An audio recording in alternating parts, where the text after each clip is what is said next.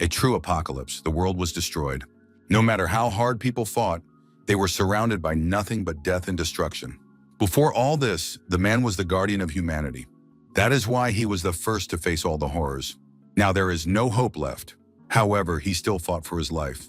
The female sniper took up a favorable position on the roof of the building and searched for her target through the rifle's scope. Another day passed. The target was found, a man walking alone with a backpack on his back.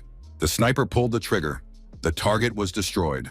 Thanks to everything he had been through, he was still alive, even in such conditions. A message came in on the laptop chat. He didn't care what the world would be like in the end. The man believed that his adventures were worthy of a whole book. He believed that he should live as before. He had to fight as much as possible. Seoul, the capital of South Korea.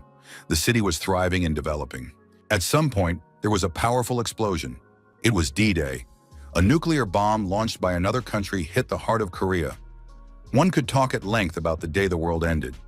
It was full of events. 3 years before the start of the nuclear war. At that time, Park Yu was preparing for the future. He had a future. Everywhere people were saying that humanity, as we know it, was on the verge of collapse. The melon mask was making frightening statements. The most powerful people in the world had to worry about everything in their position.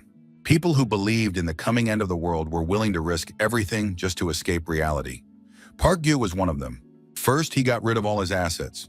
After that, he began to greedily devour any information that could even hypothetically help him survive. The first thing the man did was look for a place suitable for building a shelter. Park Yu searched the map for a place to build a bunker. There were 3 key requirements: a sparsely populated area where no one would come even in an extreme situation, but at the same time not far from the city. Secondly, the landscape should provide an advantage in case of an attack. Third, the cost. All of this had to be combined within the budget. In the end, Park Yu found a suitable place, a deserted forest strip near an Air Force base on the outskirts of the capital.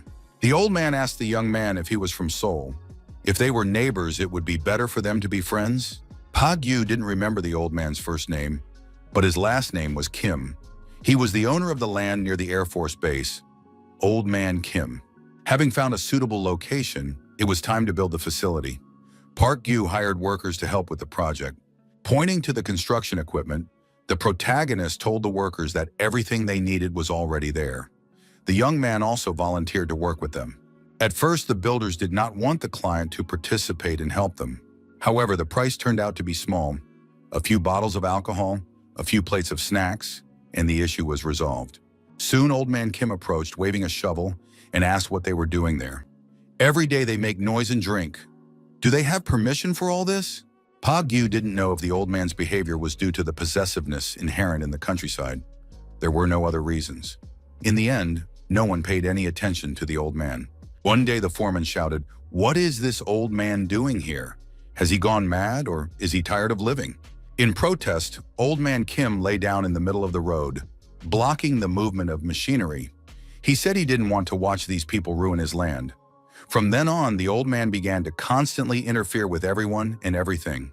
The construction crew leader, axe in hand, said he would explain everything to the old man right then and there. Park Yu stopped him and asked him to calm down. The client said he would deal with the old man himself. Park Yu did not consider himself a saint. His patience was running out. He decided to settle the matter with the old man himself. There were 950 days left until D-Day. In the evening, Park Yu approached the old man's house and saw a parked car. The owner of the car was talking to Old Man Kim. The man said he saw no point in discussing it further. The old man had to transfer the land to him. Kim replied that he could not do that.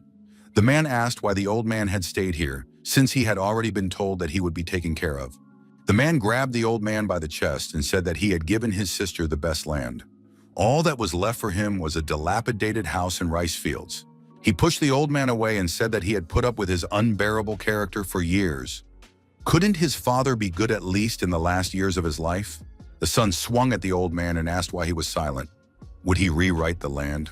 At that moment, Park Yu coughed loudly to make his presence known. The man turned around and saw a stranger standing nearby. Pushing the old man away, he wondered where this young man had come from. Leaving the place, the son said that he was waiting for his father with the documents. Otherwise, he would burn everything here. The car drove away. Park Yu stood next to the old man Kim, who was sitting on the doorstep. The old man offered him a cigarette. The owner of the old house asked if the young man had parents. Park Yu replied that they had died in an accident. Park Yu asked if that meant the old man didn't want to sell the land and move. After all, it was difficult to manage such a large area alone. Kim replied that even the part of the land he had given to his daughter was originally useless wasteland, just like this one.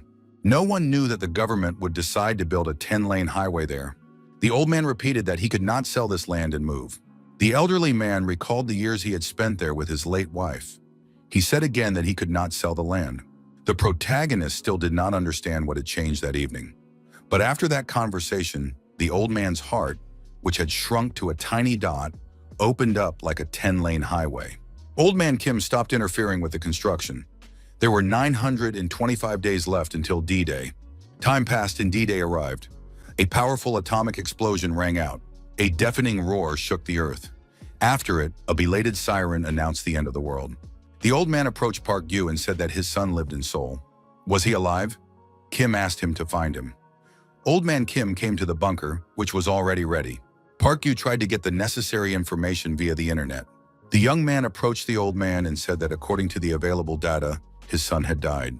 Park Yu warned that a second wave of bombings would soon begin, including in the city center. He strongly advised the old man to stay in the bunker, but Kim replied that he could not leave his home and thanked him for the offer.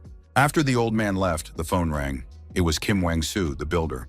He had come to the bunker without warning.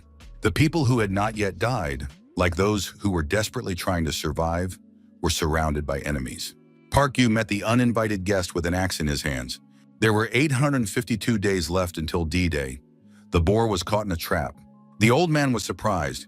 Could the boy really have caught a boar without a weapon? Kim noticed that he had a hunting license, and even the state had once praised his skills. It turned out that old Kim had once been in the military. His rifle was a useful thing, but it would not save him from the horrors to come. Park Yu believed that he had to watch his surroundings every second because the Air Force base was very close by. Korean and American troops were stationed at this base, as well as a unit specializing in fighting monsters. It was an excellent opportunity to acquire suitable weapons. At that moment, the protagonist's plan was extremely simple. When the war began, he would immediately target the base near Gyeonggi-do. After the explosion at the base, there would be real commotion. He could put on his OZK and calmly take everything he needed. While the protagonist was thinking through the details, an unexpected opportunity found him. Kim Wang-soo asked if the boss wanted to buy some weapons. Kim Wang-soo worked for the company that the hero had entrusted with the construction of the bunker. He was a Chinese man in Korea who was part of a gang. He said that the Western news was silent about it, but that all of Inner Mongolia was suffering from monsters.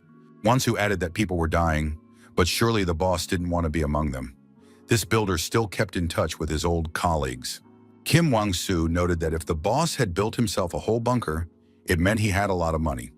This Chinese man in Korea had come here specifically to earn money. Wang-soo noted that the bunker was very sturdy. However, it would still be safer with weapons in hand. This man had a distinct Yanbian dialect. Perhaps he used it deliberately to emphasize his connections with the gangs of northern Yanbian.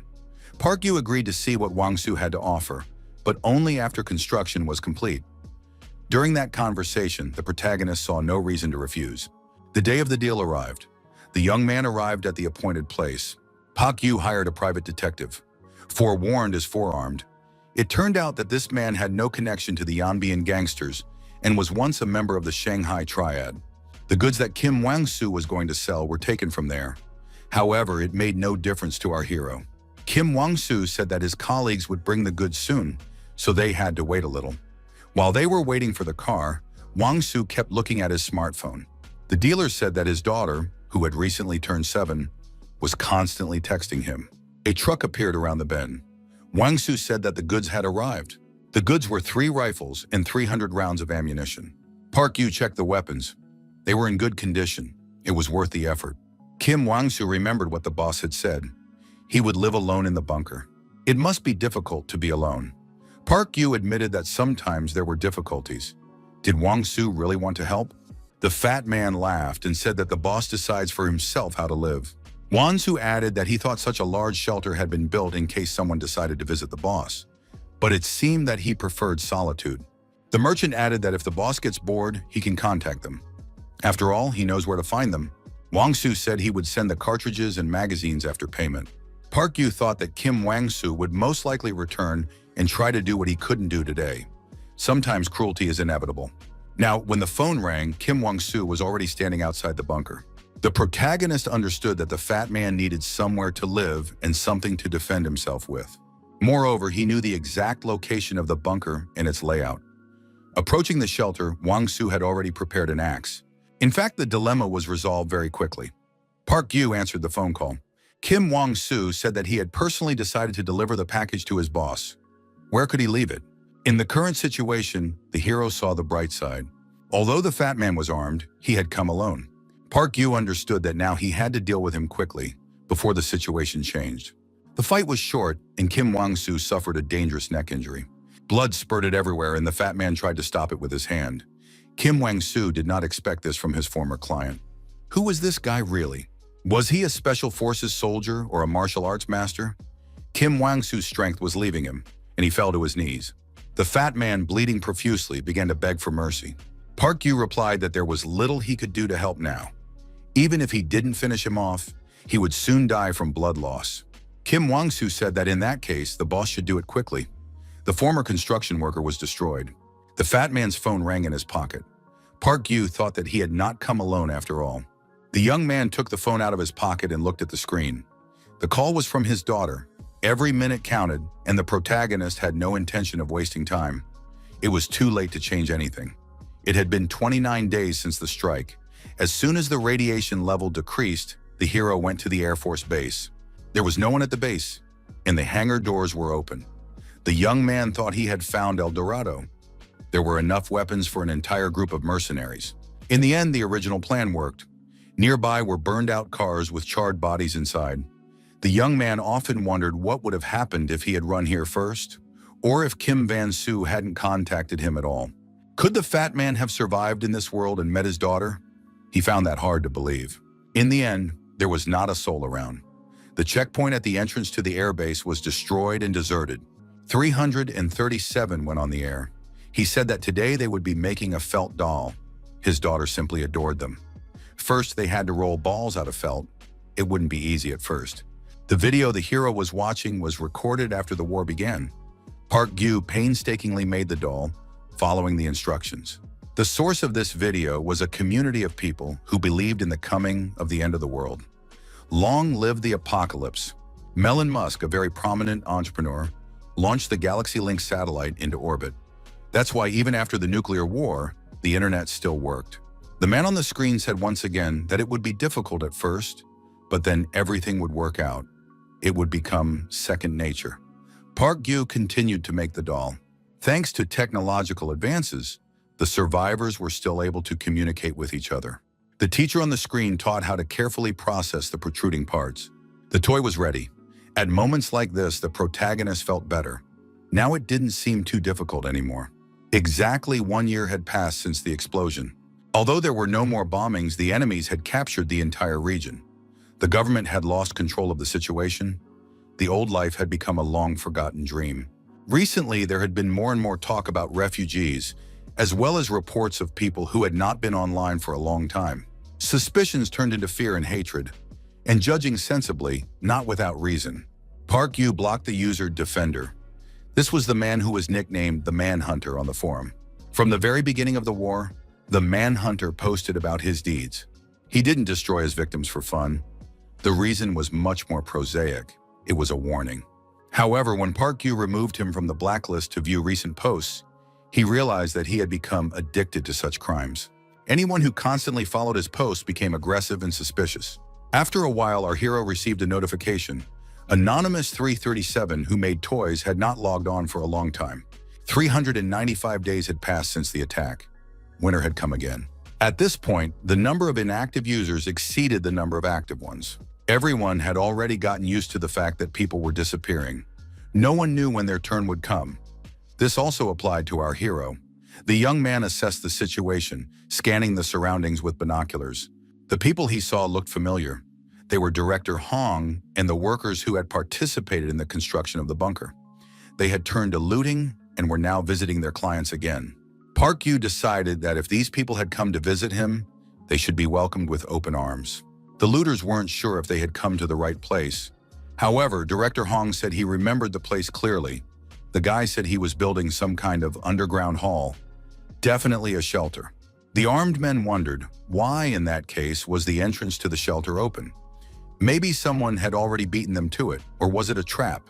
In any case, caution was necessary. Two armed criminals used a shield to advance into the shelter. The first thing they saw were boxes of cigarettes.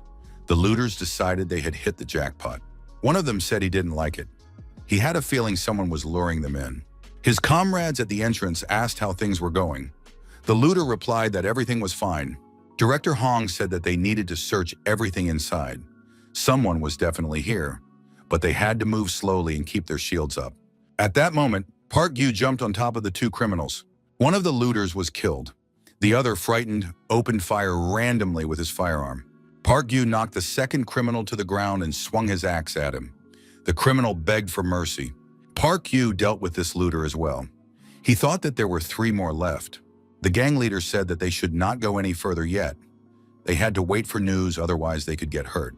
If there was tear gas, it should be thrown into the bunker. Park Yu thought that Director Hong still had his wits about him, which was why he was the leader here. He also realized that not everything in life goes according to plan. Now these looters were on his territory. The criminals noticed that the shelter doors had slammed shut. That meant they had to find the ventilation shaft and smoke the guy out. Hong said that he personally built this bunker. There is only one entrance here, which is also the exit. They needed to find the ventilation system, throw a few tear gas grenades inside, and the job would be done. Park Yu took an automatic weapon from the table. It was a game where the stakes were life itself. The young man never thought that fighting ordinary looters would turn out to be such a problem. However, there was something Director Hong didn't know about the bunker. When he and his workers finished construction, the protagonist expanded the underground room based on his own knowledge. An additional tunnel was built. Now these marauders, unsuspecting, were walking toward their doom. Park Yu emerged from the underground at the rear of the enemy. He got as close as possible to the criminals and prepared to shoot. A shot rang out, and one of the looters fell to the snow with a bullet through his head. Another shot, and another was destroyed. Park Yu came out from behind his cover, and without lowering his rifle, asked how many were left. Hong raised his hands and said he surrendered. Park Yu slowly approached, keeping his finger on the trigger. Hong admitted that there were indeed 5 of them. Park Yu ordered the bodies to be taken to the truck. The protagonist accidentally noticed a blood-stained toy in the back of the truck, exactly like the one he himself had made according to the instructions. Park Yu hit Hong in the face with the butt of his rifle and demanded an explanation. What had they done to the man who had sewn this doll? Hoon said they hadn't touched anyone. There was only one old man there. When they got there, he was already dead. They just took everything out of the bunker and left. Park Yu ordered Hong to take him to that place. It turned out to be surprisingly close. They drove there in less than half an hour. Our hero recognized the bunker immediately. He had seen it in the video Anonymous 337. Hong said they had arrived. Park Yu imagined how the person who had methodically destroyed the network users had entered here. It was Defender, the Manhunter. Park Yu realized that this was undoubtedly his doing. After a while, Defender reported that he had gotten rid of 2 bugs. It seemed like it was already winter outside, but there were still a lot of insects. Why didn't they freeze? Where did they come from? Park Yu thought that the destroyed bodies could tell much more than meets the eye. The hero remembered an event from his past life. Bodies can reveal not only the cause of death, but also the conditions in which the victim found themselves at the moment of death. The murder weapon, the nature of the wounds, even the criminal's behavior patterns. All of this leaves traces. There are always plenty of bodies on the battlefield, and it is possible to gather the necessary information. This includes understanding the killer's attitude toward the death of their victims. With his hands raised, Hong said that he had done everything, and now they would let him go. Park Yu pointed his machine gun at him. Hong repeated that he had done everything. Wouldn't they let him go? He added that he had reasons for doing what he did. He has children, and he did everything for them. Hong pleaded, without him, his children would not survive. Surely the young man did not want innocent children to die of hunger? Park Yu said there had been a slight misunderstanding. He would never spare a looter who knew where he lived. He added that he had heard such excuses before. Another motionless body appeared in the deserted shelter. Our hero had lived in the bunker for so long that he began to truly appreciate warm, fresh air. A short respite from the cold and anxiety was simply necessary. The young man felt calm in the sunlight. However, everything comes at a price, and in this world, the price is too high. A drone appeared in the sky, clearly watching the hero. One of the forum users wrote that he had recently seen a flying thing. A drone. Now someone was trying to break into his bunker with a blowtorch. The user reported that he was hiding in a high-rise building in the south of the city. He had no means of protection and was going to blow everything up if there was no way out. The post contained information about looters, and it attracted widespread attention. The looters were becoming more and more inventive and cunning. They could be sitting in the "Long Live the Apocalypse" chat room. Information necessary for survival could become a cause of death. Each of the survivors understood one thing. Everyone would have to fight for their lives. Over time, group survival became increasingly popular. People prepared for potential battles among themselves. But the hero thought differently. You can win once, even twice, but the root of all evil, human selfishness, will not go away. A large group is easier to spot and track down. If someone stronger attacks them, everything is lost. Armed conflict is a last resort. The best way to survive is to remain hidden. The hero understood that it would be impossible to find a better territory than this one. It is so empty here that neither looters nor vagrants have any reason to come here. In addition, a pack of mutated wild dogs had recently settled here. Anyone who decided to venture here would be better off not being envied. They said that radioactive zombies had begun to appear in a nearby town. One of the survivors began shooting these as zombies with a sniper rifle from the upper floors of a local high-rise building. The leader of a gang of looters used drones to try to track down the man hiding in the bunker. Where can you even hide in these wastelands? The boss asked his associates if they had searched thoroughly. Maybe they had the wrong place? One of the criminals replied that they had already checked everything. They had to send out a drone, otherwise they wouldn't find him. The gang leader was determined to track down this person at all costs and not return to the city until he did. With the help of the drone, they spotted an armed woman. How did she get there? The fat man said that, judging by her clothes, she was an American soldier. Such a victim would be even better than that hermit. At that moment, a pack of mutated wild dogs attacked the gang of looters, and there was no escape. The fat man told the driver to get out of there immediately. The driver asked his boss, what about the others? The fat man replied that they couldn't be helped and that he wasn't going to die there. The driver pressed the gas pedal. The car lurched forward, but immediately hit one of the looters. Frightened, the driver stopped the car. At that moment, a mutant dog attacked him. 458 days after the explosion, information appeared online about a group of looters in the backyards of Gyeonggi-do. Someone stumbled upon a truck that had crashed into a telephone pole near the rice fields. There was blood everywhere. The bodies were gone, but the bloodstains led into the forest. The animals were satisfied. The local survivors were delighted. The looters had been destroyed. Studying this information, Park Yu thought that the mutant dogs must be living somewhere nearby. Everyone had already forgotten about him, but Duk Tanmun got in touch again. It seemed like he was trying to get attention again. He said there were 5 people at his door. He asked for help. Otherwise, he would blow himself up. However, after the last time, no one believed him anymore. But now it was serious. The explosion really did happen. Park Yu decided that he would take such information into account in the future. But now he had more important things to do. One threat was very close, the female sniper. Our hero decided it was time to get to know his neighbors. The drone that was following the female sniper was destroyed by her. At that moment, the sniper was firing again. Park Yu moved closer and, taking cover, saw the looters die as they entered the kill zone. He realized that he was on the territory of his neighbor, the crazy sniper. Park Yu examined the bullet marks left on the ground. The holes from the warning shots were too close to the target shots. That meant she had no choice but to shoot. In a way, she was even more dangerous than Defender. He came here to learn more about the neighbor he discovered with the help of a drone. Judging by her hair, equipment, and weapons, she served in the U.S. Armed Forces stationed in Korea. At the beginning of the war, the U.S., being the most powerful country in the world, intercepted most of the nuclear missiles and protected its main territory. However, problems began later. They withdrew all their external combat forces, including those from Korea. This was done in an attempt to defend against the rifts from which monsters emerged. Park Yu thought that as long as this girl was here, He would not be able to take full control of the airbase. It would also be impossible to conduct reconnaissance calmly. He wanted to avoid clashes with trained soldiers, but if someone entered his territory, a confrontation would be inevitable. Park Yu had no intention of living with a threat at his doorstep. The hero studied the sniper girl's behavior patterns. The shooting stopped at about the same time every day. At that time, she probably went to bed. This was the only moment when it was possible to approach the building.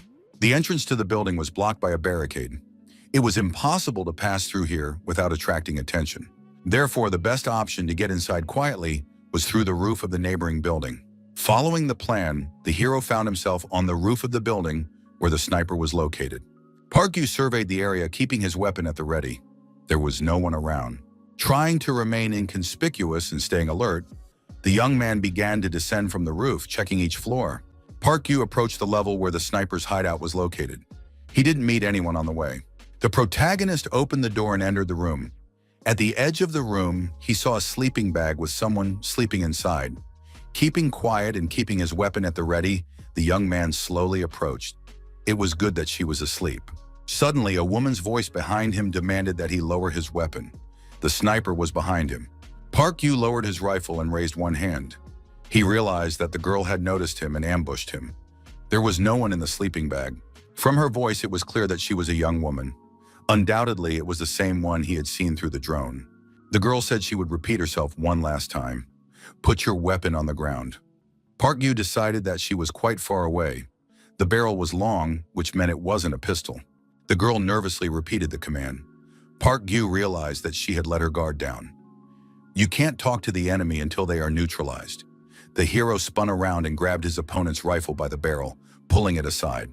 Shots rang out. The female sniper resisted fiercely. Park Yu struck his opponent in the thigh with his knee, trying to immobilize her. The blow was strong. The girl screamed and fell to the floor. Park Yu grabbed the sniper rifle. The girl tried to reach for the pistol lying on the floor. The protagonist moved closer and pressed his foot on her back. Park Yu said he didn't want things to turn out this way. Initially, he just wanted to find out how many people were here. However, while searching the building, the hero stumbled upon an arsenal of weapons. He really didn't want the local looters to get their hands on them. Park Yu said that if she really wanted to survive, she should have kept quiet. The blame for her carelessness lay solely with her. At that moment, Park Yu heard a strange noise coming from the next room. The girl screamed for him not to look there. Park Yu asked in surprise, "Is there someone else here?" A girl came out of the next room. The sniper shouted at her not to come closer. Park Yu pointed his gun at the child. The girl called the woman Mom. Park Yu was frankly surprised when he realized there was a child in the room. The woman pushed her opponent away and jumped to her feet. Park Yu was sure he had used enough force, but it turned out she could still resist. Park Yu took aim at his opponent. He decided he had to finish her off before she could defend herself again. However, the woman rushed to the girl, hugged her, and covered her with her body. Park Yu assumed that the woman would jump for the rifle. That would increase both their chances of survival. But she did something else. Park Yu thought that she wasn't crazy at all. She just found herself in a wild, untamed jungle. How could she protect her daughter in a strange, devastated country? She had no choice but to pull the trigger at the first sign of danger. The woman turned to our hero and pointed the gun at him. Park Yu kicked the weapon out of her hands. Pointing in the direction, the hero said that the land on that side belonged to him. It was not worth going there, otherwise he would be forced to open fire. Park Yu added that the woman should stay here and look after the child. The young man hoped that the American woman would understand everything. The girl asked in Korean, "Do you have any medicine?" The woman had a serious wound on her leg. Now it was clear why she was moving so slowly. Park Yu handed the woman antibiotics and anti-inflammatory drugs. He said it should help and added that she should take it as an apology for the intrusion. The woman replied that she wasn't interested in that. She needed drugs. It was understandable. In such a situation, a person seeks any comfort, even if it is illusory. Park Yu said that drugs were not a cure-all, and he could not remember them ever helping anyone. Park Yu asked the girl if she knew Korean. From that day on, the hero began to support the sniper and her daughter. He regularly brought them painkillers and skim milk to a prearranged location. One day, while outside the bunker, the young man noticed that there had been a noticeable increase in gunfire in recent days. The frequency of the shooting was too high, but it did not sound like a firefight. Even then, it was clear that the girl was on the verge of breaking down. She was not shooting at enemies in her sights, but at demons in her own head. Pak Yu noticed flashing signals at the sniper's location. He realized that it was Morse code. A message had been sent requesting a meeting. A girl came to meet the hero at the agreed location. She said that her mother was very ill. The girl accompanied Park Yu into the building. He would never have guessed what awaited him inside. The entire shelter was littered with American symbols. Patriotism had become her only substitute for drugs. It looked touching and sad. Park Yu bandaged the girl's wounded leg. She said that the looters had RPGs and were continuing to attack day and night. The looters were drawn to the sound of gunfire. Her leg was getting worse and worse due to delayed treatment. The woman admitted that she missed home very much, her family, friends, and native language. She added that unfortunately, her home was across the ocean. She looked very ill. The woman asked again if the guy had any drugs. The protagonist replied that he wouldn't give her any, even if he had them. No matter how much you run away from reality, your problems won't go away. Park Yu said he could only help a little, but for that he needed a weapon. Night fell, and rain began to fall from the sky. Looters gathered in groups and lit fires to keep warm. The hero had waited for this moment for a reason. There was no better time to leave his territory. The downpour limited visibility, and the cold forced people to huddle around the fire in groups. Park Yu prepared more serious weapons for the attack. The looters still had the advantage in numbers. When the bandits noticed a mine flying in their direction, it was too late to do anything. The hero needed to reduce their numbers as much as possible in the first attack.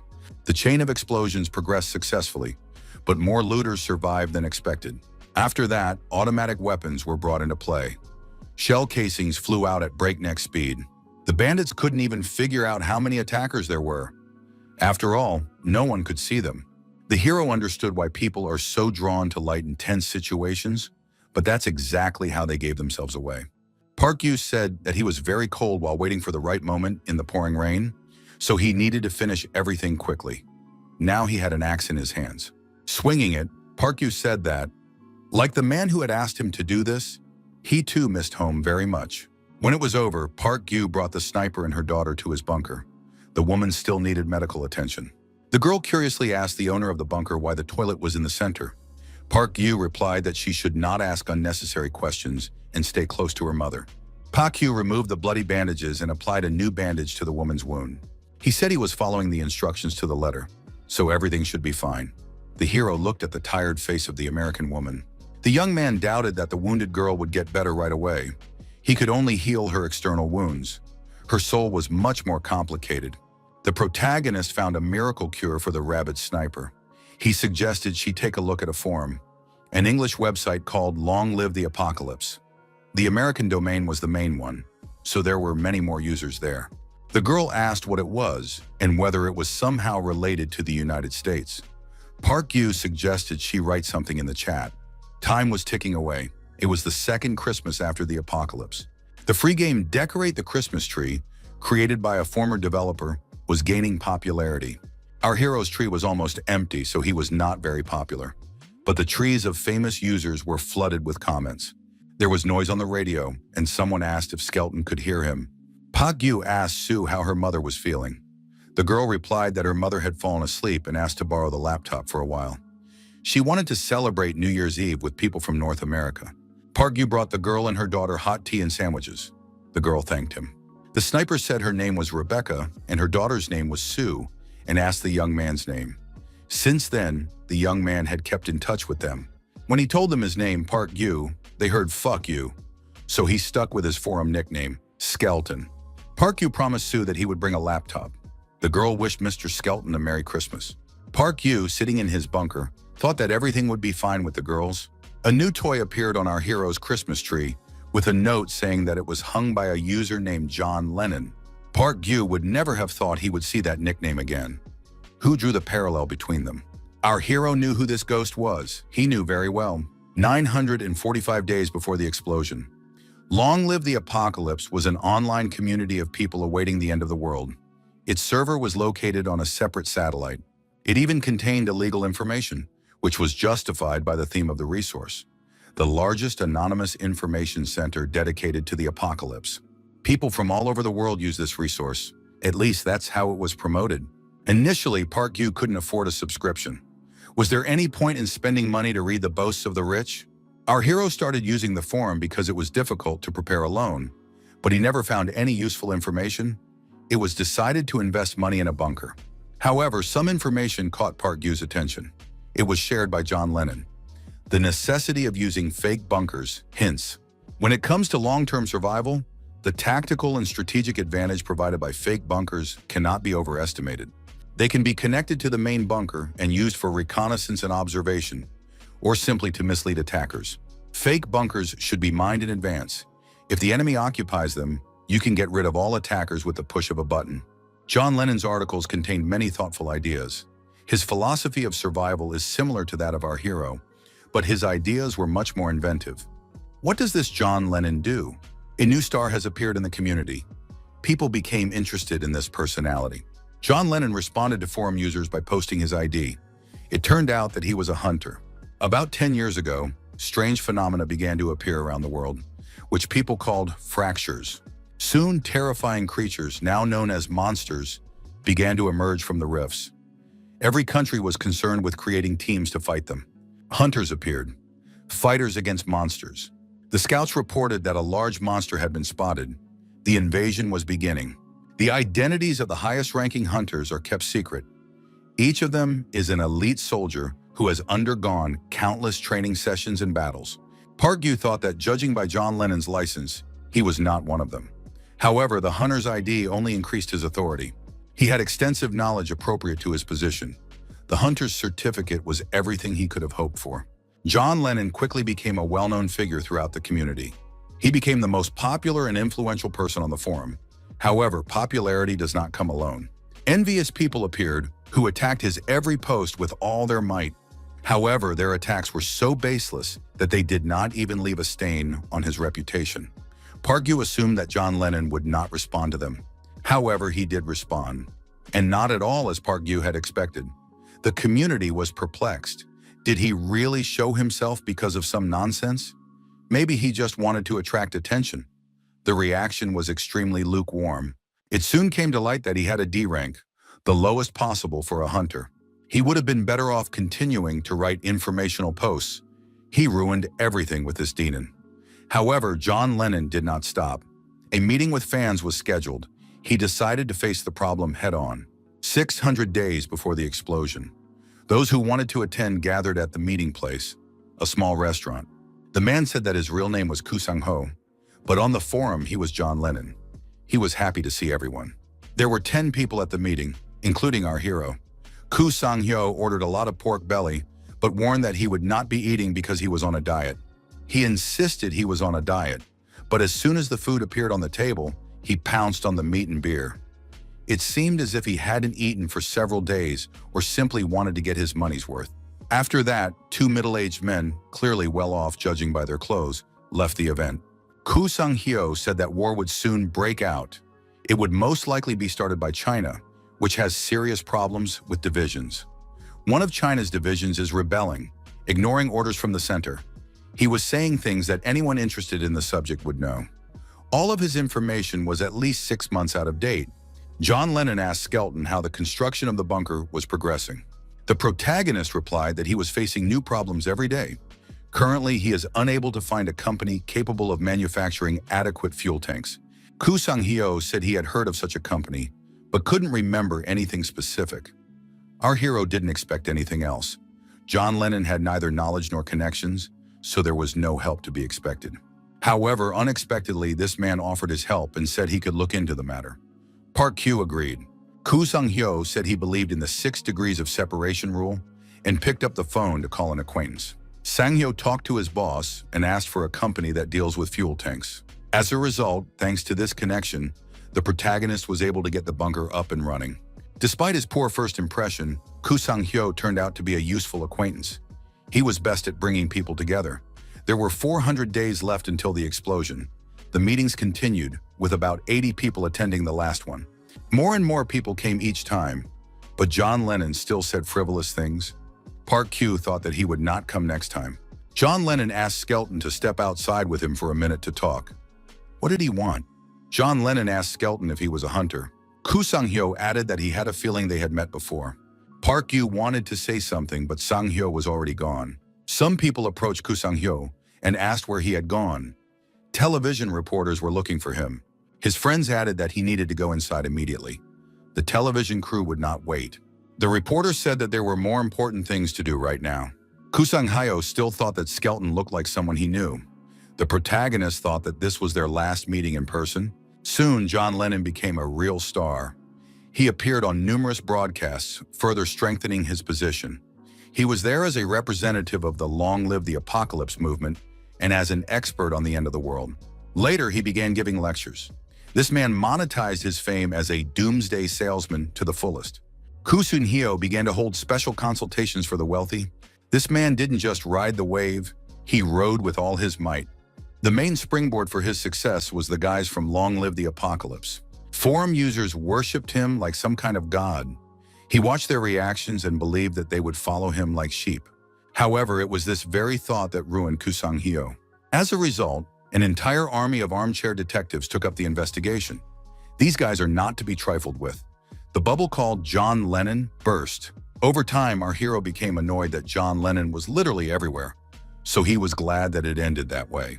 He rose quickly but fell even faster. Anonymous forum users only exacerbated the situation. He did not try to defend himself against endless suspicion and criticism. The last sign of life he gave remained forever in the history of the forum. Thus, the star of the Long Live the Apocalypse movement faded away. In the end, the lawsuit was pointless.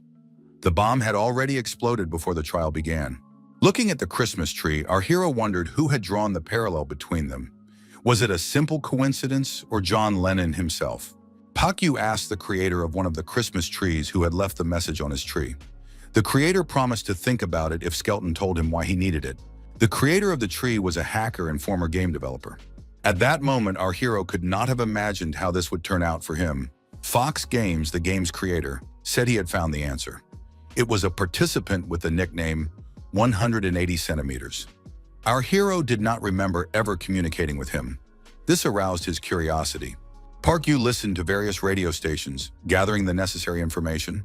He concluded that the state was still breathing. The heart of the bureaucracy was beating. Park Yu packed food and water for 3 days into a bag. He also packed weapons for self-defense. The young man understood that it was pointless to rely on the state. However, as long as the concept of nationhood lived on in people's minds, it could be exploited. That is why Park Yu was looking for a place for a bunker closer to the cities. After making sure no one was around, our hero set off. He decided to see what the capital looked like now. A year and a half after the nuclear bomb fell, the capital looked like nothing. The road to Seoul was boring, with nothing even worth remembering. However, the sight of the city itself evoked complex, contradictory feelings in the young man. He longed for the former landscape, which was now impossible to imagine amid these ruins. Our hero was immediately overcome with sadness, but along with it came the joy of realizing that in this new world, he could remain himself. As they approached the city, they began to see hungry, exhausted people sitting on the side of the road. Park Yu saw piles of bodies piled up in the alleys. Members of the cleanup crews burned these bodies right on the spot. The National Crisis Management Agency still existed and was even functioning in some way. The woman said that complaints and reports of crimes should be submitted at another window. The visitor said he wanted to meet with Director Lee Sang-hoon. The young man handed over his ID. The woman replied that the director was currently dealing with the aftermath of the disaster. The protagonist asked her to tell him that Park Yu was looking for him. They had studied together at military school.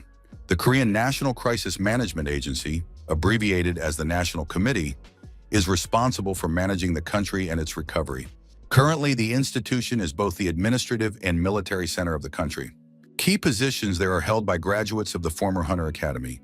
The head of the National Committee is former Hunter Lee Sang-hoon. The woman asked her acquaintance, Director Lee Sang-hoon, to wait a moment to the side. Our hero understood that the manager did not want to see him, and the feeling was mutual. But this was done so that the staff would believe that he was really acquainted with the manager. That way, he could get inside faster.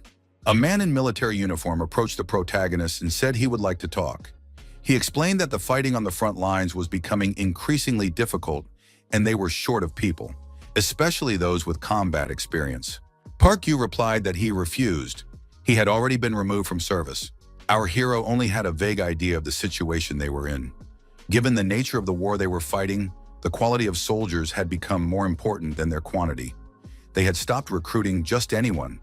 Now they were looking for courageous, promising fighters. However, Park Yu had no intention of signing up. He did not want to die on the front lines. His interlocutor said he had heard that the young man was a hunter. Park Yu asked who had sent him. Manager Lee Sang-hoon? The soldier replied that he had been sent by Commissioner Kim Da-ram. Park Yu was surprised. Was this man now on the National Committee? He had not expected to hear this name. Park Yu remembered the past. Once, on a hike, he told Kim Da-ram that she shouldn't care about other people's opinions. The end justifies the means, and that says it all. He added that, at least in today's world, it really works. The woman greeted the protagonist and said that they hadn't seen each other in a long time. Kim Da-ram added that she knew him too well, so she would get straight to the point. They needed hunters like him. Park Yu said he had to ask the classic question. Why him? But admitted that it didn't make sense. Kim Da-ram noticed that Park Yu was trying his best to avoid military service. Park Yu reminded her that they had agreed that she would no longer work for the government. Kim Da-ram asked him to answer, do old promises mean anything in this world? There was an insurmountable gap between desire and reality. The difference between them made this clear. Park Yu said that this was precisely why he left. He never wanted to do this again. Kim Da-ram replied that manager Lee Sang-hoon had also sent a request. The commissioner noted that the manager was not offended by Park Yu. At least now he was definitely not in a position to be. Park Yu thought that the world had changed as soon as Lee Sang-hoon took a higher position. Kim Da-ram reminded him of the situation they were in. Did Park Yu know what was happening on the front lines every day? The protagonist replied that he did know. He simply couldn't not know. That was the whole problem. The commissioner said that Chairman Chai Pan-ho's group would be hunting monsters. They needed help, so they sent a request here, but they themselves had no help. Kim Da-ram added that she wanted Park Yu to put on a show there. He wouldn't be on the front lines as long as she was alive. Many pressing issues were discussed in the chat. For example, what would happen to industrialists if the end of the world came? Someone wrote that they had found the chairman of the industrial group's bunker, a whole closed ecosystem with its own golf course.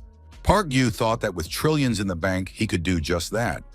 Abandon the company and social status to which he had devoted his entire life in order to protect himself and his family. The world had fallen, and it was a rational choice. Most of the rich did just that. However, there are always exceptions to the rule. Papung Group scheduled a meeting with our hero. A month had passed since his conversation with the commissioner. The company's new headquarters was designed by a British architect known throughout the world. But the construction was not destined to be completed. War broke out. As a result, our hero had to freeze all the way up to the 55th floor in the construction elevator. Park Yu stopped in front of the entrance to the conference room. Previously, only the best of the best, the cream of the crop, were allowed to enter here. He entered and looked around. He realized that nothing had changed. A man entered the room, but the chairman of the conglomerate, Chai Pan-ho, did not even turn around. The man wore a badge with his employee ID on his chest. But what was the point of it if there was no electricity? Were they even being paid? A man approached our hero and said he had heard that Park Yu was once a hunter. What was his rank? Park Yu replied that he was a D rank. He had been on several expeditions, but he was not a captain. He had no information about the rifts and had never traveled outside of Korea. Our hero answered whatever came to mind, just so he wouldn't end up somewhere on the front lines. The old records were gone anyway. The man made some notes and said he was ready. The young men were asked to wait a moment. Park Yu thought that Kim Da-ram had already prepared everything. For the place she had come up with, only a minimal selection process was required. A girl approached our hero. She had just heard that this man was a hunter. Park Yu decided that this was another destiny following its path. The girl said that a whole horde of zombies had appeared in the industrial complex operating on Papung. They tried to gather people, but they weren't professionals, so they asked the committee for help. Most of the people defending the complex had died. The girl said that it was all pointless. Even now, people were sacrificing themselves for the good of the company. What can be achieved in a fallen world through loyalty to the company? They are simply insane. The girl added that her father, like many others, was still there. She asked the hunter for help. Her father's name is Chi Chang-soo. he is a representative of the company and the subcontractor to whom the team will be sent.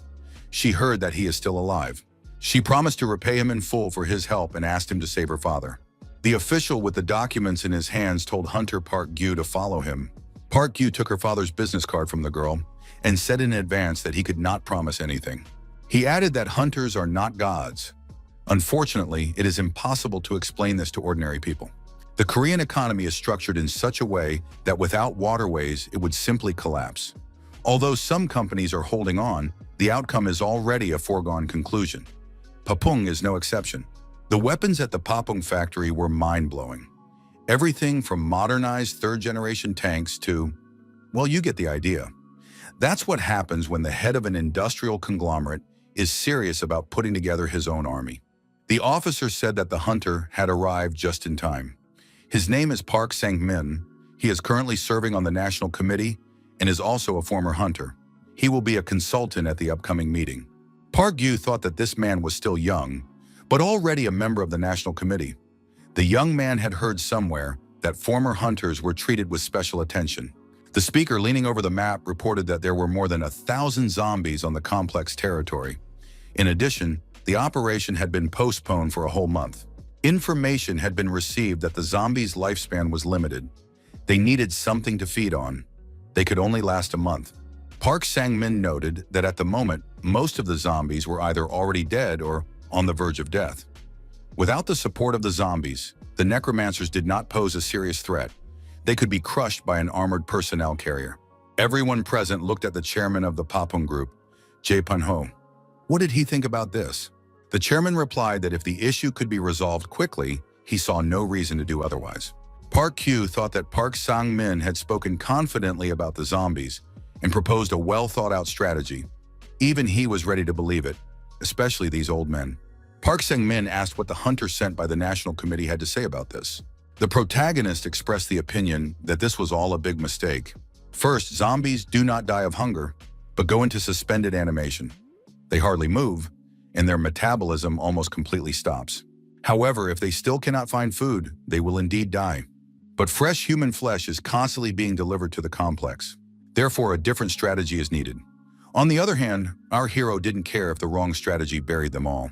However, this could become his responsibility, so he decided to draw a clear line, all for the sake of his quiet, peaceful life in seclusion. Park Gyu also disapproved of the proposal to use the transporter. Zombies have an exceptionally good sense of smell. If they use the transporter, zombies will flock to them. Park Gyu added that he did not understand why all combat resources should be deployed at once. The hunter suggested using a small squad. Consultant Park Sang-min asked the representative of the National Committee to shut up immediately. The protagonist said he understood. Park Sang-min had read all the beginner's booklets for a reason. However, the outcome of the battle depends 90% on planning. If the plan is bad from the start, there can be no question of success. Park Sang-min declared that he would no longer tolerate this. Why did this hunter think he could treat a member of the National Committee this way? Park Gyu replied that he did not need the approval of such people. He was addressing those whose words carried weight here. Park Gyu saw a badge with the name Chi Chang-soo on the chest of one of those present. Approaching this man, the protagonist said that his daughter had asked for help. When he gave the signal, the man had to run away quickly. Park Sang-moon finally persuaded his superiors to agree to his crazy plan. Now he was shouting into his radio that there were too many zombies, and that they had also come running here from the neighboring complex. The zombies had even overturned a tank. Park Sang-moon reported that the zombies were breaking through the machine guns. He ordered the military to get flamethrowers and everything else they had. Park Sang-moon looked up in surprise and fear. What was that? They asked the military advisor, who had said that necromancers were not a threat, but these were monsters, enemies of humanity. Park Gyu said it was time to run away. Humanity was not capable of defeating them. The commissioner thanked Park Gyu for his help. She expressed hope that after such an incident, the chairman would calm his ambitions at least a little. Kim Tae-rum noticed that he wanted to meet with Park Gyu. The young man asked what he wanted. Why did our hero decide to meet with him again? It was clear to everyone that they were looking for a replacement for Park Sang-min. There was no reason to go there. But looking back, we can assume that curiosity got the better of him. Anyone would want to see the conglomerate fall apart. The chairman said he was flattered that the hunter had decided to come. The chairman added that he had done some digging into the young man's past and that people like him were rare. Park Gyu said that the past was in the past. The chairman replied that this was what united them. Jae Pen-ho remarked that even Lee Sang-hoon, who is now almost a legend, was no match for the young man, according to rumors. Jae Pen-ho said that Park Gyu was on the same team as Kang Han-min and Na Hyo-in, the rescuers of the present day. The chairman promised to provide everything necessary if the hunter could bring them both back to the sky. Park Gyu got up from the table and said that he could only wish him luck, and then he took his leave. Jae Pen-ho said that he was an illegitimate child and had no chance of inheriting the company. However, he went against the odds. Now everyone believes that the world is beyond saving, that it's all meaningless. But he is going to go against the odds again, and this time not for himself. The chairman said he must not give up. Jae Pen-ho asked for help in at least coming up with a plan. How to defeat these monsters. Park Gyu thought about how foolish people sometimes end up in charge. He was an entrepreneur to the core, and his excessive stupidity completely destroyed our hero's phlegmatic nature. The young man said he would give him a hint. The drone camera captured the necromancer. He changes dead people. But it's impossible to always win. A notification came from the forum. There was a message about the fall of another conglomerate, the Papung Group. However, its story is not over yet. In an era when managers abandoned all their employees to hide behind high walls, one entrepreneur will continue to work. He will lead his workers toward their goal through thick and thin. Park Gyu saw a woman feeding stray cats and advised her to stop feeding them because it could be dangerous. The woman looked at the young man silently, turned around and walked away. Park Gyu thought that most dangerous situations arise because of the human factor. Human errors can be easily prevented. The case with the cat lady was also one of them in a way. It's hard to believe now, but when the Chinese government was still in power, South Korea sent a group of hunters to hold back the monsters coming from China. Monsters emerged from rifts. The rifts first appeared in India. The country fell instantly. Its neighbors soon followed. From India to Southeast Asia, from there to China, Korea was next in line. During the mission in China, our hero managed to catch a huge rat. Thanks to this, scientists discovered strange mutations occurring in animals near the rifts. This was called the mutation phenomenon. Park Gyu once again told the woman that nothing good would come of it. These cats would eat her. The woman replied that the young man should not worry about her. Every time our hero crossed paths with this woman while searching for resources, they had the same conversation. However, she refused to listen to him. Park Gyu, the protagonist, decided that this woman was no longer a child and should be able to think for herself. He made very cute cats out of wool felt. Park Gyu hoped that nothing bad would happen. The radio crackled, and Commissioner Kim Taram came on the line. The commissioner apologized and said she wanted to ask for something else. Park Gyu reminded her that they had agreed on just one assignment, and that would be it. Kim Taram said that this was an urgent situation and that it would definitely be the last time. The commissioner added that this matter also concerned Park Gyu. He lived near the Air Force Base next to a residential complex. Mutants had spread there. The protagonist immediately understood what kind of request it would be. Stray cats had mutated and attacked residents. They didn't even know how many people had been injured. The survivors were afraid to go outside. Park Gyu apologized and said that he no longer hunts. He has neither the skills nor the equipment nor the desire. Kim Ta-ram promised to send an expert and asked for whatever help he could provide. The expert arrived at the meeting on a motorcycle. He was a freelance hunter. The young man extended his hand and introduced himself as Park Sung-hyun. Park Gyu greeted him and said that he was a former hunter and would help. Park Sung-hyun said he was pleased to meet a hunter from the legendary 13th class. The freelance hunter said that he had attended the same school, but in the 12th class. He did not expect to see Park Gyu here. The protagonist said he would prefer to avoid the subject as much as possible. Park Gyu looked at the guest's equipment and asked what it was. Park Sung-hyun replied that it was exactly what Park Gyu thought it was. On his way here, he surveyed the surroundings. Mutants attacked him. They already know the taste of human flesh. But cats are cats. A few shots and they scattered. Park Gyu thought that this guy hunted mutants alone, so he's not a coward and not everyone can do that. This Park Sung-hyun was definitely an A rank, no less. If this man were on the protagonist's team, that's exactly how he would have rated him. The hunt had begun. Park Sung-hyun said that he could have handled this task himself. He cornered them and was about to finish them off with explosives, But someone intervened. A strange woman grabbed his arm and prevented him from doing so. Because of this, they would have to keep looking for places where mutant cats could be hiding. The woman walked around the neighborhood and called out to the cats, urging them to come to her. She said she had brought them food. At that moment, armed hunters watched the woman from around the corner. Park Yu thought, this woman fed the local cats. If she was looking for them, they would surely show up. That's exactly what happened. The wildcats came when she called them, and the woman was very happy. The hunters came out of ambush and opened fire on the wild animals. The cats were trapped and had nowhere to retreat. The woman screamed loudly in despair, demanding that they stop shooting. The wild animals lunged at the shooters, but did not manage to reach their target. The shooting was intense, and none of the animals had a chance of surviving the massacre. The woman was puzzled. Why were the hunters doing this? They shouldn't touch her animals.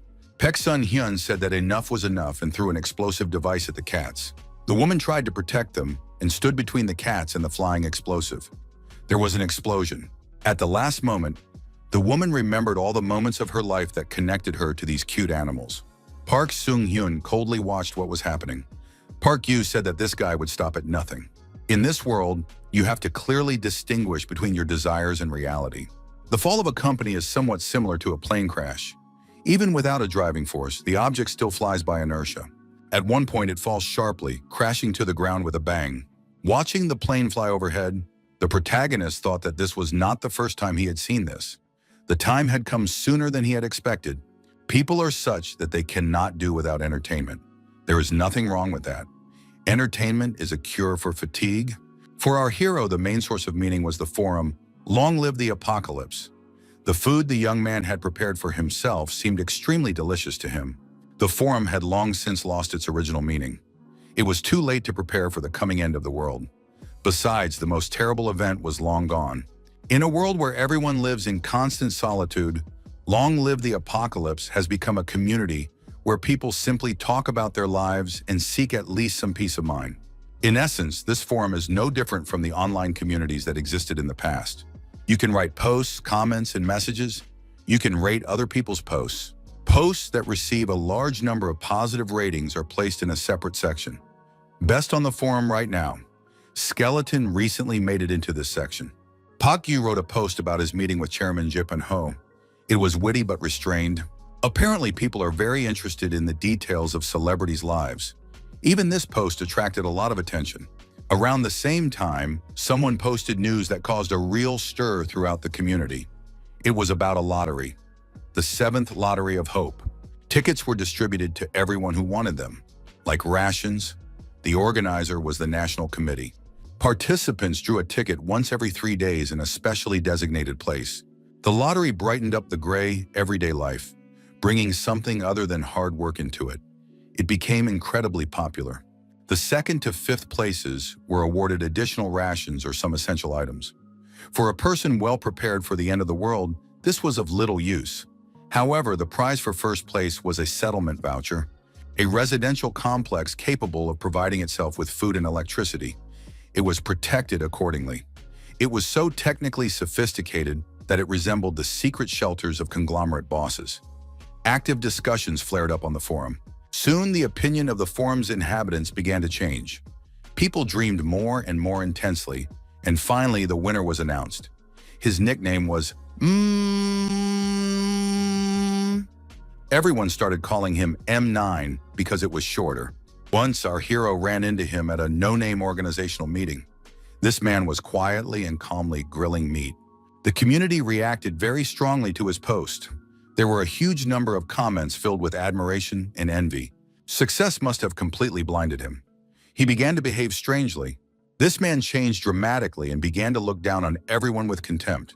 M9 gloated, and the forum's reaction was not long in coming. However, the protagonist did not really believe it. Even basic maintenance depended entirely on rough labor. Where did the Energy Committee get the funds for such a complex?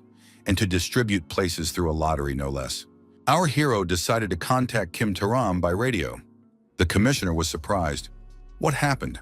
After all, it was the first time Park Yu had contacted her himself. The young man said he wanted to ask about hope.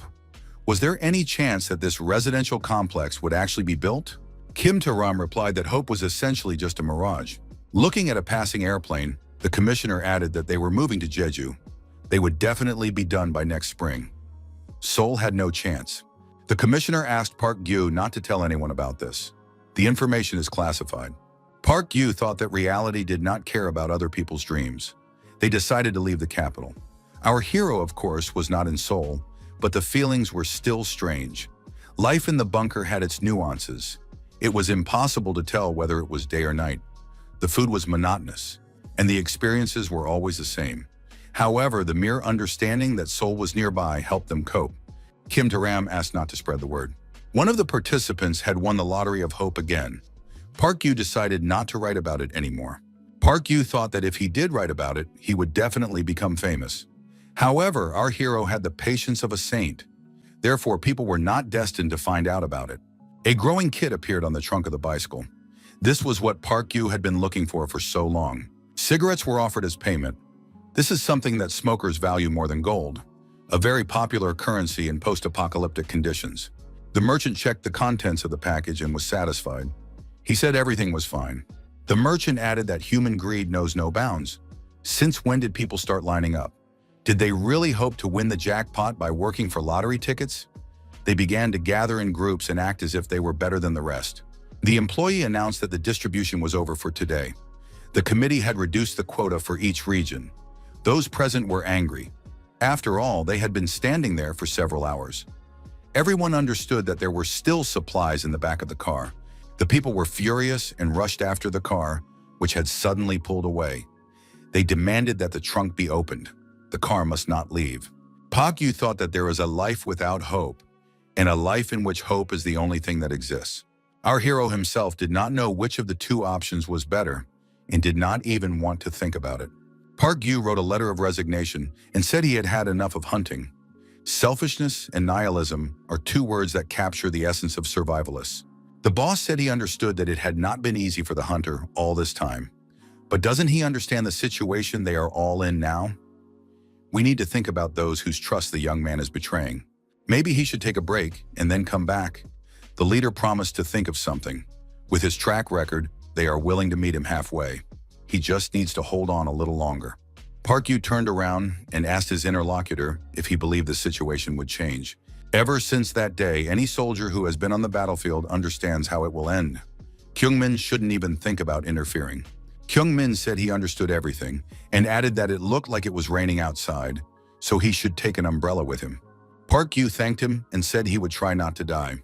Since our hero left his comrades, he has been living this way. He built a bunker and survived. Therefore, his opinion has not changed. People will die, that is inevitable. It was a disarming despair. All that surrounded him was primal horror and helplessness.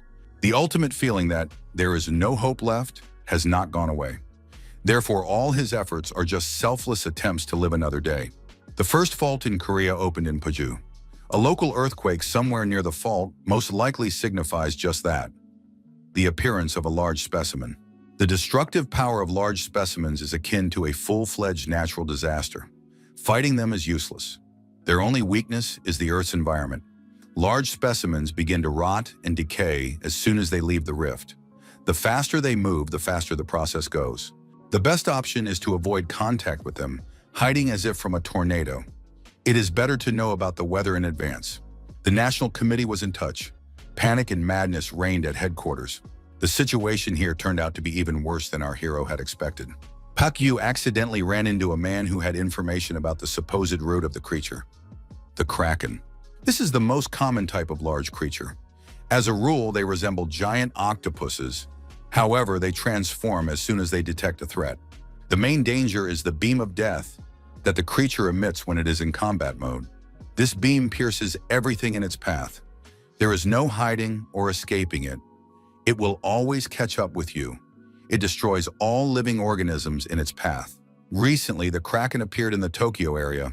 It disintegrated in Nagano Prefecture, but not before destroying 50,000 people. Its presumed route passed near our hero's bunker. He could have died if he hadn't read this post. Park Gyu was supposed to go to Jeju Island. However, his plans changed. Park Gyu heard Kim Daram say that it would be better to evacuate because of the Kraken's appearance. It may pass near Park Gyu's bunker, so there is no time to waste. Park Gyu returned to the bunker to quickly gather essential items. Our hero decided to help the chat participants and posted a warning that the monster was close. However, there were few views of this post. Why is no one responding? The young man thought that in any case his conscience was clear, and it was time to leave. Sue got in touch and said they hadn't seen each other in a long time. What was Skeleton doing? The young man said that her appearance was very timely. Park Gyu asked if they had a jeep. The girl should tell her mother to pick him up. They needed to evacuate immediately. Sue replied that the car had broken down and the engine wasn't working. Sue asked if they couldn't just hide in the building.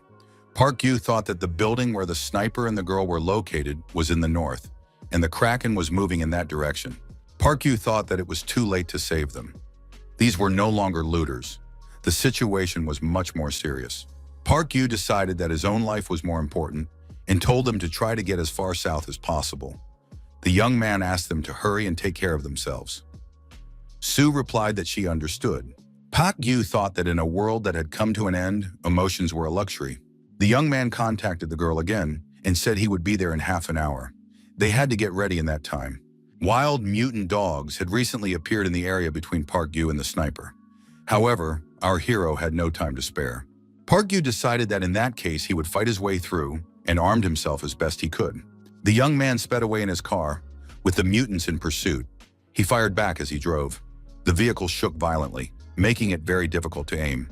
However, the young man continued driving, and the number of mutants gradually decreased. New ones arrived to take their place. In the hunting squad, soldiers are divided into 3 categories. Support, working with heavy weapons and styla, are the shooters. The second category is communications, which are between the rear and the front. And those who fight under the cover of the shooters, together with the tactical and strategic support of the communications specialists, are the vanguard. These are the ones who engage in direct combat with the monsters. This is exactly what our hero was doing. However, now the young man understood that no help would come to him. At such a moment, only one thing is important: to think quickly and shoot even faster. Park Gyu understood that he had to maintain his speed while shooting at the mutants trying to jump on him. Both actions were equally important. Ahead, he saw the building where the girls were. On the roof of the neighboring building, he noticed a lone mutant dog standing. It was definitely the leader of the pack. Park Gyu continued to race at high speed, shooting the approaching dogs. Where did they all come from? Our hero decided that the pack leader was definitely up to something. However, he couldn't reach it with his pistol at such a distance. Park Gyu thought that things were not going very well. What were the chances that this alpha male was trying to corner him like prey? The pack leader howled loudly. The young man realized that this was how he gave orders to the others. At every fork in the road, he controlled which way the car would turn. The young man was willing to bet that the pack leader was trying to drive him into a dead end. However, Park Gyu decided that he would not give up so easily. The chase and shooting continued. Somehow, our hero almost reached his destination. However, the car's body was seriously damaged. He was also running out of ammunition. The car was in terrible condition. It was impossible to continue. Before the dogs attacked again, he needed to put as much distance between them as possible. Suddenly, the radio crackled, and the girls came on the line. Rebecca reported that they could see Skeleton. The sniper added that she would cover them. Park Gyu realized that he was now within her range. He said over the radio that he needed Rebecca's help. Wielding his axe, the protagonist rushed at the dogs. He noted that he had to finish the job in 3 minutes. The girl opened fire, each shot hitting its target while Park Gyu swung his axe. After a while, the attackers were finished off. The leader of the pack, watching from above, did not go anywhere. A little later, Sue and Rebecca appeared. The people got into the car, and Park Gyu said they needed to get out of there immediately. A flash appeared on the horizon, beyond the mountains. Sue perked up and, pointing in that direction, said it was very beautiful. It was the remains of the Kraken, slowly disintegrating from the sun's rays somewhere in the distance. Park Gyu told the girls to stop. He wanted to take a photo as a memento of the dawn in which the monster burned. At that moment, someone else was also photographing the young people from the roof of a neighboring building. The girl asked what he was photographing, wondering if they weren't interested in admiring it themselves. The young man replied that it wasn't him who would be in the photo, but something much more interesting. Park Gyu said that it would be a photo to remember that they had come all this way. They were able to see the sunrise associated with the monster. After all, good memories are necessary. The protagonist posted the photo of the girls on the forum and finally got a normal reaction. He captioned the photo as "Captured Memories with a Foreign Friend." Thanks to this, he received a decent number of views and several comments.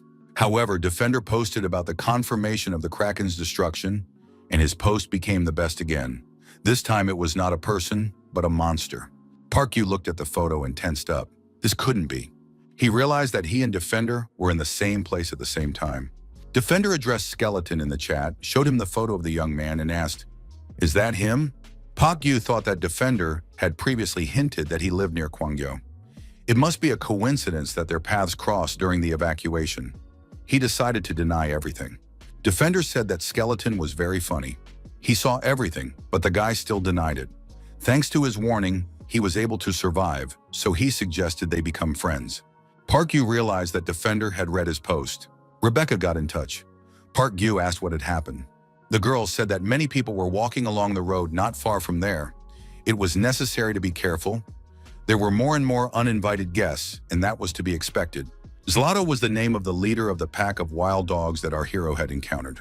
Due to the recent skirmish, the pack had noticeably thinned out and weakened. Now these dogs could not prevent the refugees from moving towards the bunker. However, the real problem was not the migrants, but where exactly they had stopped. They stopped right in front of the generator's exhaust vent in the bunker. Of all the possible places, they chose this one. But this is where the heart that keeps the bunker running is located. The diesel generator, the heart of Skeleton. It occupies an entire underground floor, generates a huge amount of energy, and emits a lot of exhaust fumes. A house with smoke coming from the chimney on the roof meant that someone was cooking inside. If the generator was running and fumes began to escape, the settlers would know where the bunker was.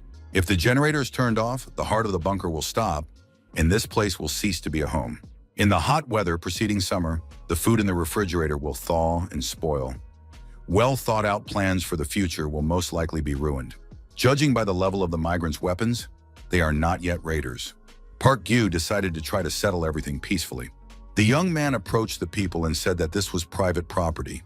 He had a firearm in his hands. Park Yu politely asked them to leave the place. One of the women replied that it no longer mattered whose land it was. The elder asked her to calm down. The man told the young man not to worry. They were from the team of first explorers. They even had a pioneer license. The government placed residents in the largest cities for recovery and sent those who were not needed to the suburbs as part of the pioneer squad. When the opportunity to place the population in cities disappeared, people were sent to the suburbs under the pretext of pioneering, but they weren't raiders yet. Park Yu said he would give these people 3 days and ask them to pack their things and leave.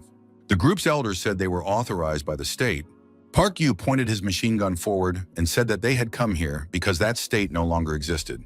But 3 days passed, and even the next day there was no sign of them leaving. Park Yu learned from the elder that they could not leave without orders from headquarters. The man explained that if they left the territory, their families would no longer receive food rations. So they had to stay here for a while. The woman asked for mercy. Everyone here is an unfortunate soul, abandoned by their families because of their age and rejected by the state. We have no bad intentions. We will be quiet neighbors, she added. The shelter was still dark, hot, and damp. The protagonist felt annoyed. He thought, maybe he should just kill them all. However, he realized that this was too much. If they weren't raiders, he didn't want to destroy them. But what were the options? Park Yu turned to the community for advice and described the problem in a post. Soon he received a private message from Defender. He said that these people were future raiders. When their supplies ran out, who would they destroy first? If Skeleton wanted to survive, he had to attack first. It was a typical answer, and the hero agreed with it to some extent. Park Yu met a man who guessed that Skeleton was about 40 years old, so his impression of him was different. The interlocutor explained that time spent in online communities creates a new personality. This was one of the rare normal users, Kyle Doze. He said he had found something interesting on the nearest mountain, and the hero went out to see. Under a tree stood a large white cylinder of unknown origin. Park Yu said it was some kind of capsule. In fact, it was an egg. A photo of the cylinder appeared on the forum with the question, "Does anyone know what this is?" The answer came, "It's a monster egg." Seeing the post, the hero immediately had a crazy idea. If the pioneer squad couldn't leave without orders, he just needed to find a reason to make them do it. The reason was found, and it was incredibly frightening. To cross the city faster, the young man contacted the National Committee by radio. The skeleton's identification number was confirmed. The guard at the checkpoint knew that the young man was acquainted with Commissioner Kim Daram. He was directed to a safe road controlled by the state. The visit to the committee had paid off. The destination specified by Kyle Dose was Pachu. This was where the first rift in South Korea had opened. The capsule appeared on a remote road outside the city. The area near the rift is guarded by elite hunters and military personnel. They did not expect the capsule to appear. Park Yu said he wanted to see the egg right away. The appearance of the capsule meant that the destruction of the area had already begun. The territory would soon become uninhabitable. Park Yu stepped forward with an axe in his hands. Kaldos asked, "Isn't the egg too dangerous?" The hero told him to step back for a second. Park Yu added that if he died, the guy should take his car and leave. However, our hero hoped it wouldn't come to that. He moved closer to the egg. He thought that nothing in this world was completely reliable. With enough force to break through the shell, he swung his axe. But just before touching the surface, Park Yu stopped the movement with all his might. Kaldos asked, "What was that?" Park Yu replied that it was a reflective barrier. It distorts dimensions, reflecting and directing any attack back at the attacker. This is one of the reasons why humans cannot defeat monsters. Park Yu said that as long as the egg doesn't feel threatened, they have nothing to worry about. The interlocutor asked, "Could something uncontrollable hatch?" Park Yu replied that in that case it would die. Kyle Dose acknowledged that the skeleton was not one to be trifled with. Park Yu placed the cylindrical egg in the trunk of the truck. The young man said that he had just met Skeleton and that this person was not at all what he had imagined. Park Yu asked what he had expected. The young man replied that in the community, Skeleton seemed like a strange old man. The guy said that Skeleton always added strange tags, engaged in low-level trolling, and had fun when someone posted something inappropriate. Park Yu said he had a lot to do and was leaving. Park Yu thought that since the beginning of the apocalypse, this was his first meeting with someone from online in real life. It felt like meeting an old friend. On the way back, the hero left the capsule on the nearest highway, not far from the shelter. The pioneers found the capsule and realized that it was something unusual. It even glowed. The elder contacted headquarters and reported that an unknown object had been found near their area.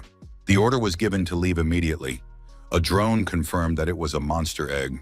The egg could be active, so it was necessary not to provoke it and evacuate immediately. Headquarters said there was no time for questions. It was an order, not a request. They had to leave immediately. Park Yu thought it was a flawless performance.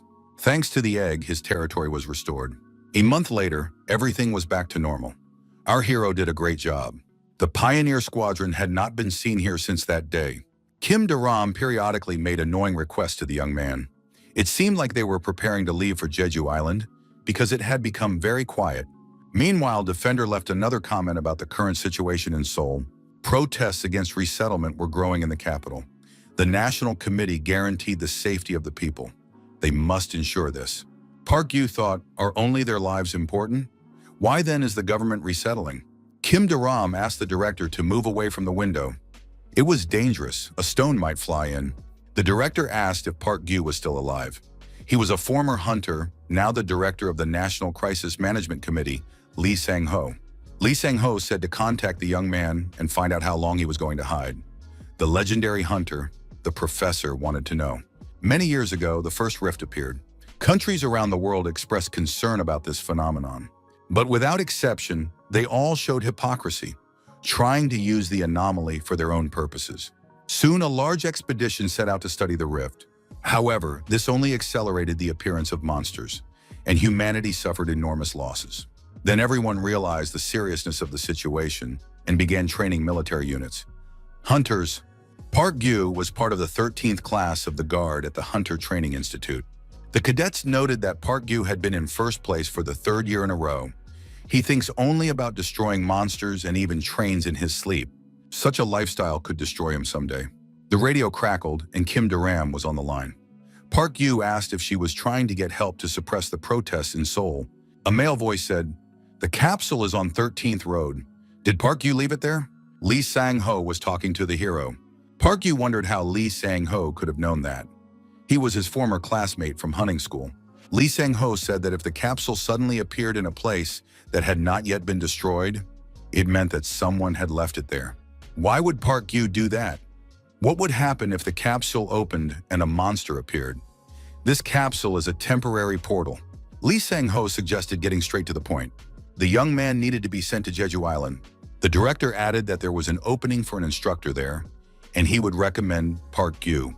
Park Gyu said he didn't want that. He was fine here. Lee Sang-ho said that there was nothing they could do. They had no talent. Park Gyu replied that he would not go anywhere and that they should look for another instructor. Lee Sang-ho said that the whole city would soon be in danger. Park Gyu had to survive. 1 year and 11 months have passed since the explosion. Park Gyu planted seeds in an abandoned field. Now there is quite a lot of rice growing there. Old Man Kim said that with rice and a hoe, you can survive even in the hardest times. Every grain should be cherished. Thanks to Old Man Kim's advice, the hero will be able to eat fresh rice for a while. Recently, there have been rumors in the community that Defender is a girl. Looking at her shadow, the hero also assumed that she might be a woman. It's easy to kill a person with a gun, but it's hard to move and cut up the body. Can she handle it alone? Park Gyu thought that this was not true. It was just a coincidence that the photo turned out that way. He remembered his school days. There was a guy who always sat in the front row and asked clear and direct questions. Lee Sang-ho. This young man had always been competitive. The radio hissed again. Park Gyu thought that this time it must be Kim Daram. He was informed that the director had died. Park Gyu wondered why it was so sudden. The caller replied that he had made the decision himself. The director had left a will. Someone had to take responsibility for what was happening in the ruined world. The voice on the radio asked if Park Gyu would come to the funeral. He thought that honest and righteous people don't live long. The altar was set up at the military hospital where Lee Sang-ho was now lying. To get to Seoul, Park Gyu would have to take the road with the capsule. Yesterday, a security squad was sent there. Among them were the awakened. Park Gyu thought that of all the places, they decided to send the awakened ones here. He took 2 battle axes, one of the few things he had taken after his retirement. The fact that the young man took these axes did not mean anything yet, but anything was possible. Park Gyu decided that he had to say goodbye to Lee Sang-ho. For the last time as a soldier, he gathered his weapons and set off. To avoid the road with the troops, he took a detour along the nearest trail. A man on a motorcycle blocked the road. He said he couldn't go any further. It was Park Sung-hyun, a freelance hunter working for the National Committee. Park Gyu said he was going to Seoul. Park Sung-hyun replied that the young man should follow him. There were people who controlled the situation. Blue-eyed hunters with the roaring tiger emblem on their chests were true professionals. This was a new type of hunter that had appeared about 6 years ago. The phenomenon first appeared when about a third of humanity was destroyed by monsters. The awakened. That's what they called people with powers similar to monsters. After research, scientists found a way to artificially induce these powers, and the government actively recruited such people as hunters. As a result, the old-school hunters were pushed out of the battlefield. One of the awakened asked Baek Sung-hyun who this guy was. The young man replied that he was a former hunter. The awakened one was surprised. Why was a former hunter riding on a dark path instead of a normal road? He wasn't a criminal. Park Gyu asked what class he was from. The awakened one replied that this guy was hopeless. And what class was he from? Park Gyu said he was from the 13th. The awakened one noted that classes up to the 18th were not considered senior, except for a few. Nevertheless, this guy was training to be a hunter, so he should know how dangerous the capsules are. Why didn't he just go home? Park Gyu pointed at the capsule and asked if he could drive through if he dealt with it. The awakened laughed. What was this guy doing here? Park Gyu, axe in hand, headed for the capsule. According to old military doctrine, there are few ways to defeat monsters alone. Right now, the hero could only use one: close combat. Park Gyu approached and began striking the capsule with his axe. The awakened ones were surprised. Was he really going to awaken the monster? After all the blows, the capsule opened, and Park Gyu did indeed awaken the monster. The monster's head resembled an ancient statue. It was a necromancer. Without giving the monster time to recover, the protagonist attacked it with axes.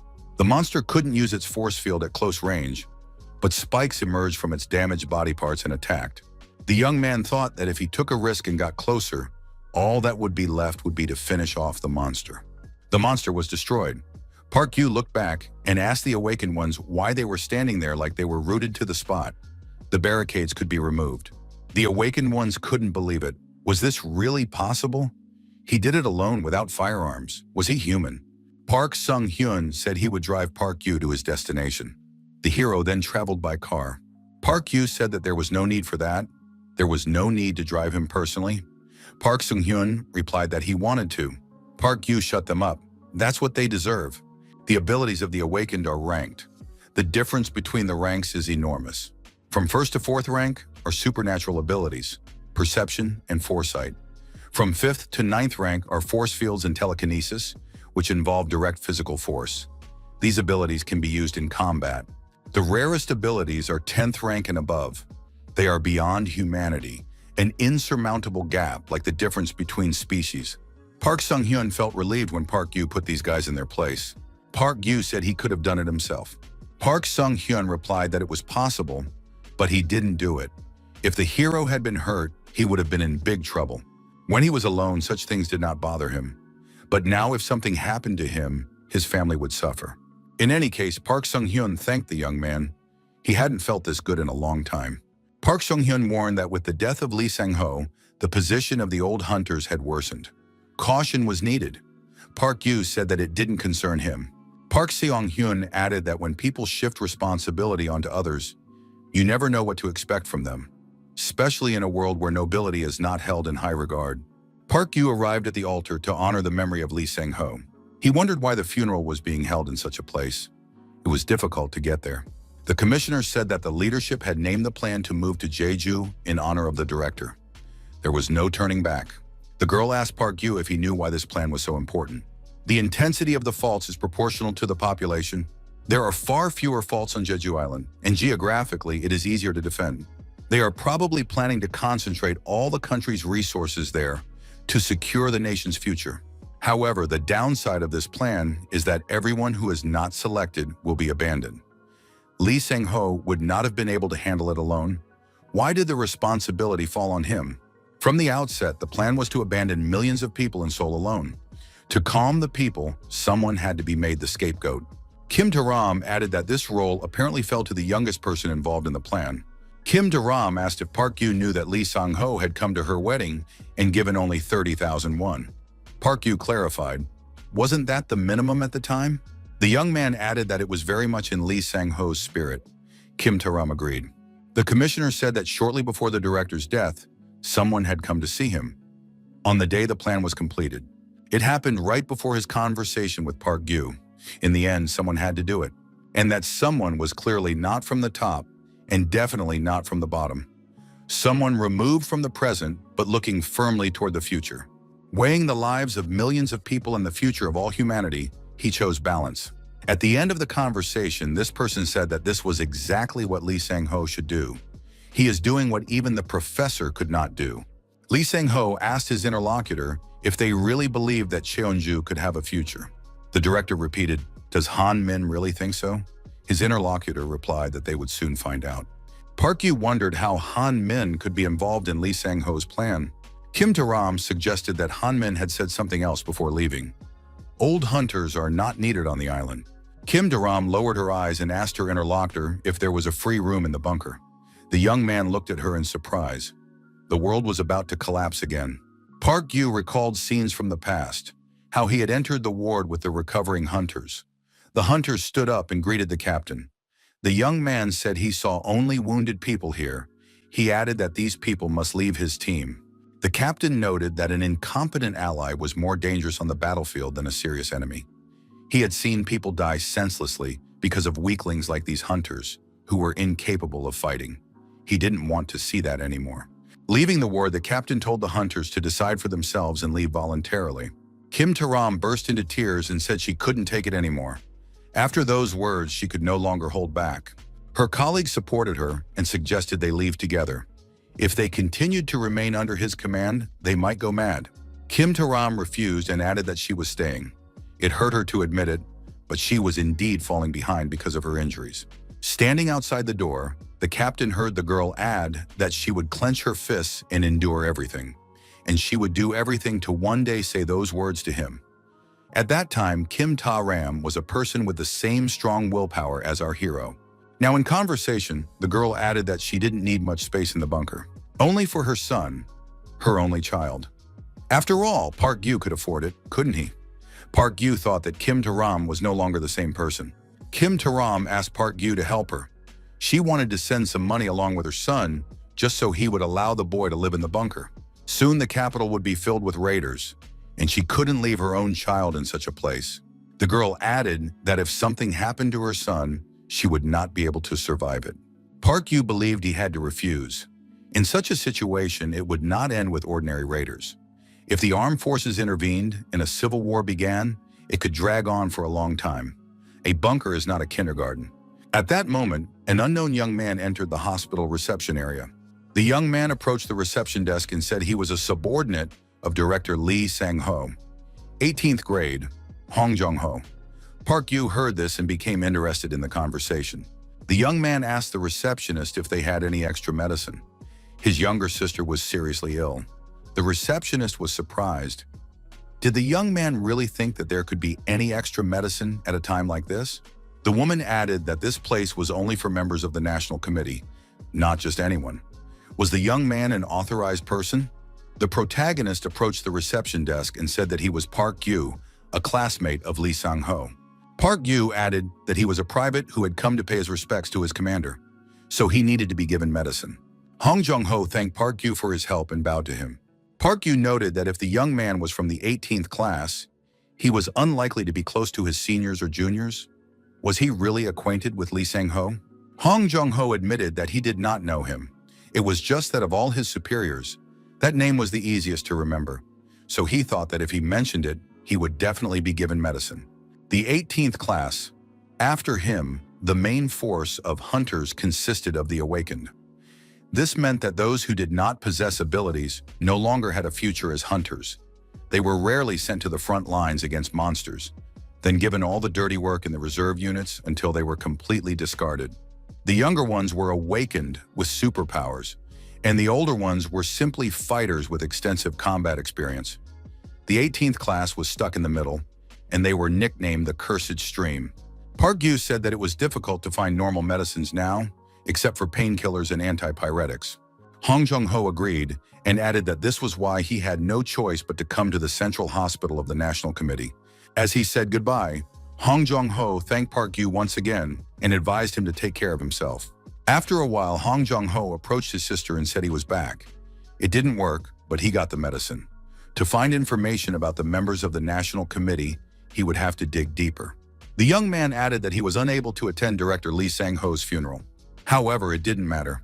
His sister had no idea what had happened to him. He had just met the skeleton. Behind Hong Jong-ho, Park Gyu suddenly appeared. He pointed a gun at the young man's head and said that he already knew a lot, so the conversation would be quick. Park Gyu ordered the young man to raise his hands and called him Defender. Defender spun around sharply and knocked the gun out of Park Gyu's hands. Now the gun was in Defender's hands. He said that if he wanted to talk, he should put the gun away first. Wasn't that right? The next moment, Park Gyu knocked the gun out of Defender's hands. Park Gyu rushed after the gun, and Defender ended up behind our hero. The gun flew to the side and hand-to-hand combat began. The young men continued their confrontation. The fight became more and more fierce, and each of the opponents demonstrated their skills. In the end, Defender found himself sitting on the ground. He was forced to admit that Skeleton was indeed strong. Park Gyu stood in front of his opponent with a pistol in his hand. Defender got up, took a knife from behind his back, and asked if Skeleton really wanted to end it all right there. Then he suggested, let it be a duel. In the back of the bus, behind Defender, was his sister. Defender thought that his sister might get hurt if Skeleton accidentally fired his gun. She would be in the line of fire. Defender threw the knife on the ground, raised his hands, and said he was just joking. Defender suggested settling all differences through conversation. Park Gyu thought this was to be expected. He needed protection. Defender asked when Skeleton began to suspect him. Park Gyu replied that he had been suspicious from the very beginning. When you reach the level of team captain, you start to notice a lot of things. Defender is from the cursed 18th stream. He knows what kind of work that stream did abroad. If he has no abilities, he is useless. What can he do at all? Defender recalled his work. Personally, he did it well, but it wasn't easy for everyone. Hong Jong-ho told his colleague that everyone had their own merits, so they could carve their call signs on the heads of their victims. Skeleton replied that only the awakened ones always participated in battles with monsters on the front lines.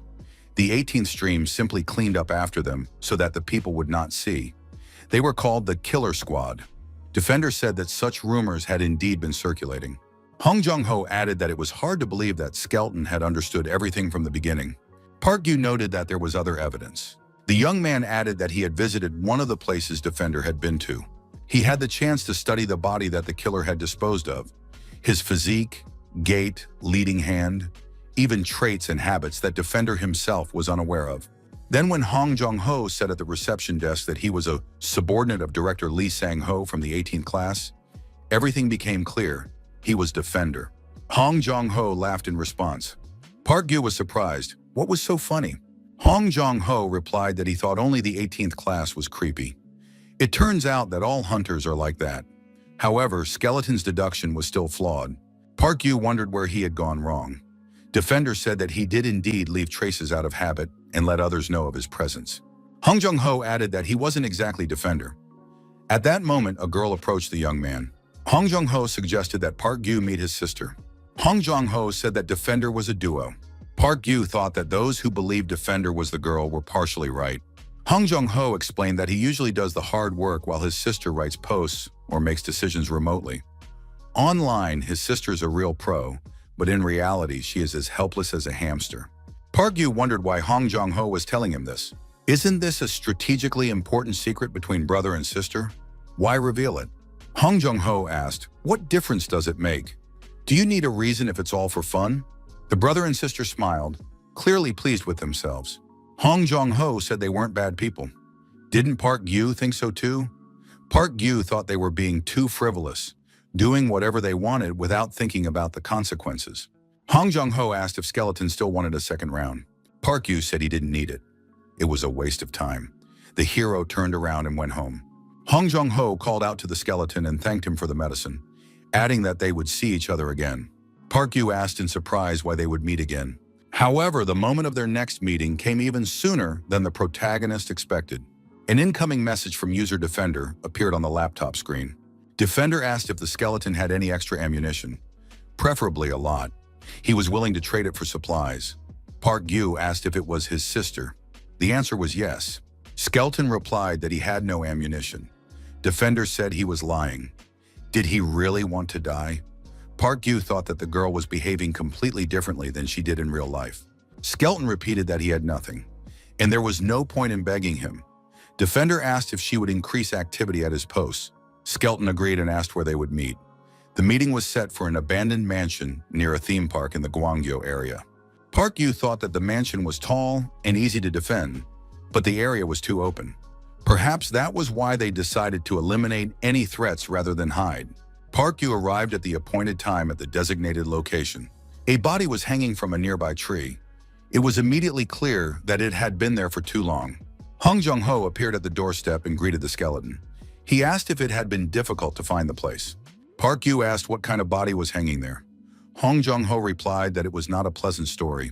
As Hong Jong-ho spoke, his profile suspiciously resembled the body hanging in the moonlight.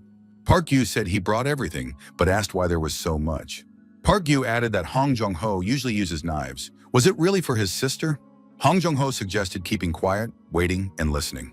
Park Yu became alert and heard a child crying. The child was calling for help. Park Yu asked, "Is that a child crying?" Hong Jong-ho confirmed it. The owner of the house added that a gang of thugs had gathered at the amusement park. Park Yu was surprised. Had they taken the child hostage? Hong Jong-ho confirmed this.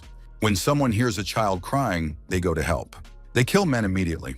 They capture the women and rape them. They leave the children behind so that they can continue to beg for help. Park Yu cursed them out. He was outraged. Hong Jong-ho said he felt the same way. Defender added that he was going to destroy them all. Park Yu looked at his companion and was surprised. For someone talking about destruction, he had a very cheerful expression on his face.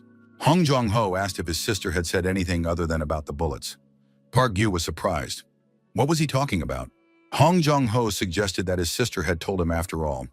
Park Yu thought that Defender was an unpredictable opponent and grabbed the knife behind his back just in case. The protagonist wondered, was this guy going to fight him now? Hong Jong-ho asked if the Skeleton had brought anything to eat. A box of cookies appeared on the table, the same ones the protagonist had brought with him to replenish his calories on the way. Hong Jong-ho said the cookies were very tasty. Could the Skeleton cook too? Park Yu thought, do these two even know what caution is? What if the cookies are poisoned? He decided not to drink their tea. A message from Defender appeared on his laptop. The tea is not poisoned, it's just very tasty tea. Park Yu looked at the girl and asked if she couldn't say that in words. A message appeared on the screen saying that some things cannot be expressed in words. Hong Jung-ho said that his sister prefers to write rather than speak. He added that the supplies had been replenished and it was time to get ready. Park Yu noted to himself that the tea was indeed very delicious. Park Yu said that if the criminals are carrying hostages, there must be quite a few of them. How does Defender plan to deal with them? Hong Jung-ho replied that he would deal with the children first. When the pleas died down, the villains would come to find out what was going on. This way, they could gradually reduce the number of enemies and then simply finish off the rest. Hong Jung-ho added that his sister would take care of the children. She was a drone expert. She would drop bricks from above, it would cost nothing and leave no traces. Park Yu was outraged. Were they really going to kill the children? Hong Jung-ho noted that if they didn't do this, everything would become much more complicated. Besides, these children were not his relatives. His sister was his only family. Besides, if they don't take these children in and raise them, they won't last long. The girl added that in this world, it had become more difficult for children to grow up without parents. Time was not on their side. Park Yu thought he had to accept this. Defender is a duo. When faced with multiple enemies, this method is the best choice. However, the way they solved problems made him uneasy. Park Yu said he had another way. It was more troublesome, but the chances of success were higher and the risk was lower. The girl launched the drone, directed it toward the amusement park, and controlled it from her home. The criminals noticed the drone flying above their heads and decided to destroy it by opening fire. Park Yu decided to lure the enemies away from their target, which is why he needed the drone. The armed criminals went after the drone to destroy it. Park Yu and Hong Jung-ho were already nearby, hiding in a shelter. When the main group of criminals left the base, the young men decided to act quickly and quietly. They dealt with the guards at the rear without making a sound, using only cold weapons. After that, the protagonist entered the room where the children were. One of the boys stood up and asked if it was his turn now. Park Yu decided to choose one of the children as bait. The protagonist said that the criminals who had gone after the drone would return soon. Now he would need support. Hong Jung-ho expressed confidence that Skeleton would trust him with this. Park Yu replied that he trusted Defender's skills. The armed criminals shot down the drone after all. Now all that remained was to wait for them to return to base. The villains, armed with machine guns, returned to the base and were shocked by what they saw. One of the boys was standing outside. There was no one else around. The villains cursed. The guards couldn't even keep track of the children properly. The leader of the criminals asked what the child was doing there. Why wasn't he asleep but wandering around at night? The villain approached the child and grabbed him by the chest. At that moment, Park Yu and Hong Jung-ho, who were standing behind the criminal, quietly dealt with his accomplices using cold weapons. Soon, all the gangsters were finished off. The boy was frightened, crouched down, and covered his face with his hands. Hong Jung-ho approached the child, put his hand on his shoulder, and offered to take him on a roller coaster ride. Park Yu thought that if they hadn't used the children as human shields, it would have been an easy fight. Two experienced killers and innocent bait broke through the gang of stupid thugs. In any case, the result was expected. All the villains were cold-bloodedly destroyed. As always in such cases, photos were taken, which would later be posted on the forum. The brother and sister spent some time choosing which photo to upload to the internet. The sisters settled on the one that looked best without filters. Park Yu told the boy that it was all over and they could go wherever they wanted. Hong Jung-ho noticed that the skeleton was very cold-blooded. Wasn't he trying to protect these children? He was supposed to take care of them. Park Yu replied that now it was every man for himself. And anyway, he was more humane than those who wanted to destroy the children. Wasn't that so?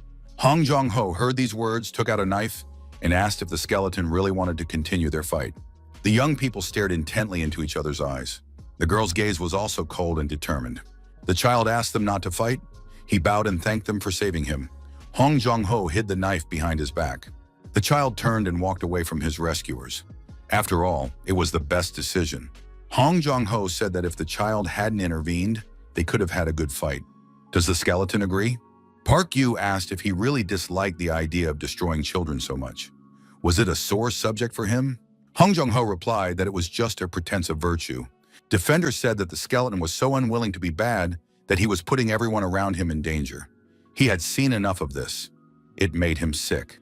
Park Yu thought that at that moment, Hong Jung-ho showed extreme indignation when he spoke and looked at him. However, that feeling was clearly not directed at him. Was he talking about the body hanging from the tree? Even after their deaths, the brother and sister left it there to rot. That was the object of his hatred. Park Gyu said he wasn't a pretender, but even if he were, he had no reason to pretend to be Defender. Park Gyu really didn't consider himself that kind of person. He remembered a scene from his past life. The professor team had called for a rescue squad. The captain had been injured. The liaison reported that their team captain, Park Gyu, had fallen into the rift. The team tried to contact the captain. Could he hear them? If he could, he should respond. But the captain showed no signs of life. Nothing could be checked while Park Gyu was down there. His arm and leg were definitely broken. They needed to confirm as soon as possible whether he was alive or not before they lost contact. It was too dangerous to check, so the search party was called off. Park Gyu showed no signs of life. One of the team members reminded him that the professor himself had said that there was no place for the incompetent on the battlefield. Now that judgment applied to him as well. He would have to follow his own precepts. Now he was useless. After a while, Park Gyu came to and tried to get up. A month later, he managed to escape from this hell. However, there was no longer a place for him on the battlefield. After everything that had happened, our hero's goals in life became simple. To survive no matter what, even if alone, even if he was powerless and couldn't change anything. Park Gyu, sitting in his bunker, looked at the incoming message and thought it was time to accept reality and just start taking care of himself. His time was up. However, sometimes something reminded the protagonist that he was not yet completely helpless. But that didn't change the tragic reality. Park Gyu decided that his life was his only priority. He simply chose the safest path possible. The Defender brother and sister laughed together in response. Park Gyu asked the two of them to take other people's words seriously for once. Hong Jong-ho apologized and added that he understood this way of thinking. He believed they were similar. Hong Jong-ho said that safety was the most important thing for him and his sister. Anyone who got in their way would not be allowed to live for a second. Park Gyu noted that it was an unpleasant feeling of camaraderie. Defender destroys enemies without hesitation, enjoys it, and even publishes the results. The protagonist believed that he also kills mercilessly. He is right. He is a hypocrite. The methods are different, but the essence is the same. Both are killers who care only about their own safety. Hong Jong-ho offered the young man something to take. Had he forgotten the day the Kraken appeared? He and his sister were only saved thanks to the skeleton's post. Hong Jong-ho said he wanted to thank him properly, so he kept writing messages. However, the skeleton did not respond. Park Gyu thought it was more like obsession. Hong Jong-ho was sure that the skeleton was not afraid of him. Hong Jong-ho held out a sheet of paper from his notebook and said that after everything that had happened, he was indebted to the skeleton, so he decided to repay him in this way. The piece of paper from the notebook had the words "call ticket" written on it. Hong Jong-ho added that if any problems arose, the skeleton could contact him and he would come to the rescue, but only once. No matter where the skeleton was, the girl asked the skeleton to reply to her messages on the form. Park Gyu thought that these two were impulsive and straightforward, but they wouldn't lie. The young man considered the elimination of the dangerous element Defender a great victory. After that day, according to the agreement, Defender began leaving comments under all of Skeleton's posts. Park Gyu thought they had clearly gone too far. Chat participants wondered, why is Defender declaring his love for Skeleton? Is this a new type of threat? As a result, Skeleton's reputation deteriorated, but the young man didn't even want to think about it. A few days passed. The protagonist received a message from Kim Taram. She thanked him for coming to pay his respects to the director. Kim Taram said that it was a very unexpected request, but she would like to meet. Park Gyu asked if she would be alone. At the entrance to his bunker, our hero saw an SUV pull up. Kim Taram did indeed get out of the car alone. Last time she asked if he had room in the bunker. Could she have come here to leave him a child? Park Gyu calmed down after making sure that the commissioner was indeed alone. Kim Taram said she just wanted to see where the sergeant lived. Park Gyu wondered what she was really up to. Park Gyu suggested that Kim Taram come inside and look around, since she had come all this way. The woman was surprised. Did someone really live here? It looked as if he had simply wallpapered an old storage room. Why was it so damp and smelly? The toilet standing right in the middle of the room was also surprising. Park Gyu thought, did the commissioner come here to scold him like a mother? Kim Taram said that this might be the last time. The National Committee ended up splitting into the Legion and Congress factions. It turned out that the troops on the front lines were not included in the plan to move to Jeju Island. In response, the Legion faction, which was on the front line, turned around and headed towards Seoul. The woman added that a civil war would soon begin. Kim Tae-ram announced that she was joining the rebels. She resigned and became an ordinary retired woman, but she couldn't stand by and watch such injustice. Kim Tae-ram noted that she used to be a member of the legendary team of hunters, the Professor's team. Tae-ram said that when she saw Park Gyu again, she thought, "Is it only the senior members who are immune to the passage of time?" However, looking at him in the sunlight, she realized that he had aged a little too. The retired woman said that they might not see each other again and advised him to take care of himself and live well. The military helicopter landed on the roof of a skyscraper. A representative of the administration was already there to meet the passenger. The helicopter pilot reported to Miss Okotnitsa that they had arrived in Seoul. At that moment, there was an explosion nearby, and the helicopter shook from the shockwave. The pilot even cried out in surprise. The passenger said that the pilot was flying poorly. She almost got motion sickness. The girl, a representative of the administration, suggested that Ms. Okotnitsa had suffered a lot on the way and offered to take her to the restroom. The passenger said she wanted to see the report first. Okotnitsa said that Hanmin had told her there was someone here she would be happy to see. Among the documents was a photograph of the protagonist. The girl with the bicycle saw Skeleton and was delighted to see him. He had finally come out of the bunker. Park Gyu greeted the girl and said that they hadn't seen each other in a long time. Sue brought a weapon in a basket and said that her mother had asked her to deliver this gift. Park Gyu was surprised. Why did she bring a javelin? Sue thought it might come in handy. Recently, bombings had become more frequent in the north. Park Gyu thanked her and suggested they eat something before returning. 2 years and 2 months ago, a nuclear bomb fell on Seoul. As a result, just as Kim Tae-ram had predicted, civil war broke out in the city. Park Gyu asked the girl how her mother was doing. Sue replied that she had taught her how to shoot a gun. Park Gyu said that the girl should be careful, otherwise she might provoke the rebels around Seoul. But he was sure that she would manage. Until now, the National Committee had been the force holding back the armed groups. It consisted of former high-ranking officials and hunters, better known as the National Assembly faction. They ruled the devastated country in the early days after the disaster.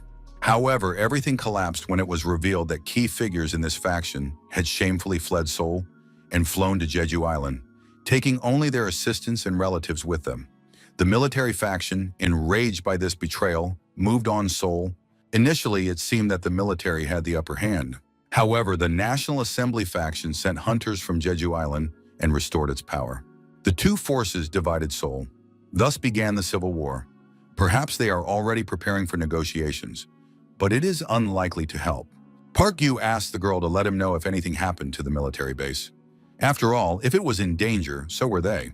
Sue asked how many large white cylinders would be considered dangerous. They were quite far from the house. There were many of them on the vacant lot where a new city was to be built. Park Gyu realized that this was the result of the rift's influence. The danger was getting closer. Park Gyu asked the girl to tell her mother not to go near those cylinders under any circumstances. They were very dangerous. Old hunters, like our hero, are primitive forces that fight only with tactical thinking and skills. You can't go into battle against so many enemies alone. All that matters is the strength of the squad. It doesn't matter how deeply they are mired in war. The young man arrived at the country's National Crisis Management Committee. If the hunters from the committee understand how dangerous the situation is, they will have to help. The guard stopped the young man and said he couldn't go any further without permission. Park Gyu showed his ID and said he was a retired hunter. He had come to report on the colony of monster capsules. The guards were interested in this information. Park Gyu was allowed inside and proceeded to the officer on duty. The protagonist did not want to ask for help if it could be avoided. However, there was no other option now. The officer on duty asked what had brought the young man there. Park Gyu showed him the photos and said he had discovered a colony of monster capsules. He had information about their location and evidence. Park Gyu added that if the problem was not solved, there could be huge losses and asked to be connected to the person responsible for fighting monsters. Park Gyu heard the sound of automatic weapons firing. The young man was surprised. What was going on here? Our hero looked back and saw soldiers standing nearby, pointing their weapons at him. One of them ordered the retired hunter to come with them. The soldiers said that they had received orders from their superiors to take the hunter in for a brief interrogation. As a result, the protagonist found himself in an interrogation room. Park Yu thought that as soon as they confirmed his identity, they would leave him alone and let him go. The door opened, and a woman appeared in the doorway. She said, "It turns out Park Yu is still alive." The woman added that she did not think the sergeant would show up in person.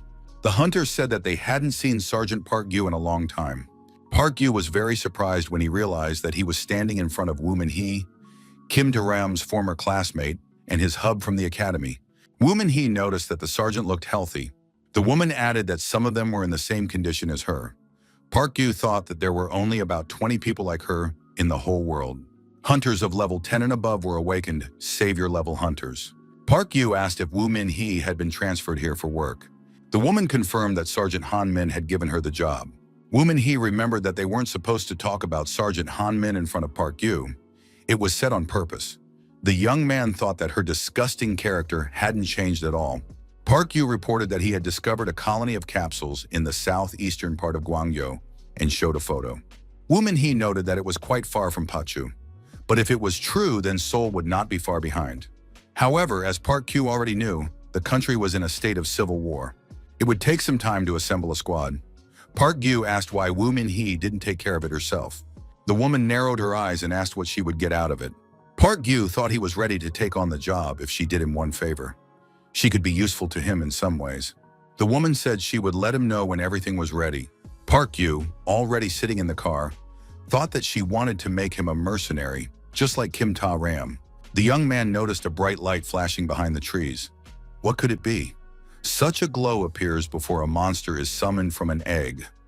The protagonist decided to test his hypothesis and got out of the car. Park Yu noticed that the plants and soil had been altered. These were signs of long-term contamination. Everything pointed to an abnormal phenomenon. Park Yu realized that it was indeed a monster summoning. If a small creature appeared, he would try to deal with it himself, with the exception of one species. Park Yu arrived at the appointed place and saw that the monster was the dancer. Park Yu was disappointed. Why, of all possible types, did it have to be the dancer? It was a melee reaper that destroyed everything within its reach. Going after it with 2 axes was suicide, no matter how experienced the hunter was. Special hunter equipment is required. It can only be obtained through the National Committee, where hunters cooperate with the country's armed forces. However, the main person there now is not Kim Tae-ram, but Woo Min-hee. You don't want to cross paths with her. At that moment, a message arrived on the computer. It came from a source the protagonist certainly did not expect. Our hero received a personal message from a user named 180 centimeters. The user wrote that he had a message from the master for skeleton. John Lennon wants to see him. Park Yu thought that a ghost from the past had come back to life. John Lennon was a hunter and an active user of the Long Live the Apocalypse forum. Park Yu was surprised. John Lennon had reappeared. 180 centimeters said that he wanted to introduce Skeleton to John Lennon. John Lennon was looking forward to the meeting. Park Yu was surprised. Was John Lennon now an important figure? When they had met before, John Lennon had seemed much more superficial than he did online. This man had an amazing ability to gather people around him. He united many people and used them to make himself look better. Park Yu thought that at the same time, it was a very dangerous talent. Technically, John Lennon was still a hunter. Did he still have his equipment? Park Yu asked his interlocutor about this. A few minutes later, our hero received an answer. The photo showed an arsenal of automatic weapons. His interlocutor asked what exactly interested Skeleton. In the end, a meeting was arranged. The location sent to our hero turned out to be a slum in northern Seoul. Park Yu was surprised. Could John Lennon really be in a place like this? In any case, the protagonist realized that someone had been following him for a long time. A man wearing glasses approached from behind and said that he was the one who had contacted Skeleton on behalf of John Lennon. Park Yu followed this man, and they approached a building whose doors were locked with many locks. The young men went down to the basement of the building. Park Yu wondered, could John Lennon really be here? Park Yu descended for a long time and wondered why there was so much free space under the small house. Park Yu asked the guide who he was. He replied that he served John Lennon. What was their relationship? The man with glasses said he was his follower. The guide announced that they had arrived and suggested that he put on a protective suit. Park Yu was very surprised. Why wear a radiation protective suit? The guide replied that there had been an incident during testing of a semi-permanent atomic battery. It was capable of generating energy comparable to that of a small power plant. During the process, there had been an accident and a radiation leak. Park Yu thought that in today's world, no one needed that much energy. What was going on here? The owner of the dungeon greeted the guests and said that they hadn't seen the skeleton in a long time. Or perhaps it would be better to say, the legendary hunter nicknamed the Professor. John Lennon said that he first saw the skeleton on the battlefield in Chelwyn.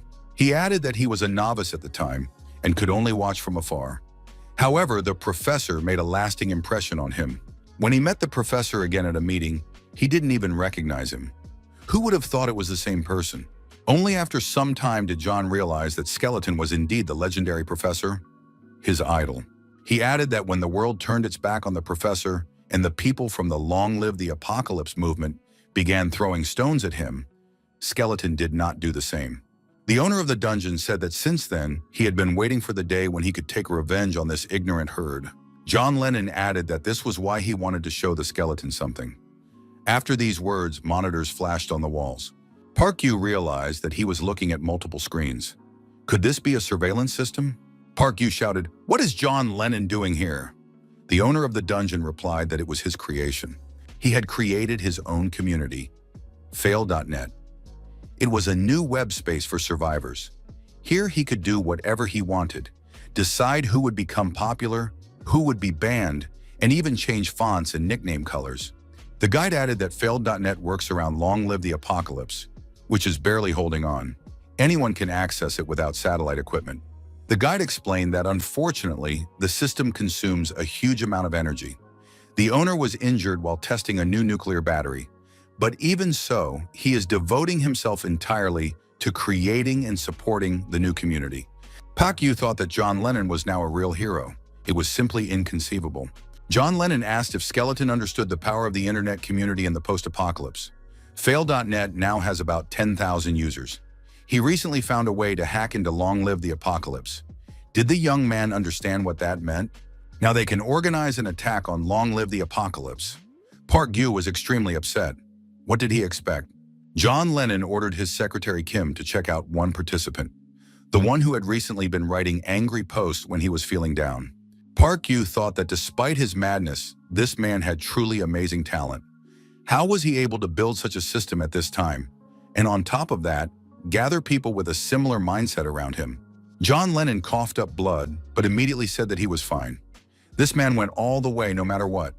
Not everyone is capable of such a thing. His life was hanging by a thread, and yet achieving his goal was the only way for him to escape reality and pain. Park Yu turned to the owner of the dungeon and said he had one very important question. If he joined Fail.net, would he also have a colorful nickname? To which he heard, "Impossible. That feature is only for admins." Leaving the dungeon, the protagonist felt a slight disappointment. John Lennon thanked him for his visit and gave the young man what he had asked for. It was an MK7 harpoon. One shot, one target. The protagonist knew how to use such a weapon. He had already had a similar one during his service. It was called a hunter's spear. Now that the hero had hunting equipment, he was ready to go hunting and fight monsters. The monsters possessed a special power, a reflective field. It was capable of reflecting any physical attack within its radius. Each species had its own field radius.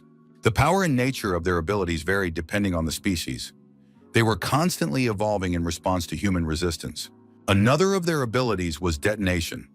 It caused a spontaneous explosion of any explosives in the area of impact. That is why conventional firearms were practically useless against them. As a solution, a binary charge was developed.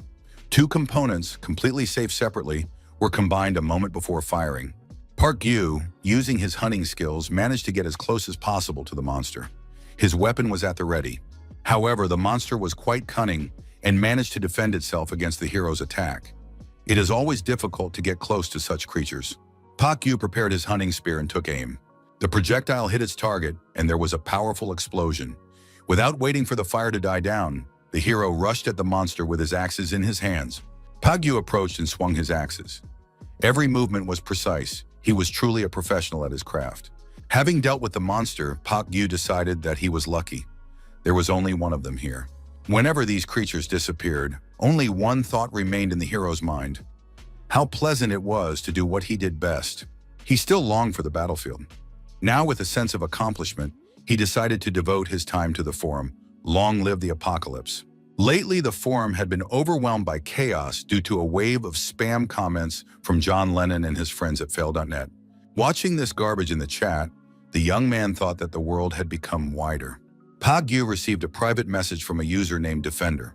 He didn't want to talk to him and asked if it was his sister. The reply said it was his brother. Hong Jong-ho wondered why everyone in the community was only interested in skeletons. Park Gyu thought that since then, everything had been going well for the brother and sister. They both secretly made fun of people. Defender said he had an important question. Did Skeleton remember instructor Chang Gi-yeon? Park Gyu, of course, remembered this instructor. The protagonist thought that he couldn't forget this thug, even if he wanted to. Defender said that Chang Gi-yeon had disappeared. They say he was kidnapped. Park Gyu was, of course, surprised. Chang Gi-yeon was a first-generation hunter, one of those who witnessed the appearance of the rift in Fangzhou. He was a mentor to the old-school hunters. He was the man who christened our hero Professor. Could he really have been kidnapped? Defender noticed that someone had filmed him being taken away by people in military uniforms with a drone. This photo even appeared on the forum. Defender said that if they decided to capture a first-generation hunter, then something very serious was happening. That's why, Defender added, he contacted Skeleton. Extreme caution was necessary. Park Gyu thought the kidnapping of instructor Chang Gi-yeon, who had a certain status in the army, was not something just anyone could do. It seemed that a new external force had appeared. Their organization must surpass all existing structures. The radio hissed again. Someone was trying to get in touch. Hunter Woo Min-hee was on the line and said she would like to meet briefly. Park Gyu was surprised. What did she want? He had no business with her. Woo Min-hee asked if he was no longer interested in those capsules. The woman added that she knew where Park Gyu was and would send her people to get him. The people who arrived in black cars said they were acting on the orders of their boss, Woo. One of them suggested that the hero put on a blindfold for his own safety. He also had to hand over his weapon. Park Gyu thought if they were going to the National Committee, he wouldn't need a blindfold. Where were they taking him? When the car stopped, the young man got out and felt smooth concrete under his feet. He realized he was inside a building. He heard the echo of footsteps. They were leading him down a corridor. Park Gyu heard a child somewhere calling for his mother and saying that he wanted to go home, that he couldn't take it anymore. The hero was surprised. Were there really children here? What kind of place was this? The protagonist was finally allowed to take off his mask. The room was bright and clean. Woo Min-hee was sitting at the table opposite him. The woman apologized for the inconvenience but said that this place required the strictest secrecy, so she hoped he would understand. Park Gyu asked why he had been brought here and what kind of place it was. Woo Min-hee replied that there was no need to worry. This place could give a retired hunter a new chance. The woman noted that Park Gyu had always dreamed of becoming awakened. The reaction was instantaneous. Park Gyu jumped up from his seat, grabbed his interlocutor by the throat, and pinned her against the wall. Woo Min-hee didn't even blink and calmly told Park Gyu to at least admit it to himself. It was inevitable anyway. Armed security guards burst into the room and pointed their guns at the hero. The guards ordered Park Gyu to release Ms. Woo. The woman said there was no need to be nervous. He had already been through this 3 times before. She added that in the past they couldn't awaken those who didn't have an innate gift. Park Gyu knew this very well. Woo Min-hee said that since then, they had developed something. A method of awakening even those who did not have natural talent. The woman asked if it ever made him angry to see those who had been part of the gray masses at school, having gained power, start to act like heroes. Park Gyu imagined he awakens, gains knowledge and skills, returns to the battlefield. He was still holding the woman by the throat. Woo Min-hee added that in that case, they would be the ones who would be useless. If the guy wanted to change his life, all he needed was consent. Park Gyu asked if that meant they had offered this to Yang Gi-yeon too, to become another guinea pig. Woo Min-hee replied that the young man had guessed correctly. She was just about to reintroduce them. However, Jang Gi-yeon didn't look his best right now. After returning from the rift, this was already the 3rd awakening test. Jang Gi-yeon said that others were risking their lives for the sake of one experiment. When Park Gyu was studying at the academy, he once said that he wanted to take the test again. Jang Gi-yeon was against it. Had the cadet gone mad? Park Gyu insisted he wanted to try again. If it didn't work this time, then he would accept it. After that, he felt calmer. He realized that he would not succeed and could finally give up. Park Gyu believed that a hunter who had lost his strength had no right to stand on the battlefield. However, instructor Chang Gi-yong said that there must be some way, and he would find a solution, whatever it took. The instructor asked Park Gyu to promise that he would never say, "It's over." One of the armed guards ordered Park Gyu to release director Woo Min-hee. Park Gyu turned his attention to the guards and knocked one of them out with a punch to the jaw. The next guard dropped his gun after receiving a kick to the chin. Park Gyu grabbed the gun and thought that was the last one. Woo Min-hee screamed loudly, demanding that the fight stop. At that moment, a powerful explosion rocked the building. The building shook and cracks appeared in the walls. Park Gyu was forced to duck. The young man thought that this was the power of the awakened highest rank. Shush, shockwave. Woo Min-hee told Park Gyu to at least listen to her until the end. Park Gyu was stunned. How could she do that? Park Gyu said that instructor Chang Gi-yeon was also her mentor. The woman replied that this was precisely why Park Gyu should listen to her. He wanted himself. The recording began, and Woo Min-hee asked if Jang Ki-young had reviewed all the safety materials. The instructor asked, "What are the chances of success?" Woo Min-hee replied that there were no guarantees. The exact mechanism of awakening remained a mystery. For now, they were just collecting data and testing theories. If the experiment failed, euthanasia would be performed. Jang Gi-yeon agreed without hesitation. After watching the video, Woo Min-hee asked if Park Gyu would still be interested in how she could have done such a thing. She added that they had always done it this way. The woman recalled how she was told that they needed more people with abilities and that she had to help. Woo Min-hee asked if he really wanted her to look for gifted people. Her interlocutor replied that that was exactly what he wanted. After all, they were saviors. They had a duty to give everyone a chance to meet this world face to face. The interlocutor added that this was the true salvation. Woo Min-hee told our hero that he probably already understood. This was the place where the awakened were selected and sent to Cheonju. That is why there were so many desperate souls here. There are many like instructor Jang Ki-young. Parents flock here, willing to sell their children for the chance to get to Cheonju. If Park Gyu hadn't left then, everything could have been different. Park Gyu asked how instructor Chang was doing now. Woo Min-hee replied that he was barely alive. He still showed signs of life, but he didn't eat or sleep, only repeating actions frozen in his subconscious. Park Gyu asked what would happen to the instructor next.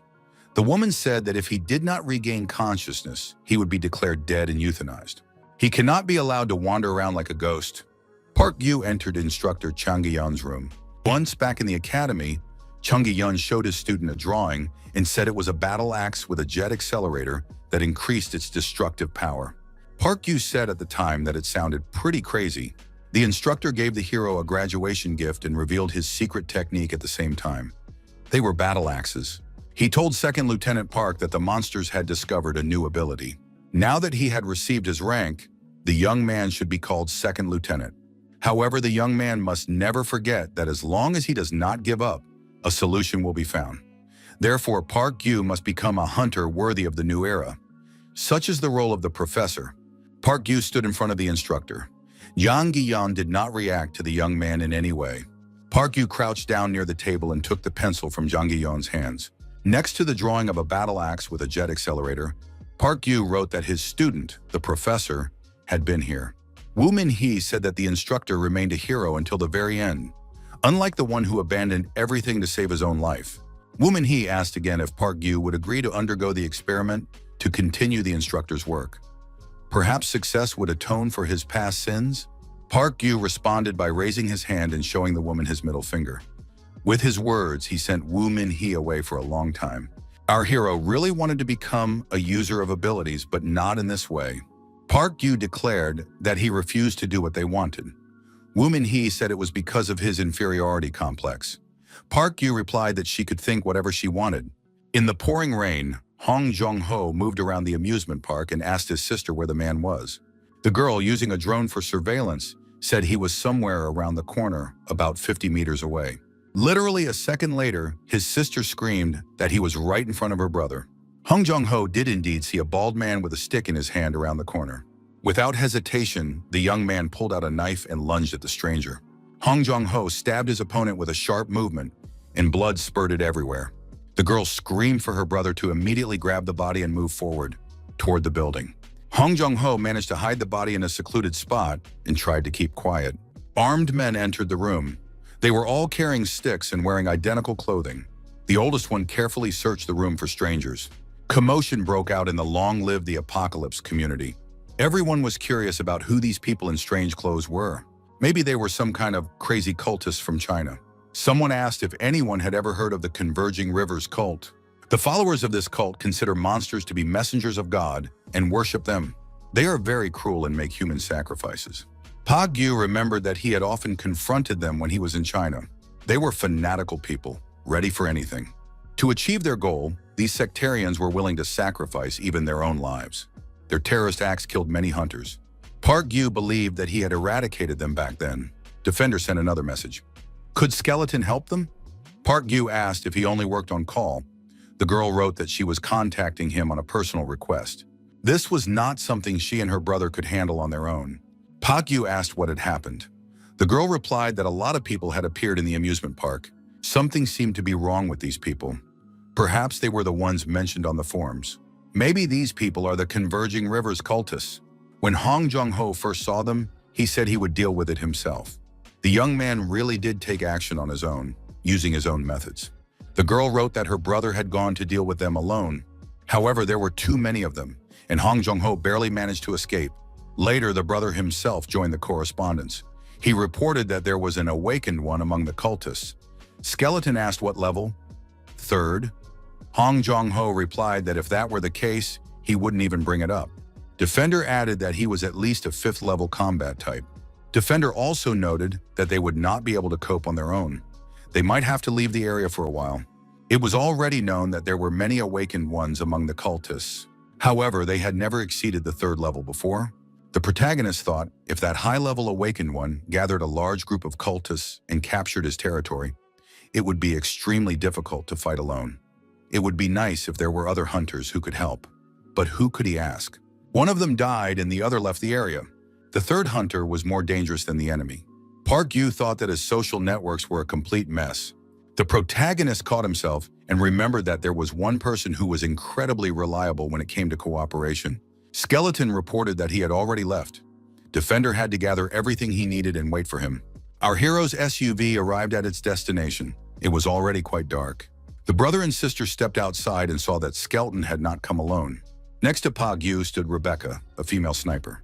Pa Gyu said that their temporary group would be called Team Skeleton. He instructed Hong Jong-ho to take care of the minor issues and let him deal with the main ones.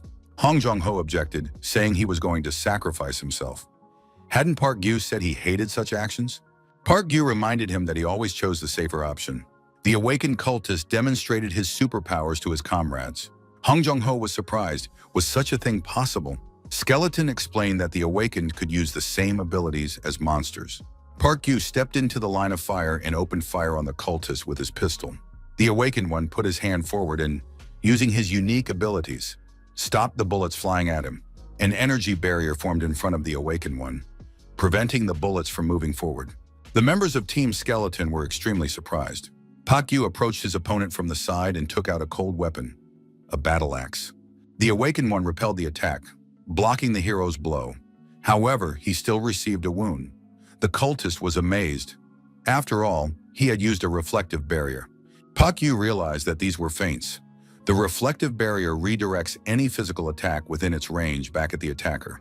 In other words, if Park Gyu did not aim for a direct hit, the reflected attack would not be able to hit him.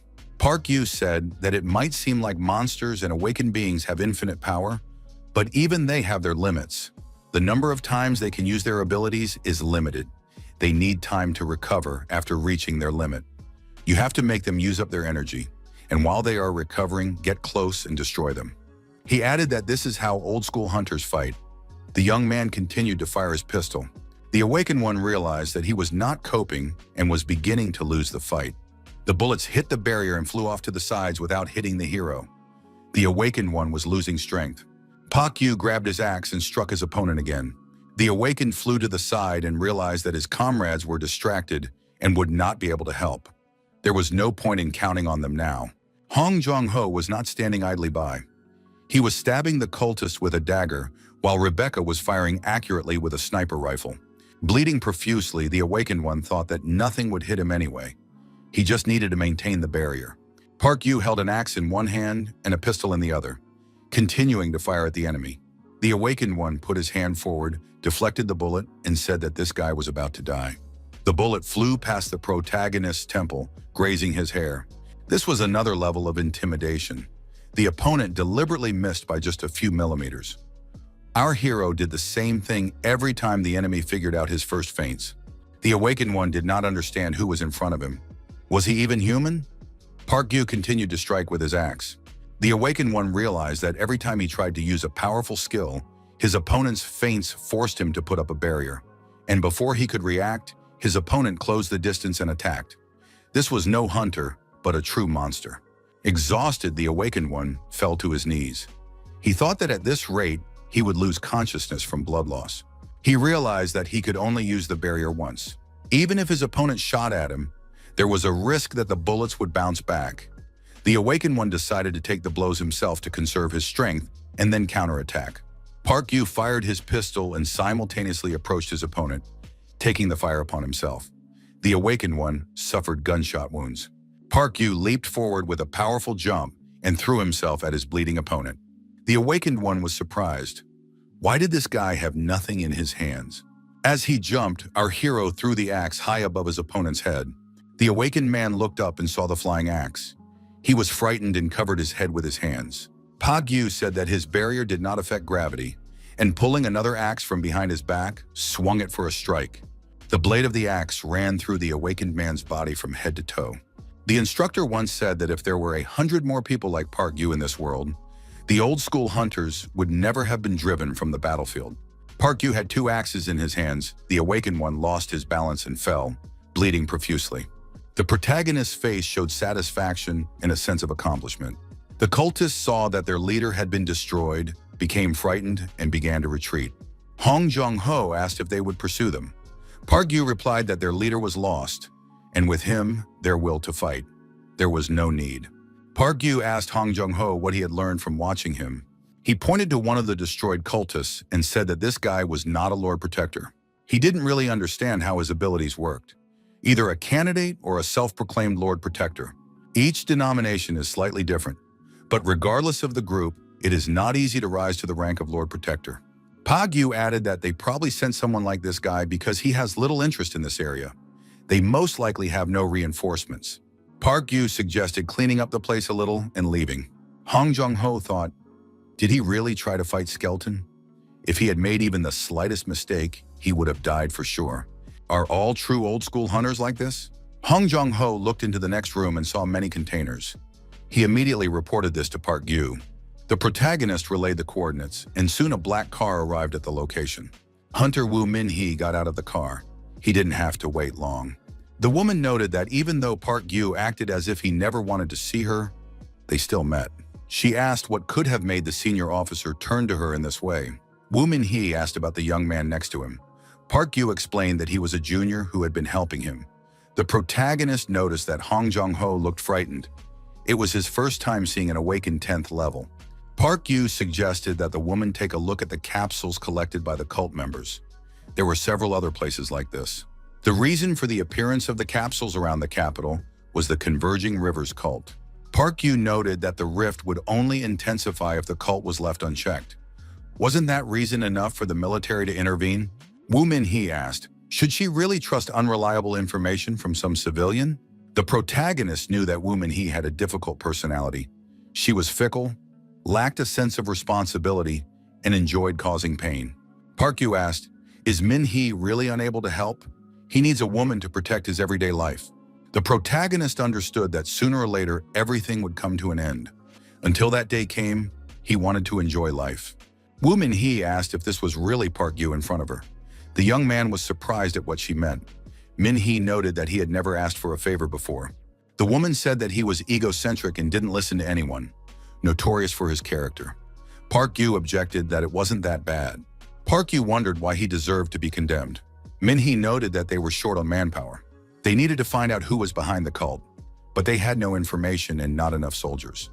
Someone was pulling the strings of the cultists. The woman wrote something on a piece of paper and handed it to the protagonist. She added that the cultists had established themselves in Seoul too quickly, and she thought someone was helping them behind the scenes. The woman told Park Gyu that they should work together. Min-hee showed him the piece of paper and explained that it was a personal line of communication through which Park Gyu could contact her directly. Even if they dealt with the cult now, it would only be a temporary measure. The rift would spread anyway. Sooner or later, her help will no longer be needed. Minhee added that they would use each other. Minhee noted that Park Gyu couldn't afford to change his mind. She added that she would take care of the capsules right away. It would be considered an advance payment. The woman felt unwell. Park Gyu asked what was wrong with her. Minhee replied that everything was fine and that she would call back later. After tidying up, Hong Jung-ho said that this was the last box. Rebecca asked what he was going to do now. The young man replied that he already had one place in mind. Earlier, he had looked at several others, just in case something like this happened. Hong Jung-ho suggested that his sister put her laptop and satellite equipment on her lap. Park Gyu apologized for ruining the moment, but asked if they were really going to leave it there. He pointed to the body hanging from the tree. Hong Jung-ho said it was none of his business, but he didn't want to seem ungrateful. Park Gyu asked who it was. Hong Jung-ho replied that it was their father, but he deserved to die, so he destroyed him. Did Park Gyu have a problem with that? Park Gyu said it was all a lie. Hanging someone was not his style. There were no visible wounds on the body. His sister suggested that her brother simply tell the whole truth. She added that enough time had passed. Hong Jung-ho said that their father did it himself, but it was good that it happened. He was a rag and didn't deserve to live. Park Gyu said he was sorry. The father told his son that today was Children's Day, but he had something to take care of. There was no one else in the company who could replace him. He promised that the next time they came here, his son could play as much as he wanted. Their father was a trusting, kind man. Even if someone betrayed him, he laughed it off. In other words, their father was a weakling. His hobby was working late and overtime, giving loans that were never repaid. Despite his many mistakes, he never learned his lesson. Hong Jung-ho added that on the very first day of the war, his father began doing incredible things. He let strangers into the house. Hong Jung-ho asked his father, "Are you out of your mind? What were you thinking when you did that?" The man replied that he understood his son's concerns, but that this was an acquaintance of his and could be trusted. The more people around, the safer it was. Hong Jung-ho asked why his father was constantly worried about the family's safety. He added that his father was an infantryman and had even served abroad. He could be trusted to protect the family. His father said he disagreed. Even if it meant suffering, he would not allow his son to act alone. Jung-ho remained silent, having done nothing to deserve it. The man added, "It's all because I'm a terrible father." At first, everything was fine. They worked together on repairs and gathering supplies. These people even helped them repel an attack by raiders. Hong Jung-ho added that this cooperation did not last long. These people had a small child. A conflict arose and they committed an act of violence against his sister and mother. There were other victims as well. The owner of the house was also attacked. One of the instigators looked at the girl and said she was still breathing. She was the complete opposite of her father. The woman with the child in her arms said that these men were simply disgusting. Hong Jung-ho noted that people are often like that. Even when they show kindness, they only value their own lives. In such a world, only the strongest survive. He added that he paid them back in kind. He destroyed every single one of them, including the child. Hong Jung-ho said he was curious what his father thought about it as he watched what was happening. However, his father just burst into tears. The young man added that he did not talk to him and left him there because he did not want to know what was going on in his head. The young man treated Taejong's wounds and did everything he could for his mother's body. Only after a short rest did he remember his father, but he couldn't find him anywhere. Jung-ho went outside to look for him. He found his father dead, hanging from a tree overlooking the amusement park. Hong Jung-ho finished the story and said it was a boring one. If Park Gyu isn't curious anymore, we can move on. Park Gyu said that Jung-ho would regret it if he left him there. Hong Jung-ho asked, "What do you suggest we do? Cremate him?" The old man did it himself and chose this way out instead of taking responsibility. The young man added that his father had not received forgiveness. Park Gyu asked why Defender wouldn't take him with him. He'll be able to forgive him when he calms down and time passes. Hong Jung-ho was tired of the conversation. He said he liked it, but it wasn't enough. It had nothing to do with him. How would Skeleton feel if he interfered in his family affairs? Park Gyu replied that he didn't know.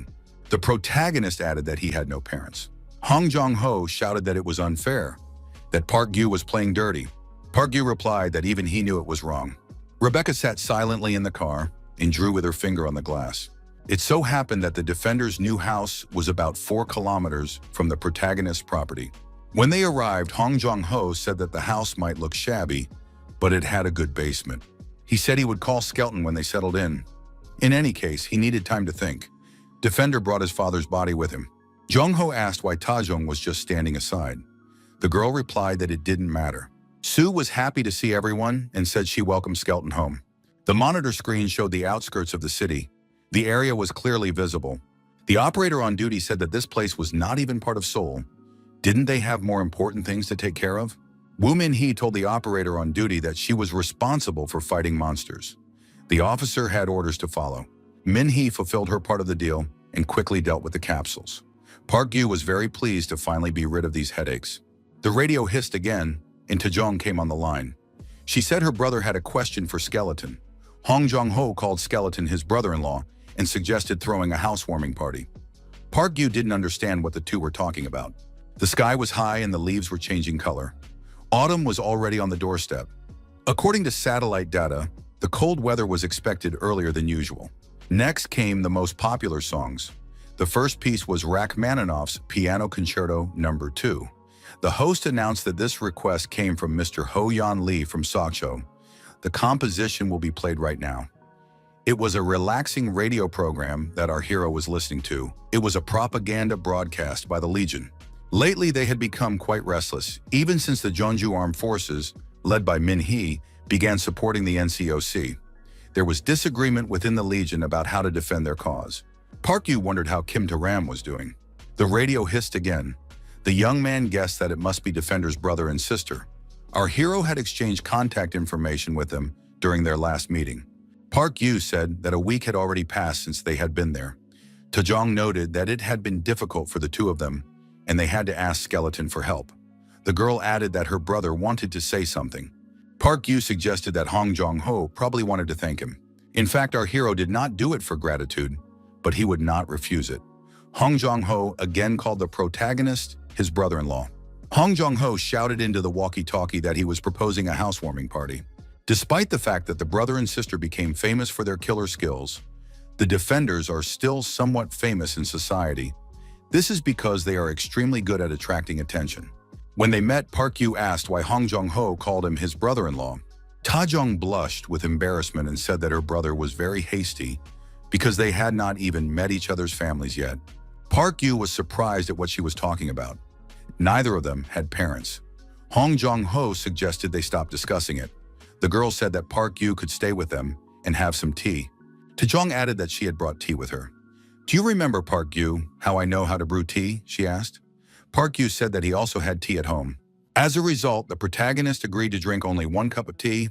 The brother and sister were satisfied. Defender's new home is a covered casino located under the house. Hong Jong-ho pointed out that the basement was quite nice. Park-gyu noted that this did not help them survive, but at least it was in a good location, so the two of them would not have to kill so many people. Park-gyu was against Ta-jung writing anything about him on the forum. The girl replied that he needed something special if he wanted people to read his post. She was trying to help if Skeleton was so unpopular. Park-gyu was surprised. Can destroying his reputation really help him? Ta-jung pointed out that if Park-gyu didn't publish content, people would forget about him. Park-gyu asked, "Do these two remember Anon 337? He was a user who posted videos of himself making toys for his children. Those two destroyed him." Hong Jong-ho said he remembers him. Park-gyu wants to know why they did it. Park-gyu replied that it didn't matter now. He was more interested in what had happened to his children. In his videos, this user said he was making toys for his children, but only his body was found in his bunker. Defender replied that perhaps this was because the raiders searched his house, but could not find any traces of children anywhere. Park-gyu asked if they had seen any children in his bunker. The answer was no. Hong Jong-ho said there were no children there at all. When they saw this man, he did not even react to their words. Hong Jong-ho suggested that he was another lunatic. They did not expect to find a bunker in such a place. Her brother suggested taking a photo and leaving. He told his sister to take anything she thought might be useful. Ta-jung saw a stuffed toy and said that this man was a member of the forum. Hong Jong-ho said that this guy was unlucky. Of all the people in this country, he had to run into them. His sister suggested that something was wrong with this bunker. Ta-jung said she didn't see any signs that the toys had ever been played with. The girl added that the bunker was also very small. She had never seen a single child in this man's videos. Hong Jong-ho said they left everything as it was and left. The young man added that he just didn't understand the parents. Park Gyu said that he had been thinking about it for some time, but these two were really weak when it came to anything related to family. Hong Jong-ho was surprised. Why does Park Gyu always come back to family? Tajong said that there were some positive reactions. The girl added anxiously that the reporter had published a new post. Apparently, a truce will be announced on Election Day. Some NCOC members have already made their promises. Park Gyu asked Jong-ho why he called him his brother-in-law. Tajong told the two to come over and look at the screen. It's a really interesting post. The main point of the post was that the NCOC members' terms were coming to an end. They need to make a strong impression to win votes for re-election. That is why they are working with the forces in Jeonju, which already support the NCOC. Their attempt is very significant. The Post reported that the evacuation fleet was heading for Jeonju Island. 2,000 people as a trial run. Park Gyu thought that Jeonju Island was currently the place where most of the country's armed forces and supplies were concentrated. It was practically paradise, and such a place was accepting even more people? Park Gyu asked, "Is this legal?" Jong-ho couldn't believe it. Does Park Gyu still believe in their government? Had Park Gyu forgotten about the guy who won the lottery? He called himself M9. He was the only one who still protested against the cancellation of hope. He had spent most of his supplies celebrating his win. Most likely, he wouldn't make it through the winter. Park Gyu said that blindly believing in something is certainly foolish, but not caring about anything is just as unreasonable. Park Gyu thought he had just come up with a good idea. Fail.net. The protagonist returned to his bunker and immediately contacted John Lennon. Our hero was told that the person who posted this really has connections with the government. However, the authenticity of the post content cannot be guaranteed. Park Gyu said that the admin gave him a secure account at his request. He plans to use it to get some leaked info from his government contact. Hong Jong-ho asked if Park Gyu really intended to use this as his nickname. Park Gyu said he needed to hide his identity. This is his online persona. Her name is Nyung-Kim. She is 11 years old and enjoys trolling. That should be enough to convince anyone that he is not a grown man. Hong Jong-ho asked in surprise why Park Gyu becomes like this when it comes to anything related to the internet. Park Gyu thought that the only thing left for him to do now was to throw out an irresistible bait. He was definitely revealing confidential information. But if he wanted to attract the government's attention, the 10th level awakening was his only option. Park Gyu wrote in his new account that for some reason he had started to glow. Could it be the awakening? Along with various comments, a message from Red Mask appeared. He said he was an employee of the admissions committee at the Guard Academy and suggested going to the link to chat. Park Gyu thought they had taken the bait. Park Gyu thought that Red Mask sounded very familiar. Could it really be Woo Min-hee? Hong Jong-ho asked in surprise, "Isn't she the same 10th level as before?" What would happen if Park Gyu got caught? Park Gyu said that he wouldn't be caught because his game was flawless. He would continue with the plan and ask her to tell him everything. The Academy believed that the reason Professor was able to become a first-class hunter was because of his ability to adapt. As one of the guard hunters, the Professor was the first to uncover the mechanism of mutations. He was also the first to identify and defeat new types of monsters, including the Dancer, Pyromancer, Artillerymen, and several others. The ability to adapt to an ever-changing battlefield filled with various species and unpredictable situations. For his incredible actions on the battlefield, the hunter will be named the first S-rank hunter in the country's history. This adaptability is also evident outside the battlefield. Right now, the Professor does not exist in this place. Instead, there is Nyung Kim, an 11-year-old child. What's more, Nyung is an incredibly nasty child. The employee said that women are not allowed here. The woman with the child demanded to see the director. The woman asked Director Woo Min-hee if her second child could take the test to get to Jeonju Island. The woman added that she was constantly told that her son was too young, but he was smart and developing quickly for his age.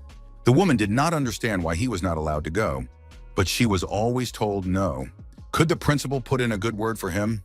Woo Min-hee told the woman to talk to those in charge of the process. They would know better what to do. Woo Min-hee asked her assistant Eugene why she wasn't working properly.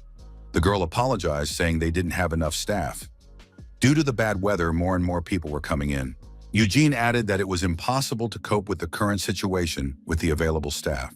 Eugene said that another request for reinforcements had come from the island, and signs of an emission had been detected in the Pagu fault. Min-hee said that she would deal with the fault herself and that Eugene should focus on her duties. Woo Min-hee lamented that she would have to deal with this for a long time. She needed to take a break. Woo Min-hee was intrigued by a post in which the author said that he had started to glow. Could this be the awakening? Everything was described in detail. Woo Min-hee thought that this user couldn't possibly know unless he had experienced it himself. Moreover, if such precursors to awakening had appeared, it meant that the awakened person was of a fairly high level. If he was lucky, he could reach level 10 or even higher. High-level awakened individuals, especially those above the 10th level, are like superweapons. Min-hee thought that it was impossible to know how the situation might change in the future. Such talents definitely needed to be recruited. Min-hee, under the nickname Red Mask, asked the person to briefly introduce themselves. Ninkum entered the chat and greeted her, writing a word with mistakes. Min-hee wondered why he spoke that way. He was an 11-year-old boy, 2 meters tall, weighing 120 kilograms, 28 centimeters. Min-hee blushed with excitement. She even forgot that she was talking to an elementary school student. Min-hee said that she was the one who could send Nyong-im to Jeonju Island. Red Mask added that she was going to go there by ship and already had a schedule. She would leave immediately after the vote. Park Gyu realized that Min-hee was talking about the evacuation fleet. Min-hee thought she could tell him something. It was also in the other side's interest to remain silent. She said it was better not to sail on the evacuation fleet. The ship was too small, not to mention the fact that it could sink during the voyage.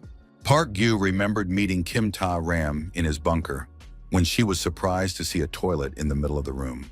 Min-hee said that the old politicians would be so busy that they might simply forget. It would be better to fly to the island by plane. If Nyong-im wanted to, she could send good people after him. Park Gyu said that they now had proof. The evacuation fleet was a lie. They would transport their valuable awakened candidates by plane.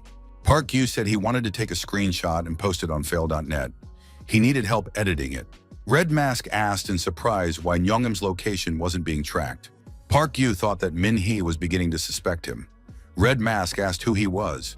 If Nyong-im confessed, she would forgive him. Park Gyu wrote a few childish phrases, mimicked his interlocutor, and interrupted the chat.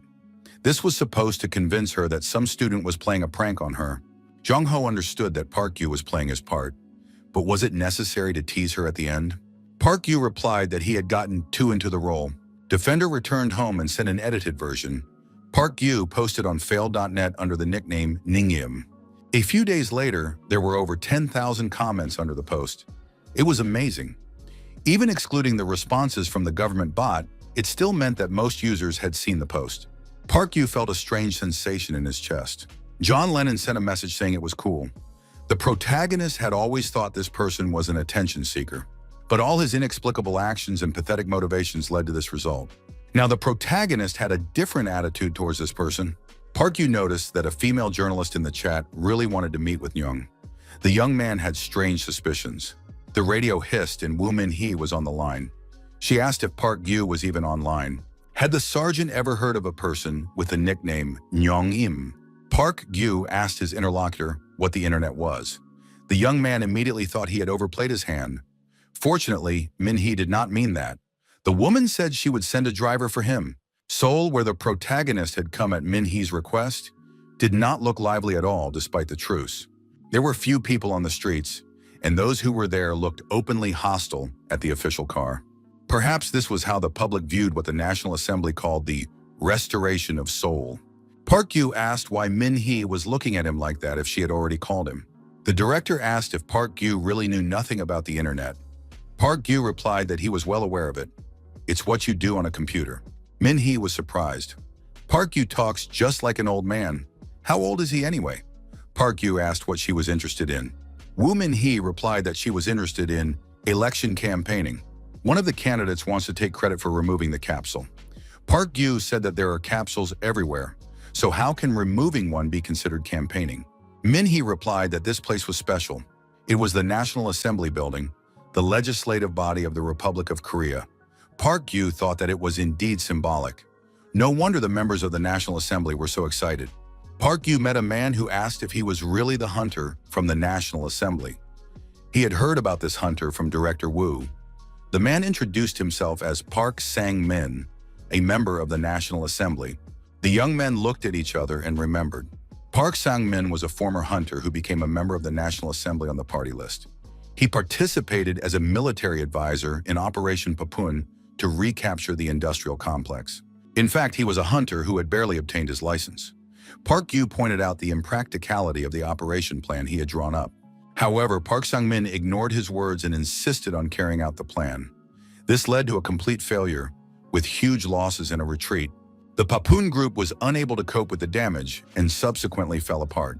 Park Yu heard that this man barely survived. Park Yu said that if he was not suitable, he could be sent back. Park Sang-min had only about a dozen supporters, most of them middle-aged and elderly women. Park Yu noticed that Park Sang-min was particularly ingratiating to one of the women. The protagonist also met hunter Baek Sung-hyun here. He did not expect to meet our hero here. The young men greeted each other and asked how things were going. Baek Sung-hyun said that there were also freelance hunters here. Their skills are top-notch, but now they are just getting by with odd jobs. What else is there for the old guard to do? Park Sang-min said that the briefing was about to begin and asked everyone to gather. Park Sang-min explained that he and Hunter Park Yu would go to the capsule and carry it out of the meeting building. The rest would have to film the process on video. There was nothing complicated about it. Park Yu said that Park Sun-min was underestimating the capsule, but it was a simplified portal from which monsters were summoned. What would San-min do if the capsule opened during transport? San-min replied that in that case, Hunter Park Yu would have to deal with it. He had heard that this man could handle small creatures. Park Yu replied that it depends on the type. If it's the dancer type, San-min interrupted and said that it's all for the sake of the people. Park Yu was surprised that this man was saying this now. San-min repeated, "It's all for the sake of the people." Park Yu was surprised. How is this for the people? It's all for the election of the deputy. San-min agreed. This is for the people. Hunter Baek Sung-hyun said he would not do it. He would not go there empty-handed without equipment. Does the deputy really want them all to die there? Park Yu thought that Sung-hyun was deliberately speaking loudly, unlike usual. He probably wanted his supporters to hear it. One of the freelance hunters asked what would happen if Sung-hyun heard them now. The Papun group has fallen apart, and this deputy lost touch with them long ago. Is he really going to campaign with these old ladies? One of the freelancers approached the deputy and said that their hunter would not be doing this job. Sun-min said that in that case, they should just leave. Sun-hyun announced that the job was done and they were leaving. Park Yu had always thought that Sun-hyun's methods were very effective, sometimes to the point of being unpleasant. Sung-hyun asked if Park Yu had a walkie-talkie and offered to exchange call signs. Park Yu noted that this man was resourceful and had connections with other hunters. Sung-hyun added that his call sign was Taram. Park Yu was surprised because that was Kim Ta-ram's radio. But why did Kim Ta-ram's thing end up with these freelancers? Sun-hyun asked if Kim Ta-ram and Park Yu had once been close. Park Yu asked if they knew anything about Kim Ta-ram. Sun-hyun, walking away, said that he had heard that she had joined the Legion faction. They say she backed the wrong horse there, made the wrong bet. Sang-min told the hunter that he was indeed wrong in the situation with Chairman Jae Pung-ho. He was not a real hunter and could not recognize such an outstanding person as Park Yu. Park Yu replied that he was not that outstanding and was not going to take all the responsibility upon himself. Sun-min could tell the director that he was quitting. San-min took Park Yu by the hand and said, "It's for the people. Can't you do it for the people, Mr. Hunter? Could he at least go inside the meeting building?" One of the women in the support group asked San-min to come over. San-min replied that the capsule could be left there and suggested going inside for just 10 minutes, just to make his mother feel better. He would tell Director Wu that the hunter was 120% satisfied.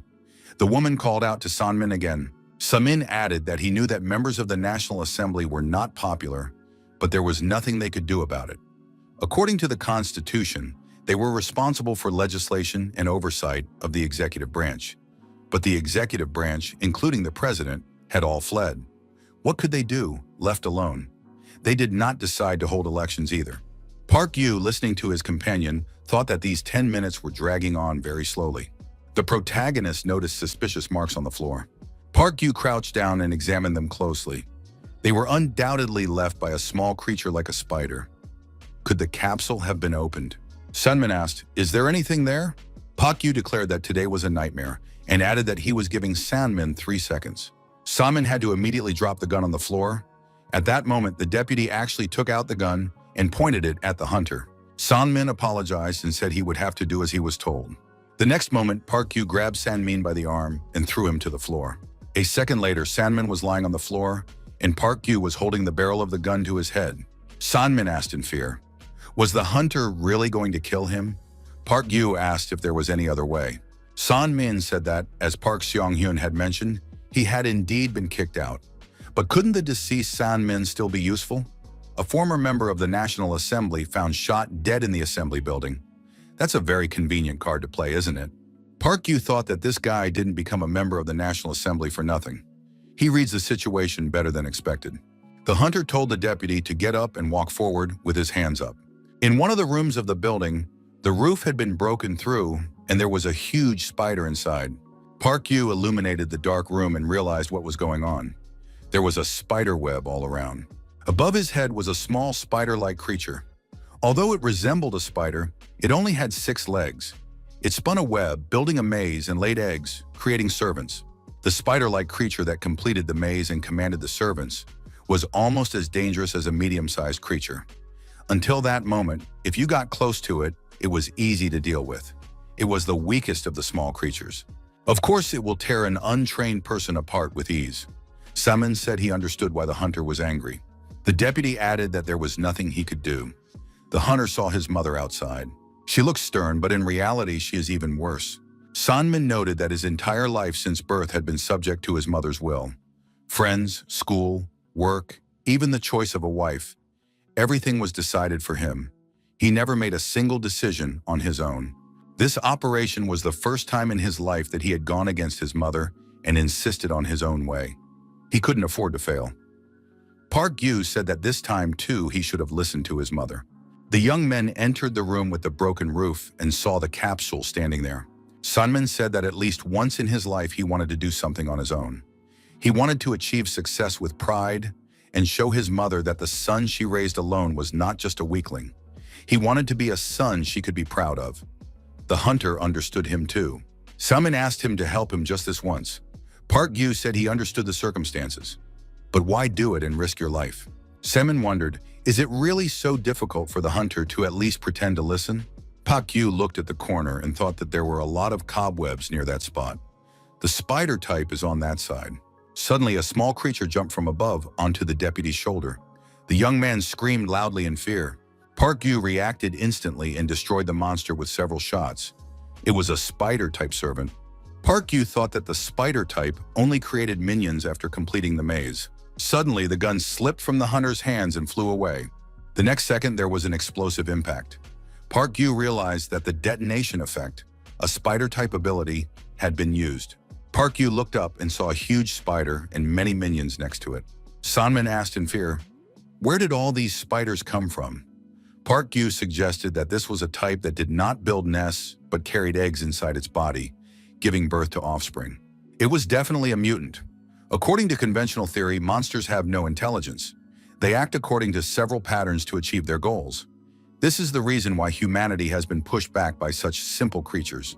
The breaks adapting to human tactics constantly create new species. When the army intervened, the necromancer type appeared. When defensive lines were erected in front of the rifts, the kraken type appeared. When hunters using cold weapons appeared, the dancer type appeared. As if mocking humanity's desperate struggle, a malicious new species appeared each time. That's why the school always taught avoid fighting unknown types whenever possible. Sanmin thought that he had come here not to destroy monsters, but to deal with one person. Leave him here and run away. That's all. Park Yu noted that the deputy said he should understand the desire to be a son to be proud of. The hunter added that he had no parents. Park Yu recalled his childhood and said that his parents had been killed by monsters. What touched our hero's heart? Perhaps it was not just this banal plea. Park Yu took out his axe and moved toward the monster. He told the deputy that he could run away, die, or do whatever he wanted. Park Yu just wanted to understand why they were doing all this. This creature must be destroyed. Park Yu rushed at the huge spider monster. The deputy was frightened. What was he doing? As he approached the monster, the protagonist destroyed the smaller creatures, the minions, with his axe. Park Yu realized that it was not necessary to destroy all these spiders. The main thing was to break through and engage in close combat with the main creature. Park Yu thought that his time was limited until his strength and concentration ran out. He had to use everything to the maximum. Dodging the monster's spikes, he continued to strike with his axes, cutting off various parts of his opponent's body. It wasn't difficult to dodge. The monster's movements were slow, but the attacks of the spiders from all sides were troublesome. The most dangerous phenomenon was erosion. There were no changes in the landscape yet, but the web covering the battlefield was enough to pose a threat. The longer it goes on, the worse it is for our hero. We need to make a decisive move and end this. It is simply impossible to fend off everything. We need to repel only those attacks that can reach their target. We need to concentrate.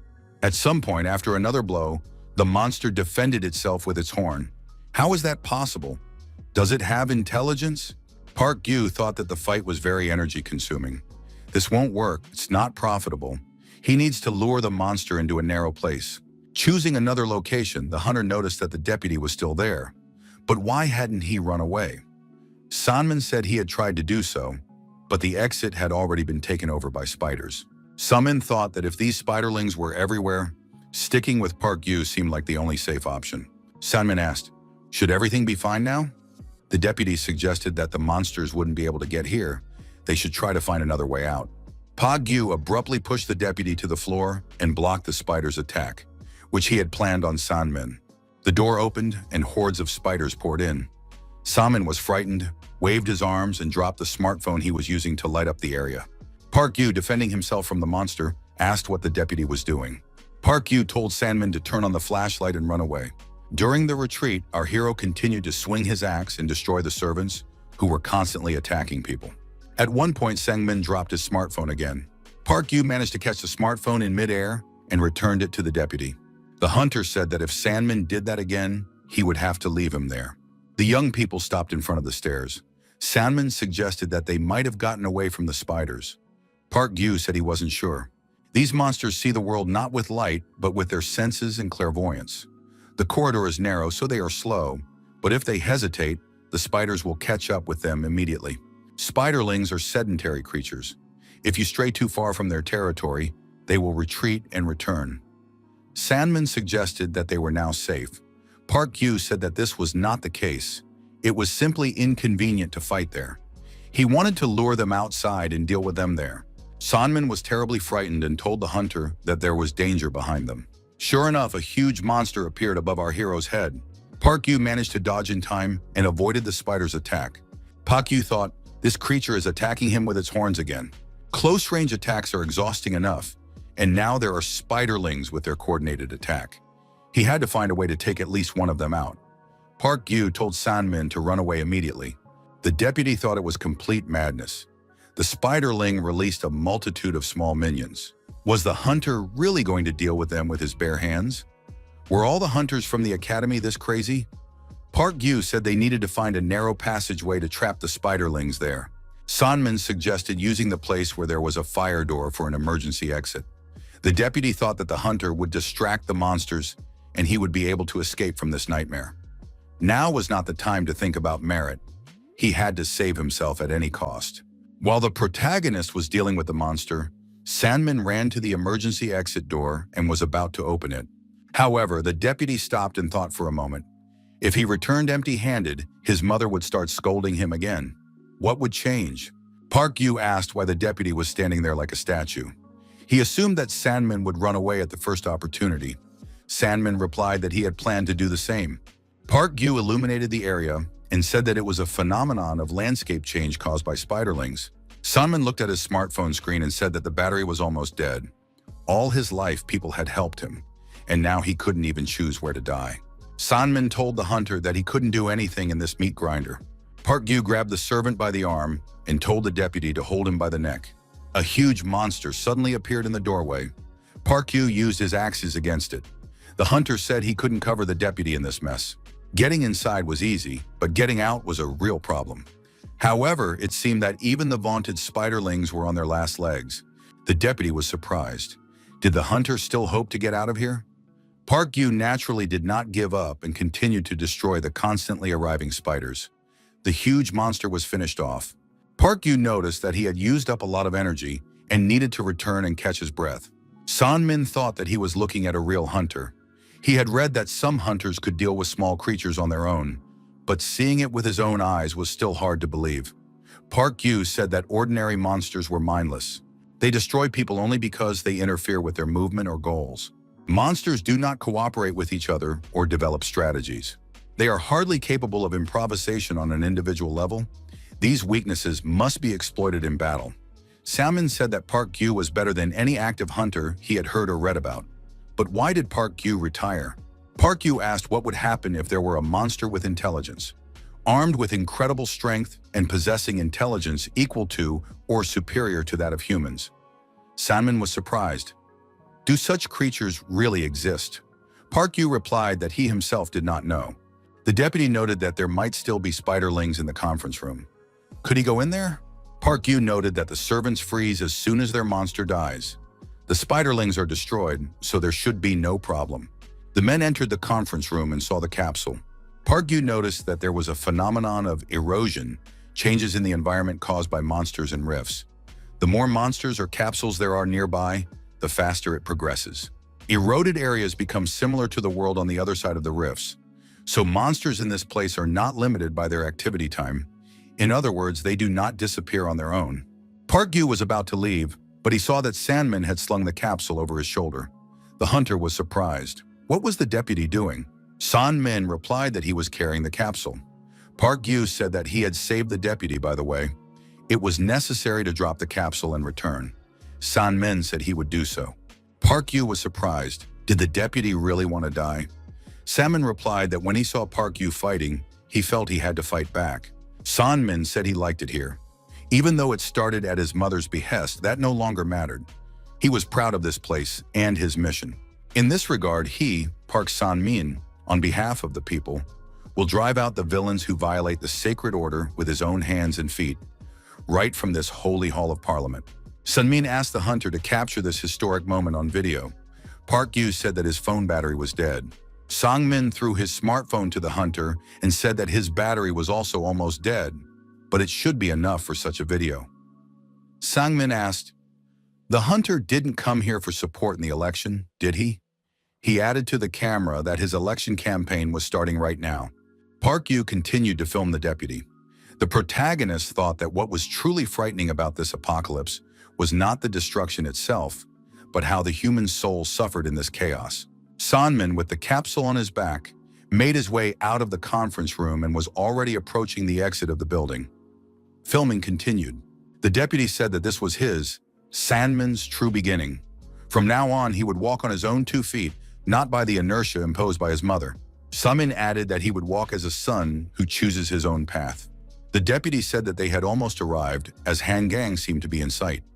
At that moment, there was a flash in the capsule. Sanmin asked the hunter to film it in close-up. After a while, Park Gyu showed the video to the woman and said it was the last thing she would see of her son. The woman did not believe it. She said that couldn't be true. After all, it was the hunter who destroyed him and was now trying to cover it up. Park Gyu pushed the woman away and she fell to the floor. The smartphone slipped out of her hands. The hunter told her to watch her language. If she didn't believe him, she could go and see for herself. The woman cried and said that her son couldn't have died a hero. Everyone hated him. Park Gyu thought that he had seen the end of the world more than once. But the form of that end was different for everyone. For some, the collapse was ugly, while for others, it was noble and beautiful. Several misfortunes and accidents came together. And that man, like the flagship of a ship, was impaled on the monster's horn. Now this 8-legged man, together with his loyal advisors in the Parliament Hall, endlessly repeats votes and failures. This monster recreates the chaos before the war.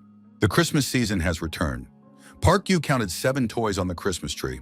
Park Gyu thought his friends from the forum were real jokers. Unlike last year, his tree is decorated with many toys. As befits a top user, Defender already has his 4th Christmas tree. Park Gyu also left his name in the corner in small letters. Sue said on the radio that they had received supplies from Skeleton.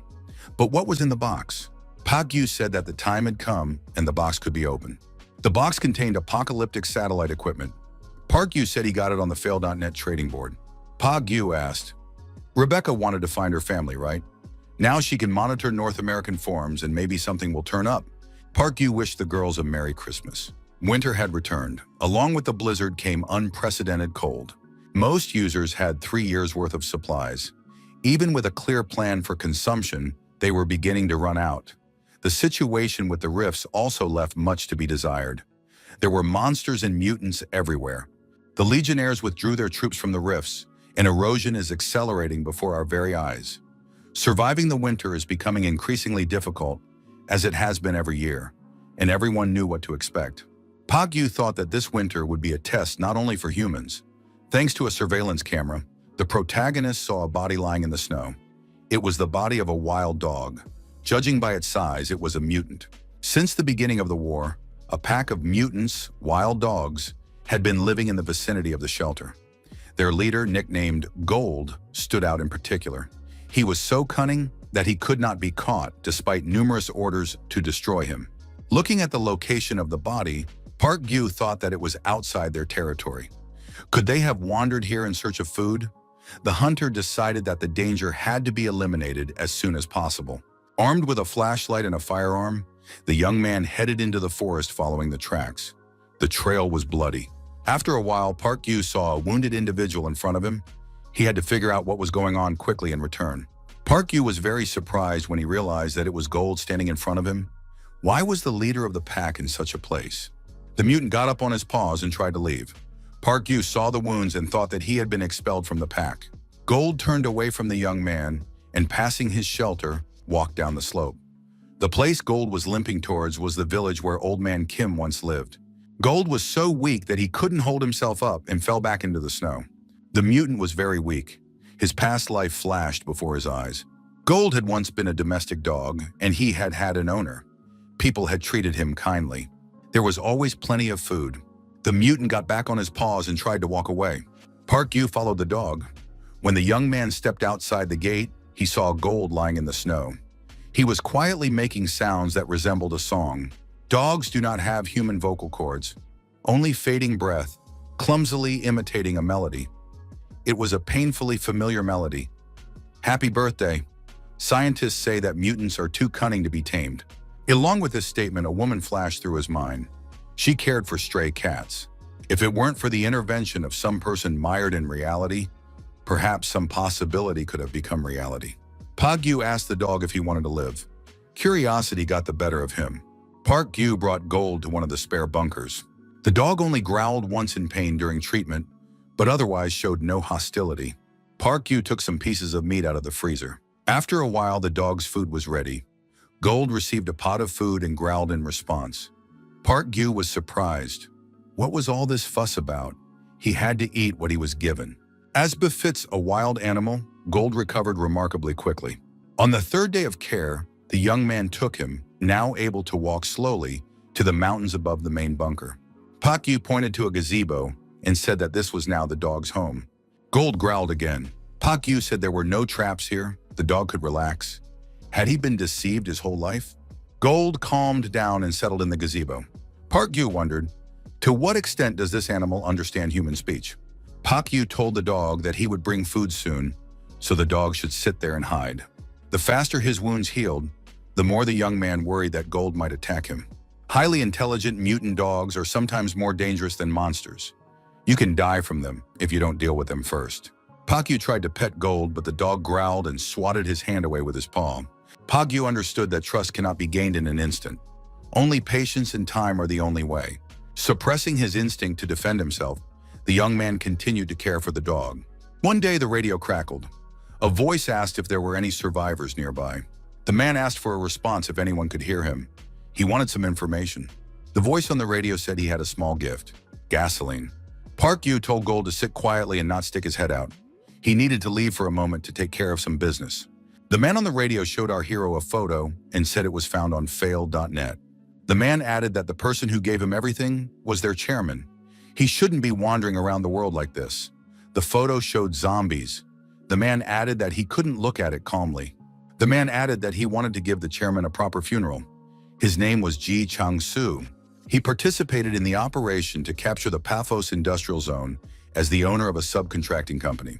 At the request of his daughter Ji Yun-hee, he once secretly pulled him out of that operation. A pack of zombies, presumably led by Chairman Jehunho, inhabits an abandoned city. To get there from Seoul, one must cross the territory of Gold's pack. The man said he didn't expect to find any survivors here, but he stumbled upon Park Gyu, a hunter living in seclusion. Heaven is on his side. Park Gyu said he would check just in case, but he was not going to help. The hunter added that he was not the same person he used to be, and circumstances had changed. The girl said that he was her father. She herself could see that it was madness and did not intend to involve the hunter in it. The girl showed the ring on her finger and said that she had been married, but her husband had died. The girl added that he was a good man, but very weak. The girl thanked him for showing her the way and said that she would leave a can of gasoline, as promised. The gasoline was synthetic, but perfectly usable. Suddenly, the girl's expression changed. She looked fearfully at something above her companion's head. A huge mutant dog was standing on a nearby container. It was Gold. Park Gyu told Gold to leave immediately. The young man added that the dog was not an enemy and would soon go away. Park Gyu said that the dog would not harm the girl. However, the girl picked up the machine gun. The man ran up and asked Yeon-hee, "What happened?" Park Gyu pushed the girl's machine gun aside and told her not to waste bullets. The girl thought in surprise, could this hunter have tamed such a monster? The protagonist tried to calm people down with his gaze, letting them know that this dog was safe. However, Gold stepped aside and howled loudly. After a while, a pack of wild mutant dogs appeared nearby. The mutants were aggressive and growled viciously. A huge mutant appeared in front of the hungry pack, significantly larger than Gold. Park Gyu looked through his binoculars and thought that this was the one who had driven Gold away and taken his place as leader. Judging by his appearance and size, even in top form, it would be impossible to defeat him. Gold stopped and looked indecisively at Park Gyu standing in the distance. On the other side, the new leader growled viciously at Gold. Gold fell on his back and tucked his paws under him, signaling his submission. Yeon-hee said, "Even a dog knows how to change its behavior depending on the situation." The girl looked back and said that her father seemed to be worse than this mutt. The man said that with the hunter Park Gyu on their side, it was like having an entire army of reinforcements. Park Gyu thought if Gold had returned to the pack, it was only a matter of time before he joined Ji Han-soo's group. Gold was a beast that could not be tamed, with a mind comparable to, or even superior to, that of a human. It was like a marauder targeting his home. Park Gyu asked if they were leaving right away. Mutants were serious opponents. Yeon-hee said they had weapons. The girl pointed to the machine gun on the roof of the container. Park Gyu thought that would be more than enough. The pack of mutants was considering their plan of attack. Park Gyu took aim with his sniper rifle and thought that the mutants were fair enemies. If you didn't have enough firepower, they were a real nightmare. The hunters took up convenient positions to repel the mutants' attack. However, with a good arsenal, this hunt would turn into a safari. Park Gyu took aim at one of the mutants. A shot rang out and the dog fell. The pack ran away. Changing positions, Park Gyu said he would be back soon. Everyone needed to be prepared. These creatures did not die from a single bullet. You had to aim for the cartilage under the jaw or the eyes to blow out the brain, or shoot through the gap between the shoulder blades to reach the heart. The monsters were already close by. Machine gun fire rang out. The shooter knew his job. The machine gun was large caliber, so one hit was enough. The expedition leader said that their shooter was an army veteran and his skill would not let them down. Park Gyu noted that these were excellent shots. The shooter said that his firepower was up to par, so there was nothing to fear. At that moment, Gold appeared on the hill behind him. The dog took a huge leap and was already next to the machine gunner. The machine gunner managed to hide, closing the hatch behind him. The mutant ended up near the firearm. The next moment, something incredible happened. Gold bit through the barrel of the large caliber machine gun with his teeth, destroying the weapon. Gold howled again, and it was terrifying. Park Gyu understood where this was leading. A pack of wild mutant dogs surrounded the people, and the circle began to tighten. Park Gyu told everyone to stay calm and wait for his signal. However, the people were frightened and turned and began to run in different directions. They shouted that they shouldn't have come here. Park Gyu looked back and realized he was alone. He did not give up and began to fight back alone. All the mutants that approached the hero were shot with automatic weapons. The protagonist was quick and decisive, so the mutants couldn't get to him. Each dog that was closest to the hunter received its share of bullets and fell backward. Park Gyu threw his machine gun aside and grabbed his axe. Our hero was just as skilled with cold weapons. The dogs continued to fall as soon as they approached him. Another mutant was shot in the head with a shotgun at point-blank range. At one point, Park Yu looked up and saw the huge leader of the pack above him. The young man had an axe in his hand. Gold appeared next to the leader. He looked silently at Park Yu. Park Yu thought that it wasn't a matter of bad luck. The mistake was that he had underestimated this dog. The young man realized that he could have handled one black beast, but Gold was in this pack. In addition, the dogs that had been hiding joined them.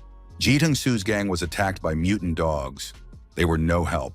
Park Yu looked at the leader again and thought that he was checkmated. Park Yu had always known that he would die someday. Perhaps that moment had come. However, as long as he was still breathing, he would do what he did best. Park Yu swung his axe and struck the nearest dog. At that moment, something unexpected happened. Gold sank his teeth into the leader's throat. Blood spurted everywhere. Thus, the leader was destroyed. Gold and Park Yu walked together. They say that dogs and wolves are genetically almost identical. In that case, the difference between them is created by the presence of humans. Working as a team, Park Yu and Gold took care of the whole pack. Without humans, dogs are just another form of wolves. Ji Teng-su's adventures for the sake of his old master ended in vain. No one died, but the people themselves were broken. Ji Yun-hee approached the young man and asked if she could talk to him alone. The question was personal. The girl asked if the hunter was alone. The hunter was extremely surprised by this question. Yun-hee said she was asking seriously. They say that even a fleeting encounter is fate, and this was their second meeting, so it must mean something. The girl added that if it was someone like Park Yu, she wouldn't have to become a widow a second time. Park Yu was surprised. Was this a proposal? The girl took the ring off her finger. Yun-hee said that it was a serious proposal of marriage. She had already thought everything through and made up her mind. Yun-hee noted that the young man's age was also suitable. After all, he would soon be 35. Park Yu thought he was a little older, but it was still just the beginning. Yun-hee asked if the hunter liked her. Park Yu replied that the girl was more than attractive, but he had to refuse. The young man thought, even if times are hard now, such a union is not for him. Besides, her intentions were too obvious. Park Yu said he wasn't ready for marriage yet. The young man thought he wasn't ready to live with someone side by side. Yun-hee said she understood and apologized for bringing up the subject. Park Yu replied that these things happen. Park Yu asked if they were leaving right away. How would they return? It seemed that her father had already given up. Yun-hee replied that she would stay for a few more days because she had one more thing to do. They worked for the family of Chairman Park Chil-ju. The hunter was surprised when he realized who was in front of him. Could it really be Park Yu? Park Chil-ju is the chairman of the Sokju Group, one of the two largest corporations in the country, along with Pafon. He built a bunker, a photo of which was posted online and caused a storm of discussion among users. It even became a hot topic among users for a while. The presence of a hunter in the security detail of such a tycoon is not surprising at all. Kim Pilson, a graduate of the 13th Hunter Academy, said that it was indeed Park Yu standing in front of him. He never imagined that he would meet an acquaintance, let alone a classmate. Park Yu remembered that they didn't interact at the academy, but he remembered Kim Pilson's face forever. While studying at the academy, cadets sparred with each other, even with cold weapons in their hands. In sparring with cold weapons, Phil Song held out against the protagonist's attacks for quite a long time. It took our hero almost 8 seconds to knock the weapon out of his hands. Filson wanted to spar again, but the instructor forbade it. Filson received disciplinary action for the violation. Filson said, "Who would have thought he would meet Park Yu in such a place?" Filson asked if Park Yu had set traps. Park Yu did not deny it. Filson said that if Park Yu had settled here, he must have already looked in the right direction. The hunter agreed that it was a good place. The height was good and he could keep everything under control. The protagonist's main bunker was indeed there. Yun-hee said they were just about to have dinner. Would Park Yu like to join them? The young man declined. However, he had to change his mind. They were having a barbecue party. Park Yu thought that he wasn't staying here for the steaks. Chairman Park Chol-ju had been famous for his ideal shelter since the beginning of the war. But why would a man with such a safe home come to this remote place? He had to find out. He was definitely not here for the beef. Yun-hee said that the hunter had an excellent appetite. Park Yu did not argue. Park Yu said he had a question. Yun-hee said there had been shelling. The shells came from the Legionnaires. The shelter collapsed. Sokju's group lost almost all of its people. Wouldn't you want to run away anywhere after that? Park Yu asked where to run away to. The girl showed a photo of Ogasawara Island on her smartphone. The chairman said that they had to escape from this hell and go to paradise. Park Yu asked if Yeon-hee was with them too. The girl had just answered when the chairman appeared nearby. He asked what the young people were talking about so enthusiastically. The girl told the chairman that she was with Park Yu, the hunter she had mentioned. The chairman said that he had wanted to ask her for a long time. Was she an INFP by any chance? Park Yu was surprised. What is that? The chairman asked if she knew about MBTI. He, for example, was an ENFP. The chairman pointed to himself and said that he was a lively activist, a spark. That was his nature. Park Chul-ju told the young man to give him a minute and take the test. Park Yu flatly refused. The chairman smiled and said that the young man was definitely an INFP. When the chairman left, Yeon-hee said that he had been in this mood ever since the shelling. Park Yu asked when they were leaving. Yeon-hee replied that it would be in about 2 days. The next day arrived. A plane did indeed fly to the shelter, the Air Force base. Looking at the plane, the young man thought that it was a silver hull full of hope, ready to take him anywhere, to escape from hell and fly to paradise. The person in charge thanked the hunter Park Yu for coming. They were counting on him. Our hero had returned here for work. It all started with Ji Yeon-hee's conversations. The girl said that this hunter had destroyed dozens of mutants with just a rifle and an axe. Even in the movies, they don't show anything like that. Yeon-hee praised our hero, embellishing his exploits, and for these people, Park Yu became an increasingly unattainable legend. Park Pilson said that Yeon-hee probably didn't know, but this hunter was simply the best, the only one who had defeated him in close combat. This man's words were the icing on the cake. An administration employee asked if the hunter could accompany him tomorrow to complete a transaction involving aircraft parts. Park Yu could have refused, but the pay was generous. Yes, synthetic fuel, even a doctor's examination. The branch manager asked the young man to accompany them to the meeting point with the Chinese. Pilsung said that only a few battalions had landed in Asan. The ship they arrived on was sunk by their submarine. China is now in ruins, so they settled here. Even Wu Ming-hee hadn't heard anything like this. Filson was well informed. Upon arrival at their destination, Filson made contact with the Chinese representative and spoke briefly in their language. The conversation went well. Filson smiled and said they had reached an agreement. After that conversation, an order was given to load the container into the car. Park Yu thought it was a bit large for spare parts for a light aircraft. The container lid accidentally fell off. Park Yu had to pretend he hadn't noticed anything. However, our hero examined everything carefully. If this spare part was handled carelessly, something bad could happen. After all, this thing looked eerily like a nuclear bomb. The medical examination also included a dental checkup. Our hero found himself in the underground complex of the airbase. The Sokju group uses this complex as a temporary shelter, and it even has a decent medical center. After the examination, the doctor reported that his muscles and bones were fine. All his teeth were in place. The doctor added that the hunter was as healthy as the chairman. The examination was conducted by Kim Seon-jun, the son-in-law of Chairman Park Cheol-ju. They say that before the apocalypse, he was a doctor at a university clinic. The doctor added that the blood test results would be ready in a day and that he would report them before departure. Park Yu asked if Mr. Songjun was flying with the chairman to Jeonju. The doctor suggested that Yeon-hee had let it slip. The girl clearly told our hero that the destination was Japan. This was not at all what Kim Seon-jun had said. The doctor replied that he was not flying. Park Yu noted that the doctor had fallen for his provocation. Park Yu remarked that the plane was impressive and asked who the pilot was. The doctor said that there was a separate pilot, although the chairman also had a pilot's license. Park Yu asked if the doctor's wife was staying behind. Seongjun replied that she had been killed in the shelling along with their child. A nurse entered the office and said that the doctor was calling Kim Pilson. The doctor added that the test results would be ready tomorrow. If he needed a job, the hunter could contact Phil Sung. They say his younger comrade is in charge there, and he could put in a good word for him. The doctor added that he couldn't remember the person's name, but that it was a woman, short with a short haircut. Almost everyone confirmed these words, Kim Ta-ram. Park Yu thought that everyone here was a legionnaire. Park Yu remembered Filson's words that the Chinese ship was sunk by our submarine. Even Wu Min-hee from the parliamentary faction did not know about this. From the moment Filson said ours, the protagonist had a bad feeling. This younger colleague was definitely Kim Ta-ram. It was good that she was safe. However, the young man's bad feeling did not go away. Kim Ta-ram was his longtime partner. When they first met, the girl told her senior to remember her name. She was Kim Ta-ram, one of the few who approached him despite his bad reputation and became a true friend. Her flaw was that she was too fixated on debts and grudges.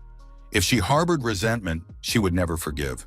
Park Yu remembered the words, "There is no place for old people like them in Cheongju. Is there a place for Park Yu in the bunker?" Park Yu decided to put everything he knew behind him. Kim Pilson and his men are actually legionnaires? Park Chol-ju, whom they are guarding, is half mad. Park Chol-ju thinks he is flying to Japan.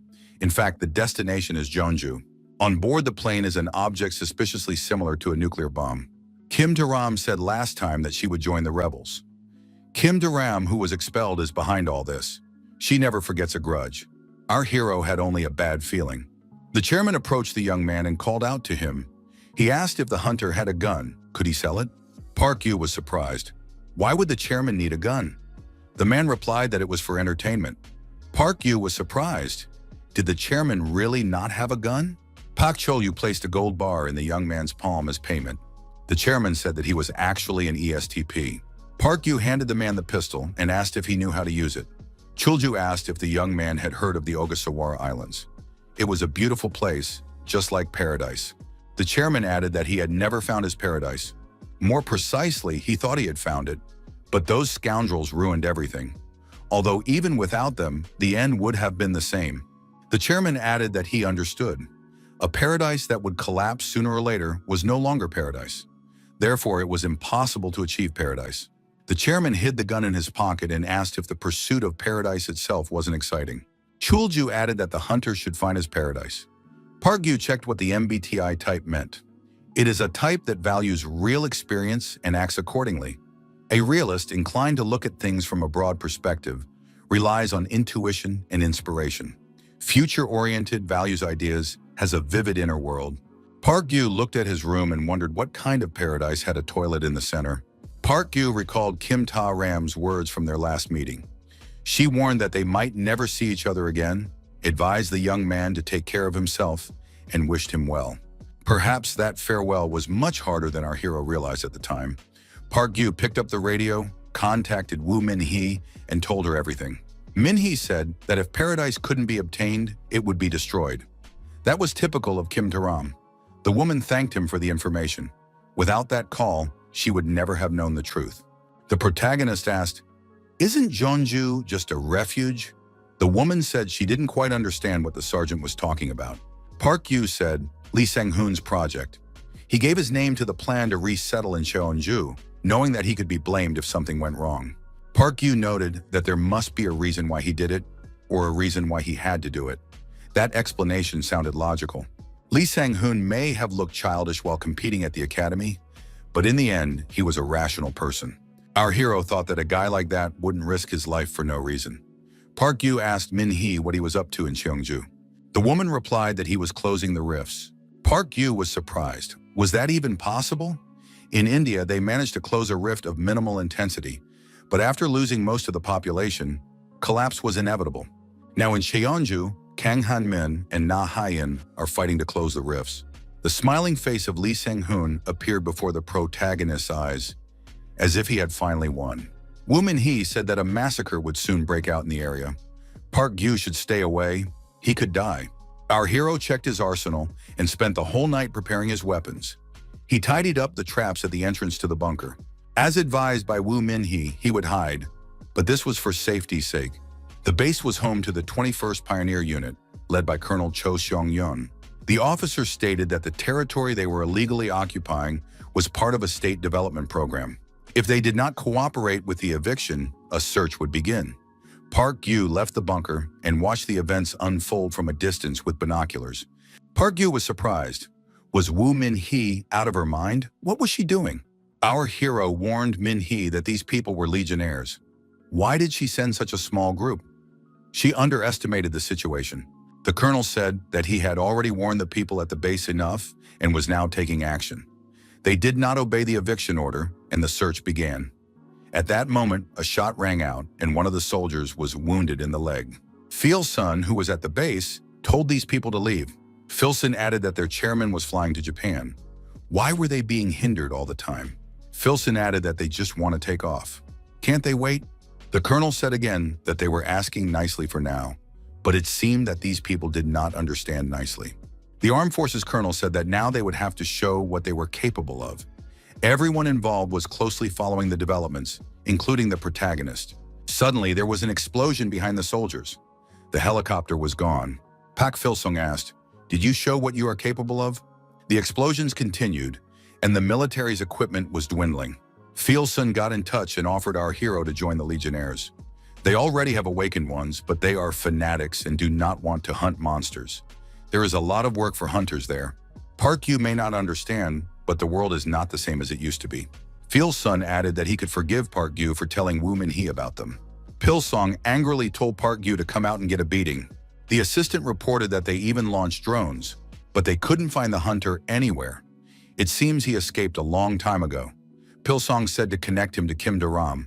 The assistant added that Colonel Kim Taram is busy right now. Philsung ordered them to tell Kim Taram that Park Yu had told everything about them. Philsung said that Kim Taram had reported everything about him. He had built himself a bunker and was living in it. Does he really want to play hide and seek? Park Yu thought that after the helicopter crashed, there was no longer any connection with Wu Minhee. What could it be? Interference? Radio interception? Or maybe she herself is cutting off communication. Perhaps it was because she enjoyed the tragedy of those around her. She had a terrible mental disorder. Park Yu thought that in any case, this was a battle he had provoked himself. It was the worst-case scenario, but strangely enough, our hero felt calm. Park Yu replied on the radio that he was there. There was hope for Jeonju left behind by his comrade. Philsung might come and try to destroy it. Our hero decided that he had to protect this place. Philsung ordered the soldiers to split into groups of 4. The opponent might have heavy weapons. Park Yu's only trump card could be an ambush. He must not be given the chance to do so. The surveillance cameras installed everywhere helped the protagonist keep track of developments.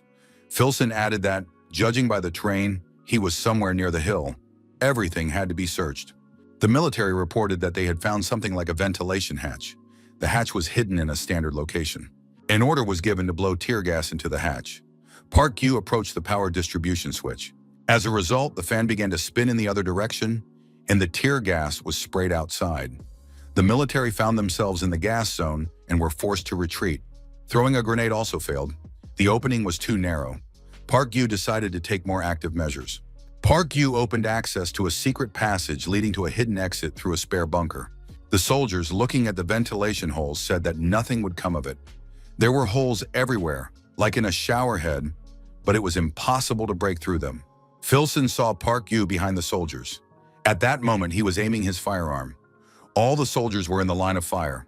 Philsung looked at the weapon in his opponent's hands and realized that they were doomed. Philsung shouted for everyone to lie down on the ground immediately. At that moment, a shot was fired. The shell exploded near the soldiers. Everyone present suffered shrapnel wounds. Park Yu grabbed an automatic rifle and opened fire. While the soldiers were trying to figure out what was happening, many of them were killed or wounded. Their bulletproof vests were useless. The shots were aimed at unprotected parts of the body. Philsung made noise, trying to get closer. And so the opponents, pointing their weapons at each other, stood face to face. Park Yu was able to hide from the enemy using a secret passage. Philsung looked around and saw that many of his subordinates had been taken out. The attacker said that Park Yu now had no way back. Did he understand that? Philsung told the soldiers who had come to his aid that the enemy was somehow tracking their every move. They needed to be wary of traps and search the area thoroughly. After a while, one of the soldiers reported that he had found a tripwire and disabled it. A bug was also found and confiscated. A surveillance camera was found in a tree. Park Yu looked at the screen and realized that the enemy was gradually finding his traps. The eyes and ears of the shelter were gradually disappearing. Finally, the soldiers informed the commander that they had found the bunker. Philsung arrived at the location. An order was given to prepare a welding machine. The bunker gates were open. Inside the bunker, the cameras were functioning, and Park Yu was able to observe the invaders. Park Yu watched the enemies approach closely and clutched a grenade tightly in his hand. At the right moment, the bunker with the attackers was blown up. It was a spare bunker. Philsung, of course, did not expect to lose his men again. The soldier reported to the commander that another entrance to the bunker had been found. Philsung asked how many there were in total. The soldier replied that he had been told that 9 bunkers had been found. Park Yu thought that if you counted the one in the garage, there should be 13 in total. Of course, none of the visible entrances now led to where our hero was. Park Yu wondered, What would Kim Philson do now? Would he find the real entrance? Philson contacted Colonel Kim Taram and said that this was no joke. Did she know how many people had already died? She had been burned once, but she still hadn't learned her lesson. Philson asked Kim Taram if she really wasn't going to protect her family. Philson told the protagonist over the radio that they had never been close. It seemed that this guy had no friends at all. His younger comrade, knowing that he would be destroyed anyway, revealed the location of the entrance to the bunker. Was he now going to have to break down the door himself? Park Yu thought that there was one girl, Kim Ta-ram. Possessing natural talent, she was afraid of being judged by others and couldn't express herself. The sergeant said that she was wasting her great talent. Could Park Yu talk to this girl? Once, during a combat mission, our hero told Kim Ta-ram that other people's opinions would not change if she tried to curry favor with them. If she were worthless, then perhaps it would be worth groveling. However, she is capable of walking with him as an equal. She shouldn't let all kinds of losers look down on her. It's a problem with her behavior. Park Yu told Kim Ta-ram not to let others look down on her. Don't pay attention to other people's opinions. Good results justify everything, at least in this world. The girl, having overcome her emotional weaknesses, achieved impressive growth. On graduation day, instructor Chang Kyung gave her the nickname Florus, which means flawless. The duo of Professor and Florus went through countless battles, earning countless merits. After many events, many people came and went from our hero's life. But he always thought that there was one person who would remain by his side until the end. For our hero, that person was Kim Ta-ram. Philson asked what Park Yu now thought of his younger comrade, Kim Ta-ram. Wasn't she really cool? Park Yu said that there was no need to break down the door. It was already open. Philson appeared at the entrance to the bunker, accompanied by armed soldiers. The commander ordered his subordinates to throw tear gas grenades. Park Yu was ready for this. He had a gas mask on his face and a firearm in his hands. Park Yu deliberately started coughing so that the enemy would think he was suffocating from the gas. Philson ordered the soldiers to storm inside. Park Yu, with a machine gun in his hands, was ready to welcome the guests. Several regrets flashed through our hero's mind. The attackers couldn't see anything because of the gas and fell into the enemy's line of fire. When the smoke cleared, Philson saw his soldiers lying on the ground with their legs shot through. Park Yu thought he had imagined this scene 1,000 times. The enemies, blinded by the smoke, could not see anything. Park Yu was at home, so he knew his way around perfectly. For him, missing was not an option. Park Yu thought, if he hadn't said those words to Kim Ta-ram, if he hadn't given up his hunting career so abruptly, or at least if his toilet hadn't been in the middle of the bunker, maybe she wouldn't have left to join the Legionnaires and would have stayed with him. Now these were just useless regrets. The attackers continued to throw grenades at the bunker. Philson asked if it was possible to throw the grenade further. The soldier replied that it was impossible to throw it further. There was a steep slope in front of the stairs, and, judging by the sounds, there were also sand barriers inside. Dynamite would be needed to break through all of that. Philson sighed regretfully. The commander of the attackers turned to Park Yu. He knew that they would ultimately win. Philson asked his assistant how the preparations were going. The soldier replied that all that remained was to load the warhead.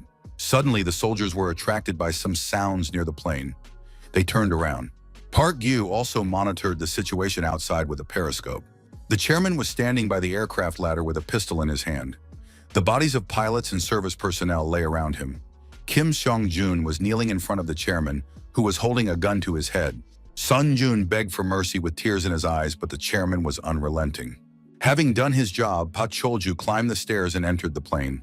The nuclear warhead remained outside. Philson shouted that the old man was crazy and had to be stopped immediately. The chairman closed the door behind him, started the engines, and taxied the plane onto the runway. Cars were already racing after the plane. Pak Chol-ju said that this was the first plane of the Sokju group, flying from Korea to Japan. The destination was paradise. The plane took off and began to gain altitude. The sky was cloudless and the sun was shining. Park Yu watched the plane with the chairman on board. He felt incredible beauty in this sight. Maybe it was envy, the freedom to leave this cursed land, to fly away somewhere. That was the lure. At that moment, Philsong was giving orders to his subordinates.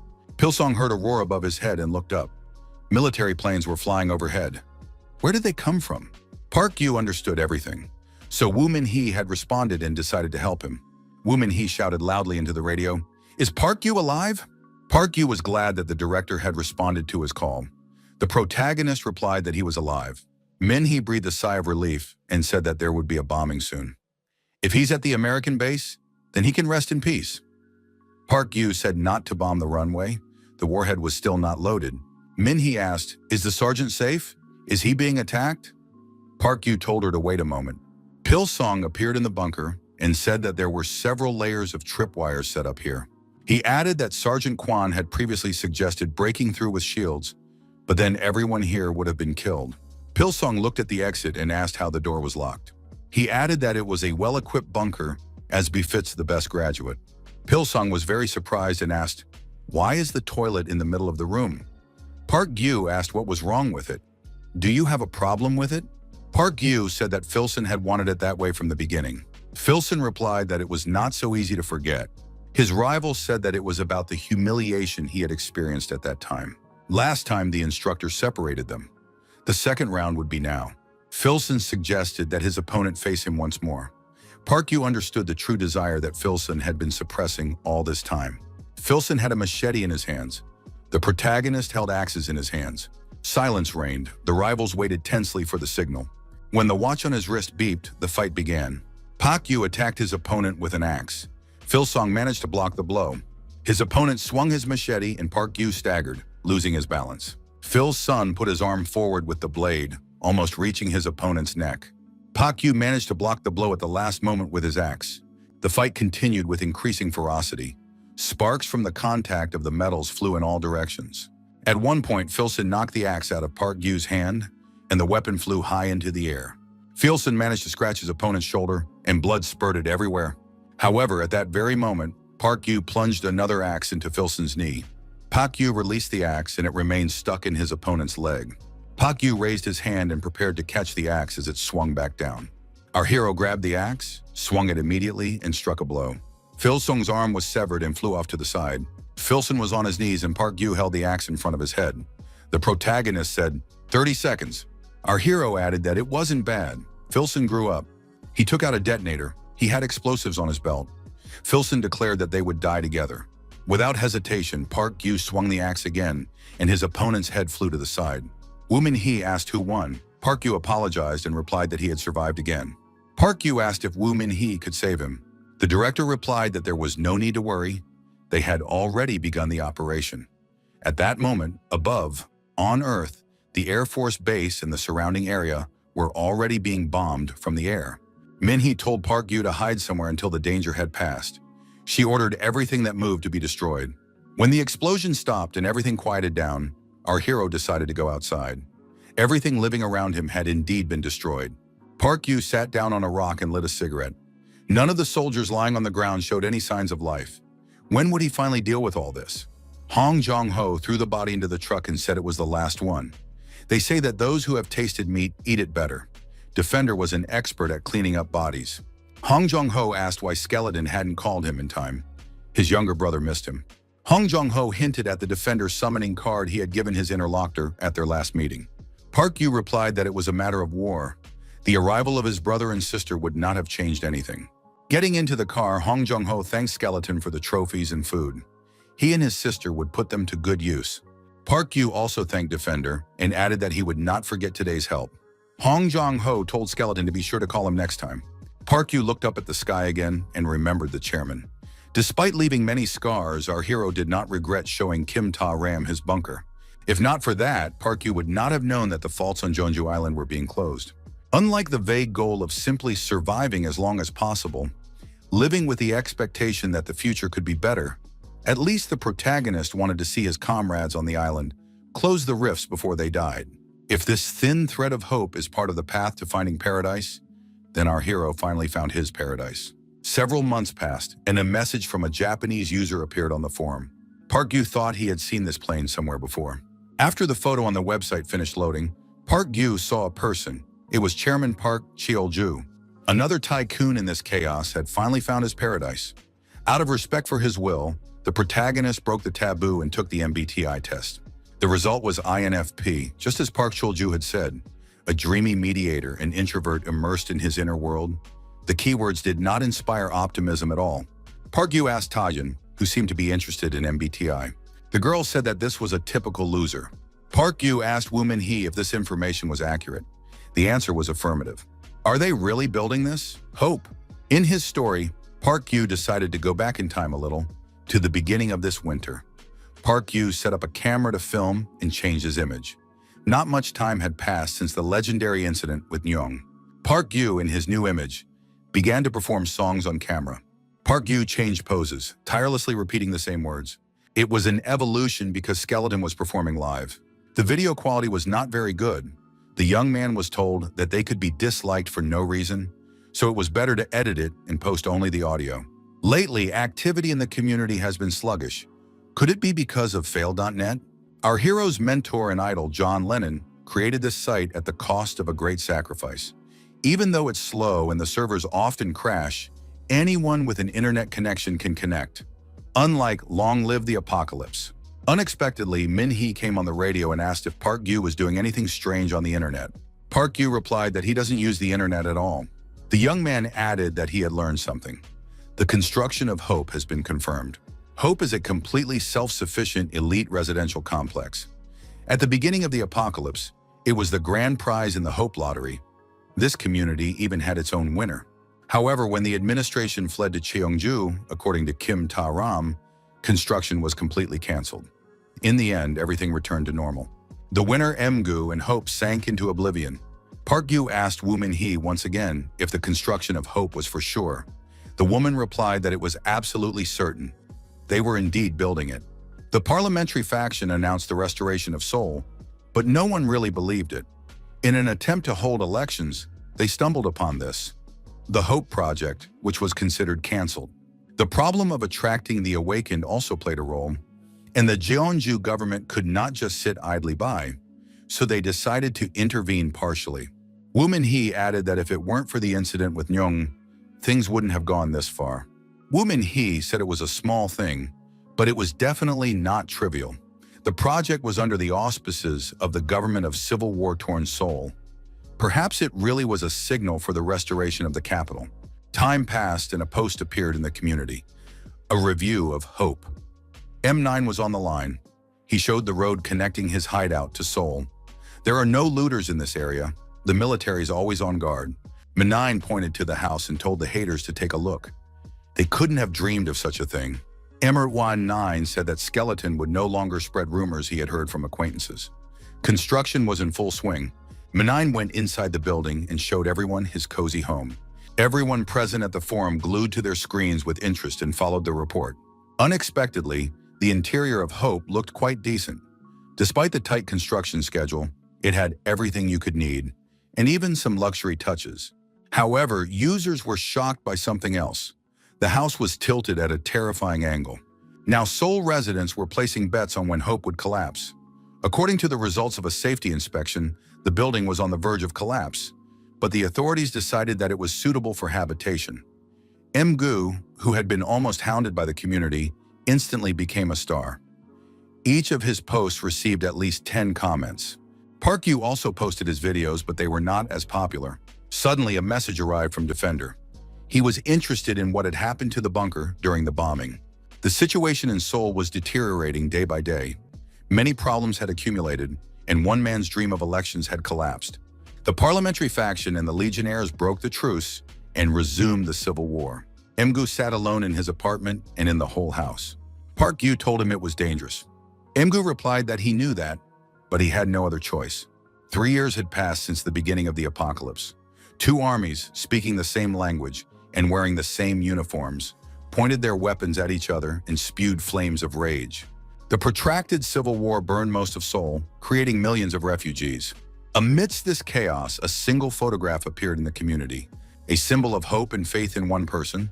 Only one family moved into this ultra-modern residential complex. To this day, the building stands in the corner, leaning, serving as a beacon of hope. Park Yu slept peacefully in his bed that night. The young man heard strange noises and, opening his eyes slightly, listened. A shadow stood behind our hero. A knife flashed in the stranger's hand. Park Yu jumped up abruptly, took a gun from under his pillow and pointed it at the man. There were many strangers, and each of them held a knife in their hand. Park Yu opened his eyes wide and jumped out of bed. The young man thought he was having the same dream again. Ever since the day Kim Il-sung and his legionnaires attacked the bunker, our hero had been tormented by the same nightmare. With Min-hee's help, the young man dealt with everyone who knew the location of the main bunker. However, Kim Ta-ram was still among the legionnaires. Park Gyu thought it was time to make the decision he had been putting off. Our hero contacted Woo Min-hee. In Parliament, following a tip from Parliament, Park Gyu ended up in Incheon. With the resumption of civil war in Seoul, most of the refugees flocked to Incheon. Several huge refugee camps were formed there. Formally, they were under the control of Parliament, but in reality, they were almost abandoned and created their own ecosystem. Park Gyu moved around in search of the right address. The young man decided he was in the right place. It was a street of freelance hunters. Park Gyu went to Woo Min-hee's lab, but he didn't manage to meet Min-hee herself. The assistant said that the director was away and asked if the young man was a former hunter from the old school. If so, he should be taken to the street of freelance hunters. Park Gyu thought that this street was a place only for hunters. However, there were old people and children there. The population was quite diverse. Park Gyu saw the young man as a child and recognized him as Baek Sung-hyun. But what was he doing here? Sung-hyun introduced our hero to his wife and daughter. Park Gyu thought that his wife was very young, a little over 20 years old. However, she already had scars on her body and face. Baek Sung-hyun said that he had saved her from gangsters. After that, they started a relationship. Sung-hyun added that he was a lucky guy. Park Gyu noticed that this guy was capable of amazing facial expressions. Park Gyu showed him the address and asked him to take him there. Sung-hyun said it was very close by and agreed to show him. After a while, the young people arrived at the address. Sung-hyun said that the condition was better than he had expected. Now our hero had an unforgettable expression on his face. Sung-hyun said that the wiring needed to be tightened, the leaks repaired, and everything disinfected, and then it would be fine. It was not much work. Park Gyu asked where the toilet was. Sung-hyun pointed in the direction and said that there was a public toilet there. Sung-hyun explained that things had improved with benefits and social support. They say that legionnaires are constantly poaching hunters from the old school. Park Gyu asked how long such places had been around. Sung-hyun replied that it had been over a year. Park Gyu was surprised. Wasn't it Woo Min-hee who organized it? Sung-hyun replied that Kim Ta-ram created this place. Had Park Gyu heard of the freelance hunter system? It was all her doing. Retirees like him were being used for pennies. Times have changed from the old school to the awakened. But how could someone as ordinary as Kim Ta-ram stay afloat? Hyun's son advised him to burn everything Park Gyu had. When he is desperately lacking in abilities, he finds himself in a desperate situation. People usually burn what they have accumulated in the past, most often old connections. She turned her comrades into day laborers and stuck them here. For her own survival, Kim Ta-ram stuck a straw into the past and sucked all the blood out of it. Park Gyu never thought about it. No matter how many merits Flores accumulated, it was all as a partner to the professor, as his appendage. Flores without the professor. How could she survive in a parliament where the awakened ruled the roost? What did she have to change in herself to do that? Sung-hyun said he didn't steal Kim Ta-ram's walkie-talkie. She left it behind when she defected to the legionnaires. And that's not surprising. She was afraid of being tracked down. She had made many enemies. Park Gyu was surprised. Why didn't Park Sung-hyun tell him about this earlier, on that day in front of the parliament building? Sung-hyun asked if Park Gyu would have believed him if he had told him then. Sung-hyun suggested that Park Gyu was tired from his long journey and offered him a place to rest. He promised to help with the repairs. Someone was watching the young people from around the corner. This person decided that Park Gyu looked weaker than he had expected. After a while, Sung-hyun said he was done and invited Park Gyu to come in. The young man asked if it would be okay. Sung-hyun said that he had wired it up. The lights were now working and they could charge their gadgets. There was no need to crowd around the public charging station. Park Gyu thought he knew a little about Park Sung-hyun, but there was clearly something fishy going on. Sung-hyun asked if Park Gyu was ready to fight.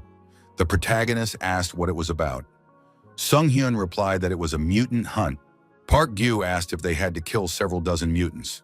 Sung-hyun replied that it was just one. This mutant is called Red. It is a chimpanzee mutant. This mutant is awakened. The truck carrying the hunters was moving through the destroyed city. At first, our hero wanted to refuse. However, Sung-hyun said that Red had destroyed 3 teams of hunters. This mutant likes to grab people by the ankles, climb higher, and throw them down. One of his hunter friends died this way. He was thrown head first from the 10th floor. The mutant uses his detection abilities, maneuvering between the concrete jungle, not allowing anyone to take aim. They say there are already more than 100 victims.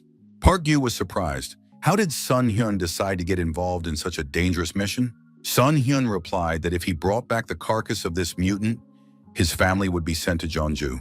Park Gyu was surprised. Hadn't the refugee convoy been canceled?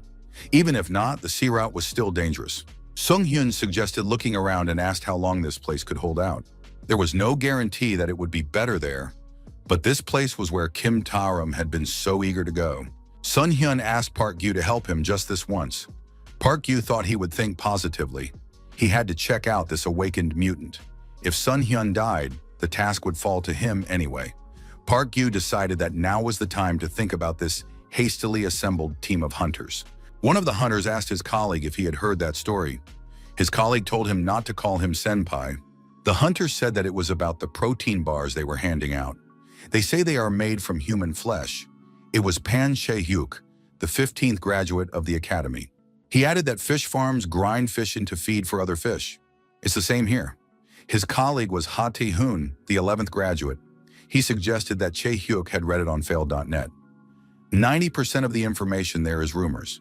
Park Gyu thought that these two were responsible for guarding the vehicles and covering the retreat.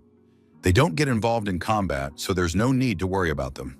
Another hunter asked our hero if he was the professor, Kim Ta-ram's direct superior. Not at all like she described him. It was Cheon Yeonjae, the 18th graduate of the academy. Because of the appearance of the awakened, their class was cursed and their lives went downhill even before graduation. They destroyed more people than monsters with their killer class. Yeonjae was a classmate of Defender. The hunter said that Kim Ta-ram had described the professor as someone without blood or tears in his veins. Yeonjae added that Ta-ram also said that the professor uses all his comrades and sacrifices them. Park Gyu remarked that they should have picked a fight before they set off. Yeonjae replied that he wasn't picking a fight. He just liked the professor's style. Sun Hyun told them to stop arguing. They had two goals and both had to be accomplished. The first was to kill the mutant. The second was to take the soul and get out of there. So far, no one had even managed to accomplish the first goal. Park Gyu said there was one more condition: to carry the mutant's body away and get out of there unharmed. Pan Chae-hyuk said he would cover the cars outside the sensor zone. As soon as they took the body, they had to let him know. Park Gyu asked Sung Hyun if he had deliberately concealed this information. The hunter apologized, saying he was afraid Park Gyu would refuse if he told him the whole truth right away. Park Gyu wanted to break through and added that support should remain behind. However, Cheon Yeonjae told Park Gyu not to rush. He knew how to deal with the sensors himself. Yeonjae added that he would be the bait and take the lead. Yeonjae went ahead alone and told his senior to just watch him. Park Gyu asked if this guy would be okay. Yeonjae really did head toward the zombies alone, without any firearms. Sun Hyun said that winter was dragging on and there were more sleeping zombies. In order not to wake them up, they try to shoot as little as possible. Although it's worrying, they have to trust this guy and watch. Yeonjae's manners aren't very good, but his skills are top-notch. Yeonjae skillfully dealt with the zombies with only a knife in his hand. Sun Hyun said that this guy deals with zombies without stress and even with a smile on his face. If instructor Chung Gi-yeon saw this, he would say that the tactic is mediocre, but it works. Park Gyu thought that this guy's movements were really effective. He minimizes energy expenditure and deals with the zombies that come at him first without much effort. His combat instincts are top-notch. Maybe it really will be easier than it seems. Yeonjae heard a noise, turned around, looked up, and was surprised to see a huge monkey flying at him from the roof of the neighboring building. Yeonjae told Park Gyu to get ready. This monkey turned out to be completely covered in armor. Chung Yeonjae was something of a decoy. Sun Hyun reminded him of Red's size. You couldn't even scratch him with a normal blade. Due to the characteristics of the mutant chimpanzee, which wields its paws, close combat would be difficult. That's why we need someone to shoot from ambush. The ambush must be outside the mutant's sensor range. As soon as Yeonjae lures the mutant out, they need to open fire. Sun Hyun, checking the rifle's sights, said it was no big deal. Yeonjae shouted for his colleagues to get ready. The monkey was already approaching him. The noise woke up zombies throughout the city, and they began to move. Two hunters waited outside the mutant's sensor range. Red shouted loudly, and as any monkey would, began beating his chest with his fists.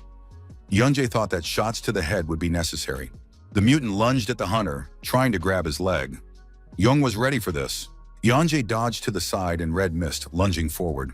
The hunter made a nimble jump and ended up behind the mutant. He even jumped up and swung his knife to strike, but the monkey's entire body was covered in armor. The blow landed on the armor, and the monkey was unharmed. It turned around and threw a punch. Park Gyu thought that this mutant had heightened senses, high intelligence, and synergistic reflexes. Yeonjae also managed to dodge the blow. Park Gyu noticed that Cheon Yeonjae was only holding on thanks to his combat instincts, and even that was difficult for him. Soon he would reach the limit of his abilities. Park Gyu asked the sniper why he wasn't opening fire. It was time to shoot. Sun Hyun replied that the angle was not right. Park Gyu said that if he didn't shoot, Yeonjae could die. The sniper said he understood. Yeonjae held on as best he could, fending off the onslaught of the huge mutant. The hunter kept retreating. Park Gyu realized that Red had figured everything out, calculated the sniper's location, and was now using Yeonjae as a shield. Sun Hyun shouted for Yeonjae to move aside if possible. Yeonjae replied that he would try, but it was not entirely up to him. Yeonjae dodged the monkey and jumped to the side. A favorable moment arose. All the hunters waited for the situation to resolve itself. A shot rang out, but the bullet missed its target, and the mutant was unharmed. The monkey looked at the shooter and gave him the middle finger. It was clear that the bullet had hit the armor. It was unbelievable, but everyone saw the monkey laughing. It was actually laughing at the hunters. Yeonjae understood that he needed to continue dodging the mutant's attacks. His colleagues had failed to achieve their goal, but there was less and less space left. The hunter turned around and tried to break away from his opponent, but it was difficult for him. Park Gyu insisted that Sun Hyun not hesitate and continue shooting. Yeonjae sprinted with all his might. He had to get away from the monkey. The mutant began to chase the hunter. Red jumped high once again. The jump was directed toward the hunter. Yeonjae shouted at Sung Hyun to shoot faster as he ran away. Sung Hyun aimed continuously, but did not pull the trigger. The tension grew. The reason Park Sun Hyun didn't shoot was quite simple. The distance was too great. It wasn't easy to aim. At a distance of 150 meters, a person looks like an ant. From such a distance, it is extremely difficult to hit a target that freely uses the terrain and is armored. Park Gyu thought that even for him it would not be easy. Only a professional like Kim Ta-ram could do it. Sun Hyun understood that his shot would determine whether his family would move to Jeonju Island. His finger trembled on the trigger for a reason. Yeonjae announced that their location had been revealed and that he would lure the mutant there. The target was 120 meters away. Yeonjae tried to increase his speed, but the monkey kept up and was about to catch up with him. There were only 70 meters left to the target. Exhausted, Yeonjae shouted at Sun Hyun not to hesitate and to shoot. If he didn't shoot, everyone would die. Sun Hyun lowered his rifle, breathing heavily. He said he couldn't do it, that nothing was working out for him. Park Gyu thought that running away at the decisive moment was a habit of those who often failed. Sun Hyun took an American Switchblade kamikaze drone out of his backpack. This drone was kept as a last resort. It was not a bad decision. The zombies, awakened from hibernation, were converging here. However, instead of making unnecessary noise with a large number of shots, it was better to take care of it in one fell swoop and get out of there. However, such a toy was unlikely to work against this mutant. Sun Hyun thought that if he used it, Yeonjae would surely die. Kim Ta-ram said that the professor had no blood or tears in his veins. He even uses the lives of his comrades. Park Gyu thought that he himself understood how he looked from the outside. To fight the enemy of humanity, the first thing you have to throw away is your humanity. They were hunters, not individuals. They were just part of the team. On the battlefield, they were all pawns. Anyone could become a victim. Park Gyu said that as a commander, he was no exception. Park Gyu always told his people, each of them is just a cog in the wheel. He left his dying comrades behind. He often reprimanded those who fell short too harshly. Park Gyu believed that if he could destroy monsters, if he could quench his hatred, he was ready for anything. That was what he lived for. That is why, when the day came, the team remembered his words. There is no place for the helpless on the battlefield. His harsh judgment now applied to himself. Kim Ta-ram said that they should act according to his own words. Now, in the current situation, Park Gyu was useless. Park Gyu did not blame anyone for abandoning him. However, the process that led to him being left behind negated everything he had lived for. At that moment, it was a little harder for the professor to bear. Park Gyu thought that he was indeed a coward. He betrayed the expectations of many, locked himself away for his own salvation, and turned a blind eye to the misfortune of the person closest to him. Park Yu understood that he had indeed grown old and changed a lot. And yet, if anything remained unchanged, even in a hastily assembled team, Park Yu decided that there would be no more meaningless losses with the professor. Park Yu told Sun Hyun to give him the rifle. Park Yu warned Sun Hyun not to interfere with him, no matter what he did. At this time, Yeonji was still trying to escape pursuit, approaching the hunters. The distance was closing. The mutant jumped, trying to grab the man by the limb each time. Yeonji managed to slip away every time. He shouted that there were 60 meters left. It was high time to shoot. Red caught up with the man and reached out to grab him. Yeonji shouted 45 meters. Had they fallen asleep there? The next moment, the monkey grabbed Yeonji by the leg and lifted him high into the air. The man screamed loudly. Sun Hyun was surprised. What was Park Yu doing? Why hadn't he fired yet? The mutant turned and ran with the man toward the tall building. There were still no shots. Yeonji continued to scream for help. The monkey was already climbing up the wall of the building. Sun Hyun indignantly asked what Park Yu was doing and why he wasn't shooting. The protagonist calmly told Sun Hyun to be quiet and not fidget. The next moment, a shot rang out. Flames and a bullet flew from the barrel of the rifle. The hot bullet flew toward its target. The monkey was climbing up the wall of the building, holding Yeonji's leg. The outside of the monkey's hand was not covered by armor. That was exactly where the bullet hit. The wrist was pierced. The monkey let go of the wall, screamed loudly, and began to fall down with the man. Yeonji and Red fell right onto the empty boxes and trash cans located there. The back of the palm was visible, but due to the high speed of movement, no one would even think about that part of the body. Sun Hyun was surprised. How did Park Yu manage to do that? Park Yu thought that Sun Hyun himself had said that monkeys like to grab people by the ankles, climb higher, and throw them headfirst. However, there are only a limited number of places where it can climb.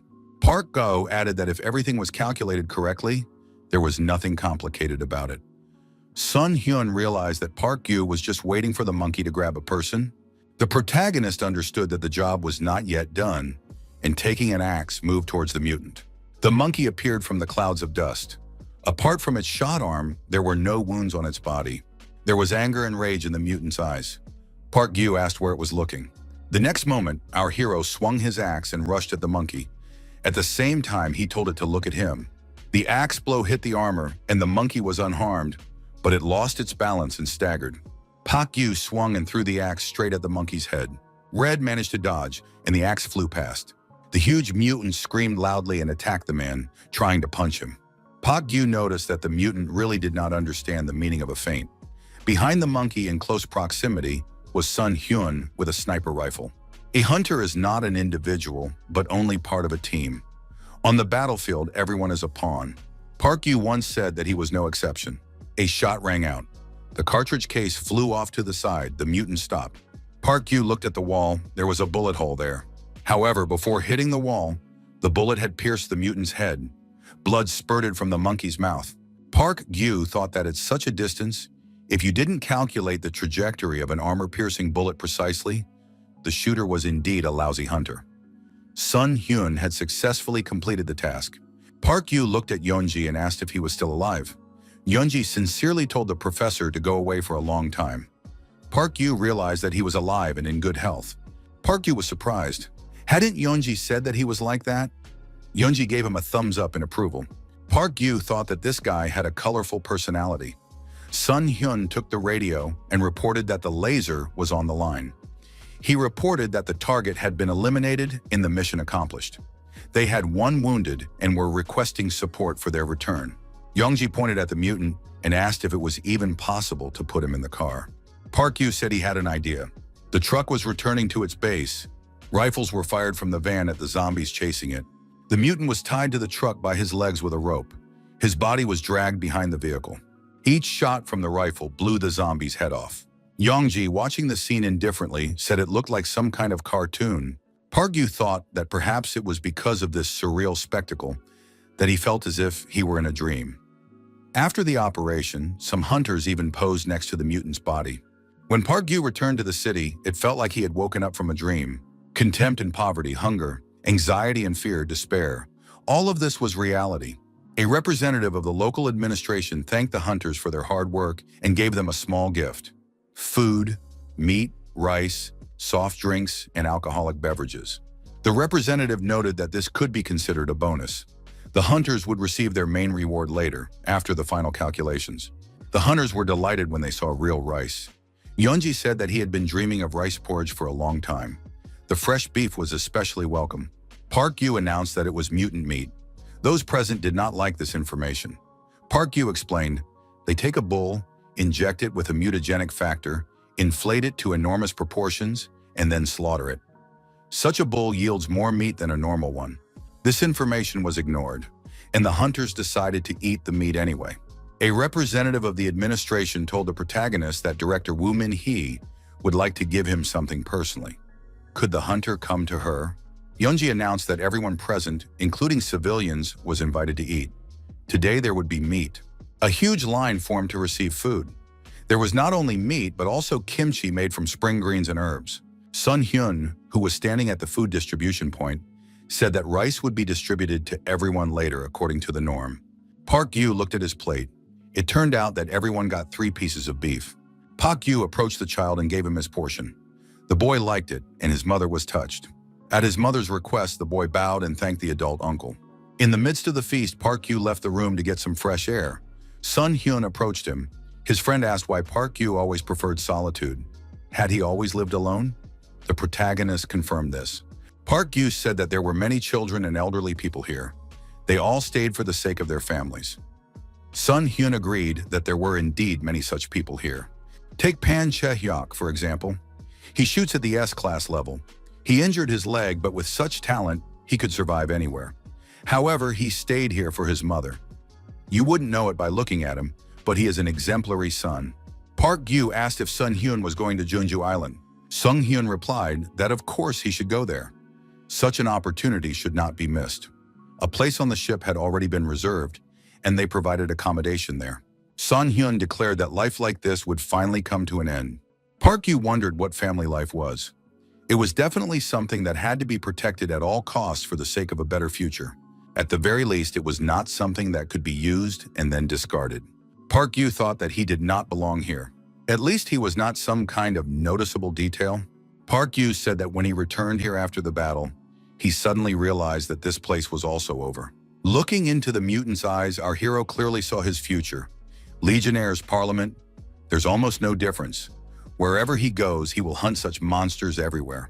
However, the more our hero thought about it, the more another thought arose. He even envied this monkey a little.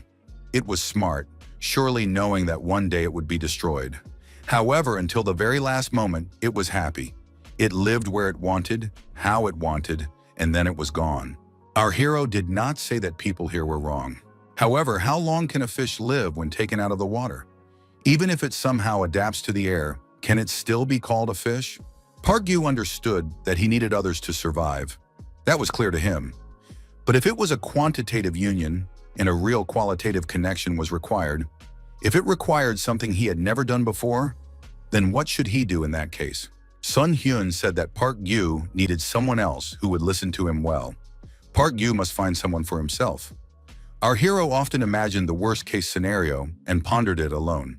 Park Yu himself understood how ridiculous his fears were. He understood that. However, the truth he had been avoiding all along hurt the most. Everything turned out to be harder than he thought.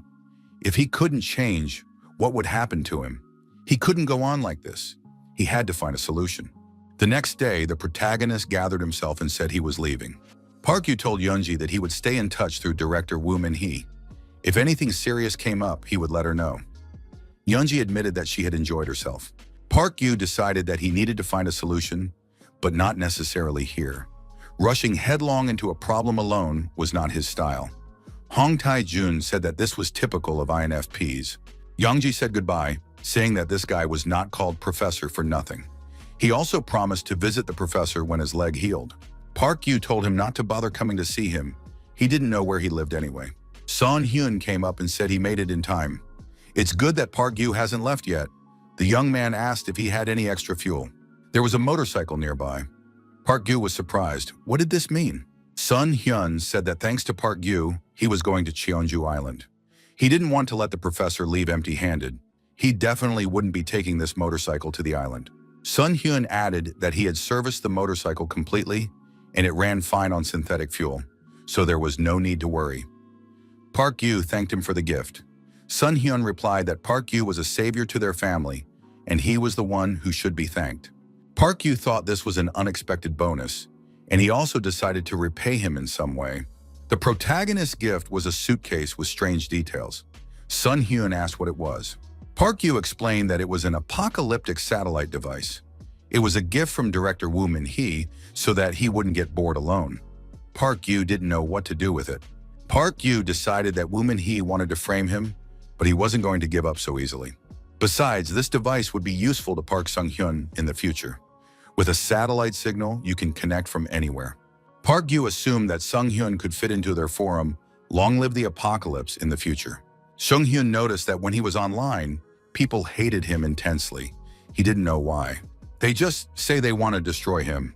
Thus, the protagonist's debut as a freelance hunter ended rather mundane. Park Yu remembered that monkey again. After all, it was happy until the very end, wasn't it? It lived where it wanted and how it wanted. If you live where you want and die how you want, isn't that happiness? In this day and age, there is nothing more difficult than talking about happiness with confidence. Only one thing was certain for our hero. When choosing his home, he was more cautious than ever. And if he had to choose a place to die, it would only be here, in his bunker. Park Yu wondered, what kind of death could be happy? Could the word happiness even be used before the word death? He was sure of one thing. His home was only here. The radio crackled. His opponent noted with satisfaction that Park Yu had finally returned. Defender's brother and sister were on the line. Park Yu asked if anything had happened on the forum while he was away. Taechan said it would be better if Skeleton saw for himself. Park Yu thought that he had committed a grave sin without realizing it. Long live the apocalypse, a satellite device linked to an account. With it, one could log into an existing user's account. It was a supported device, obtained somehow. Dontanum, who had disappeared, was now back. The contents of this user's account were even more terrifying and had a strange concept. Park Yu realized that this was the work of Park Sung-hyun thanks to the equipment he had received as a gift, and cursed loudly. Rebecca and Sue appeared behind him. The mother covered her daughter's ears with her hands so she wouldn't hear the rude language. Park Yu apologized. Park Yu entered Rebecca's building after a long time. Although the protagonist returned home due to the terrible conditions in Incheon, as long as Kim Tae-ram remains in the Legion, there will never be complete safety here. The skeleton account was under suspicion by Min-hee, possibly a journalist. So, Park Yu hurriedly took Rebecca's account and wrote a post. But in reality, only people like Sun Hyun wrote comments. The guys asked Park Yu, "Why is this man saying strange things? Is it a hint that he wants to eat?" Park Yu replied that the best cure for attention-seeking is to ignore it. It's just mental problems spilling out onto the internet. Sue asked Park Yu, "Is it really dangerous there now? Is it because of the previous fight?" Sue suggested forming a team and added that she could already shoot. She had been talking about it with her mom for a long time. Park Yu thought that when they first met, this girl was just above his waist. Time had flown by unnoticed. Even if the world collapsed, children would still grow up. Sue would also grow up someday. Sue said she could protect Skeleton. One day the time would come when she would be taken seriously as a discussion partner. Park Yu apologized and said that time had not yet come. Sil admitted that she had actually been watching Skeleton use the internet through her mother's accounts. He uses a strange style of speech and constantly makes spelling mistakes. People do nothing but post articles that no one is interested in, copy popular posts, and beg for comments. Everyone ignores Skeleton. Sue added that her mother did the same thing. She said she didn't like that Skeleton was doing strange things and that he should stop using her account. The girl said with tears in her eyes that she didn't like it when Skeleton was insulted. Park Yu asked if Rebecca wanted to explain herself. Rebecca said that she had translated his posts and posted them on a North American forum. Park Yu became interested in the comments and leaned closer to the computer screen. Rebecca asked if there were any surprises in the content. The protagonist thanked Rebecca and added that he had found a way. He had to hide the bunker. Thanks to the comments, he remembered something. Now he understood how to escape from the clutches of the Legionnaires. The Defender brother and sister were riding their bikes along the set route. The protagonist used the Defender call right. Tajin, of course, was terribly surprised when she saw such a message. Hong Jong-ho asked if there would be a fight. Park Yu replied that it would not be a fight, but a request. Tajin asked if she could also appear on call. Park Yu said that was exactly what he wanted to talk about. Tajin must appear. Without her, the conversation would be impossible. Her sister was delighted. Without her, the young people would not be able to do anything. But what exactly was it about? Park Yu announced at the meeting that they would be building. Tajin was surprised. What did that mean? Park Yu repeated that it meant they were going to build. The entrance to the main bunker must be buried. After that, a fake bunker would be built nearby so that the invaders would confuse the entrance. Hong Jung-ho would take care of the construction, while Tajin would handle security and reconnaissance. If they were attacked while working, it would be a real disaster. The girl was surprised. Did Park Yu really call them for such a trifling matter? He explained that it was not a trifling matter. The protagonist added that Tajun was an outstanding drone pilot. Only she could do this. The brother and sister were shocked by this proposal. They certainly hadn't expected this. At first, they expressed doubts about the timing and scale of the construction, but agreed after seeing the equipment and materials that had been prepared. Hong Jung-ho said that there was no need to use the Defender call right for this. The young people were provided with housing and meals for the duration of the work. With the help of A-class workers, construction progressed faster than expected. A month of intensive work passed. Almost everything was ready. Park Yu said that everything looked good from the outside. However, the inside was still too empty. Overall, the bunker was complete. Park Yu installed a toilet in the center of the bunker and said that now it looked like a real one. They would definitely not be found. The only information known to the attackers was the approximate location and the presence of a toilet in the center. That was the technical value of the central toilet. Traps for escape had also been recreated, so the attackers would most likely be satisfied with this and leave. But if someone does not give up their suspicions and continues the investigation, explosive devices have been set up for such people. After the explosion, even reinforcements would not be able to find them. The bunker would be completely buried. Park Yu thought that this would prevent most problems, but the main ones still remain. Tajin asked, "So the last thing the attackers will see is the toilet?" Her brother replied that it would be a tragedy. The main problem was that Kim Taram, who had betrayed him, was still among the legionnaires. However, if she came, the protagonist decided he would not hide. He would come out and meet her face to face to ask her personally why she had done such a thing. A man was playing golf on a large, well-maintained course. One of the migrants asked where Mr. Kim was. The column replied that no one knew. Another person suggested that Mr. Kim wanted to stay here. Did he really think it was all over because it had gotten a little warmer? Was he completely crazy? Did he want to freeze to death? A woman in the column said that before the war, he had been a professional athlete. Someone asked what sport he had played. There was no answer. The man continued to play golf. He took a long time to aim, trying to get the ball into the hole. The ball rolled slowly and finally went in. The man was very happy and even shed a tear. Then he took out a gun and with a smile on his face, put the barrel to his temple. A shot rang out. The man fell onto the neatly trimmed lawn of the golf course. The long, drawn-out winter had come to an end. Park Yu spent a month with his brother and sister Defender, building a shelter. As usual, many events took place. The hero had his brother and sister by his side. The girl was especially helpful. Most problems were solved on their own, without the protagonist's intervention. Park Yu patrolled the perimeter every day on his own, armed with a firearm. The only thing that stood out was the departure of a guy nicknamed Gold. Although he cooperated for the sake of revenge, he remained a wolf nonetheless. A wolf has a wolf's nature. Demanding that he give it up is too cruel. Nevertheless, due to an inexplicable feeling of loss, Park Yu would occasionally check the old place while on patrol. Sometimes the hero would find small tokens of affection left by Gold at this place. One day, Park Yu heard a message on the radio. It was from Cheon Yunjai. He said he would visit soon. Park Yu thought it was an unexpected visit. Someone was going to enter his territory. He hadn't told anyone about his location, but shortly after Yunjae's call, he appeared on the surveillance cameras. He was moving toward the bunker at a steady pace. Park Yu decided that this meant he was confident in the route and knew where he was going. Perhaps this was an assignment from Woo Min-hee or an order from Kim Tae-ram. In any case, the entrance to the main bunker was closed. Only a fake passage was visible from the outside. Even if they found it and tried to break in, it would be enough to blow up the entire bunker. Yunjae stopped and said he had found it. Park Yu was surprised.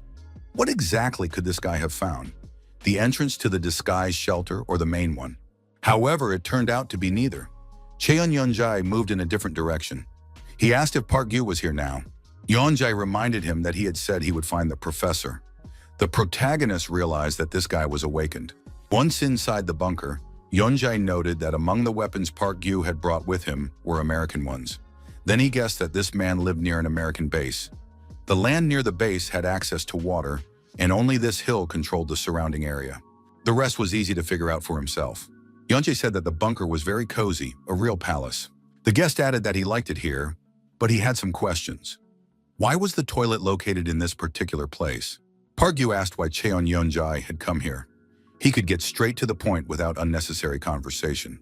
Yeonjae noticed that the host was grumpy, so he decided to get straight to the point. He said he would like to live here for a while. The answer was no. Park Gyu said that he would not allow it under any circumstances. Yeonjae was surprised. Why not? The bunker was huge. Even if he settled in a corner, no one would notice. Park Gyu replied that he had not even accepted the advances of a young and beautiful girl, so why would he let this guy stay with him? Then Park Gyu asked why Yeonjae hadn't told the academy. He added that Yeonjae was apparently awakened, but had hidden it. The 18th issue was the last before the new school, so they had to treat them especially well. Yeonjae said he had good intuition. It wasn't about the awakened ones. He just watched how things were going and understood where it would lead. Park Gyu wondered what Yeonjae could see from such a high position. He replied, food waste. He bought a lot because it looked appetizing, but in reality it was mediocre. He couldn't throw it away, so it remained as junk. If he were the same age as Park Gyu, or at least close to him in terms of graduation, he could have pushed his way through the celebration. In reality, there were dozens of third-level and lower-level mediocrities between them. Park Gyu asked if Yeonjae knew anything about those at the lower levels. Yeonjae replied that he wasn't there, so he couldn't say for sure.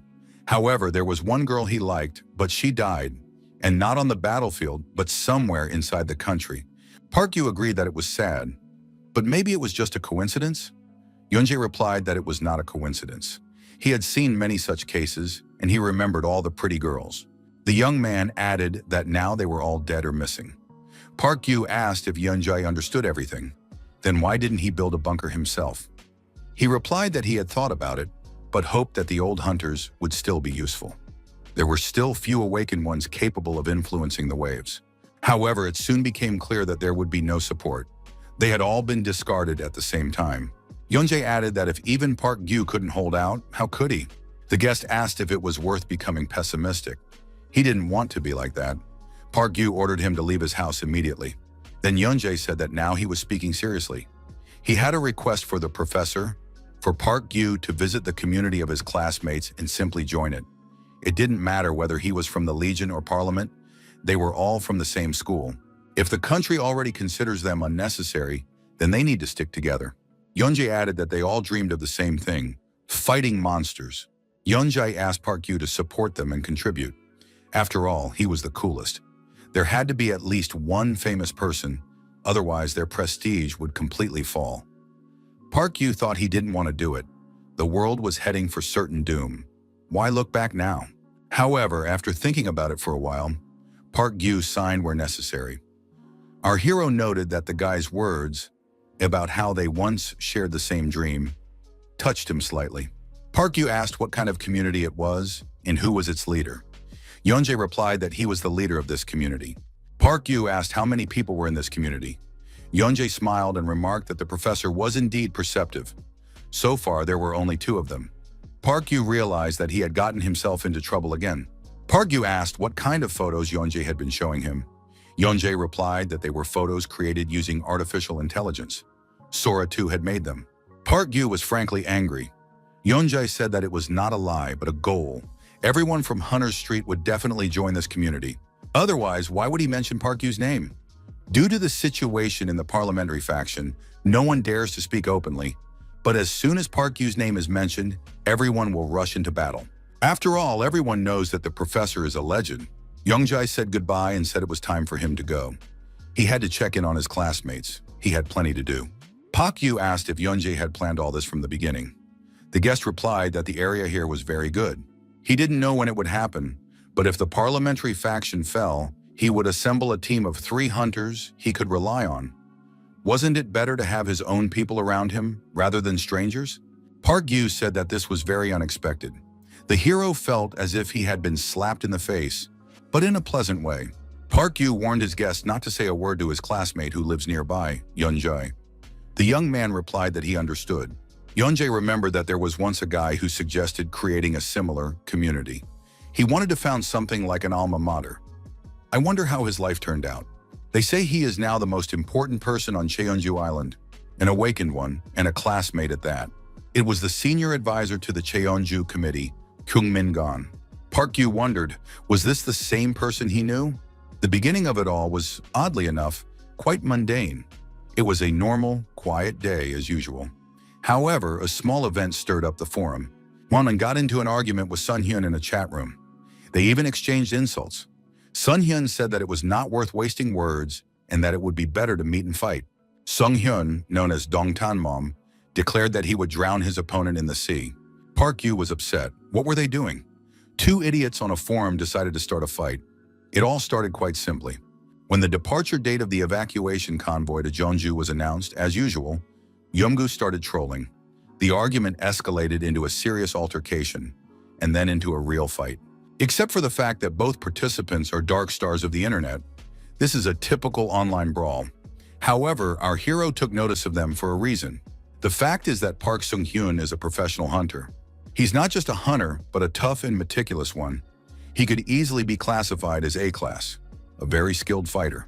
This means that he is a notorious killer. Yeomgu frankly has no chance. If Sung Hyun decides to get into a fight, Emgu will disappear from the face of the earth in an instant. Park Gyu thought that there was nothing he could do about it. If Emgu dies, it will be his own fault. He started it all. Talking to him was useless. He wasn't the type to listen to advice. There was no time to persuade him. Our hero had his own plans for tomorrow. Coincidentally, he also needed to go to Incheon. He had to take the defender there.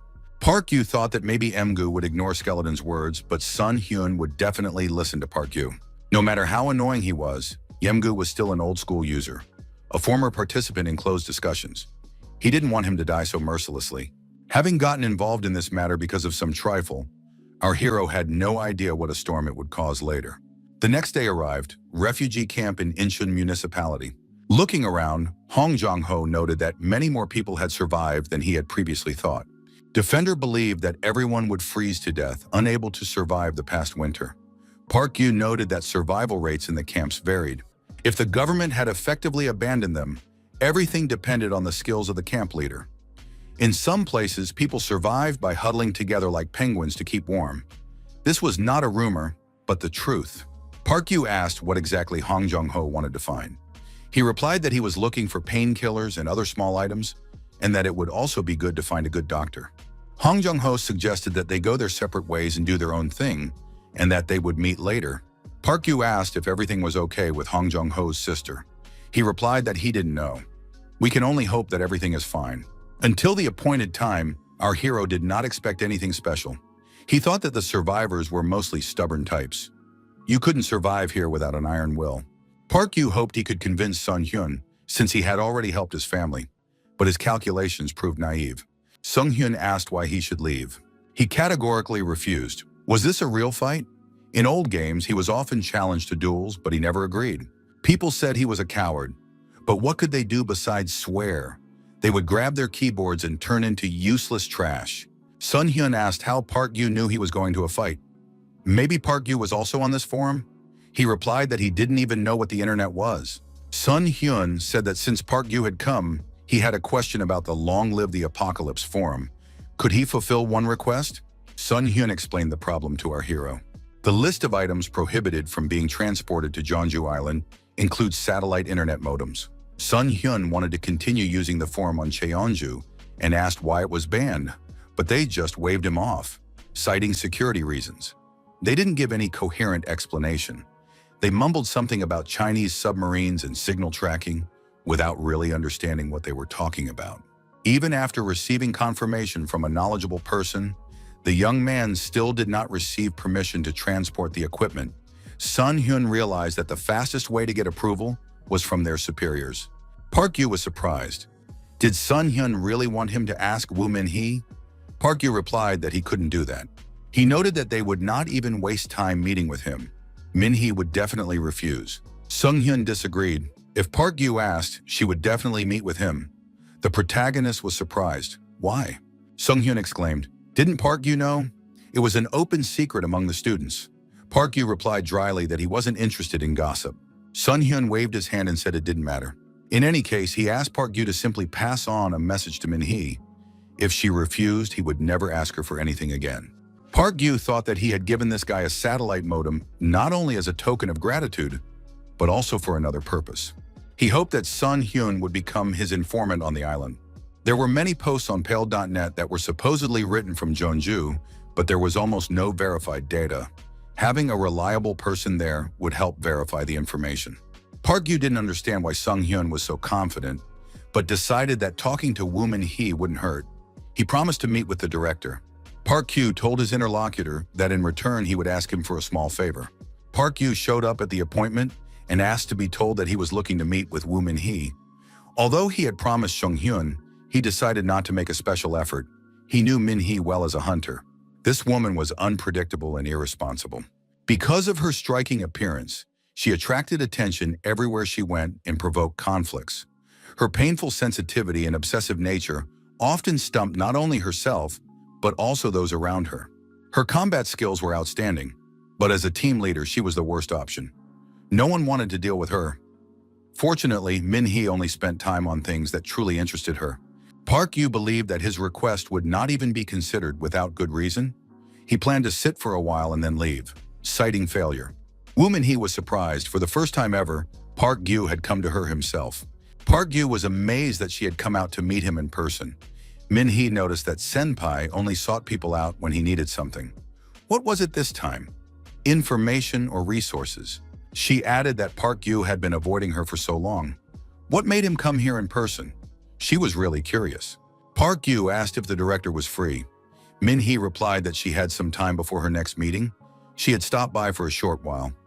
What freedom could she possibly have? Park Gyu understood that. The leadership of the parliament and the administration had almost completely moved to Cheongju, and in fact, only Woo Min-hee remained in charge of the mainland. Her work was extremely stressful. Woo Min-hee suddenly said that she understood everything. Could it be about the online community? This question caught Park Gyu off guard. He didn't even know how to respond. Min-hee said that she could tell from his reaction that she had hit the nail on the head. Was that really his goal? She had always suspected who was hiding behind the nickname Ning Yim and had questioned Park Gyu about it before. However, at that moment, he was using an anonymous counter provided by John Lennon. The reason Min-hee questioned him was most likely due to her irrational intuition. The satellite equipment she gave him only confirmed this. Min-hee never found any evidence linking Park Gyu to Skeleton. She said that her assistant had tried to make contact with Park Gyu and that she herself had tried to talk to him several times. Did he notice? Min-hee added that he must have realized that she was the journalist. Park Gyu said that he had given the satellite equipment to Baek Sung-hyun. Min-hee was surprised.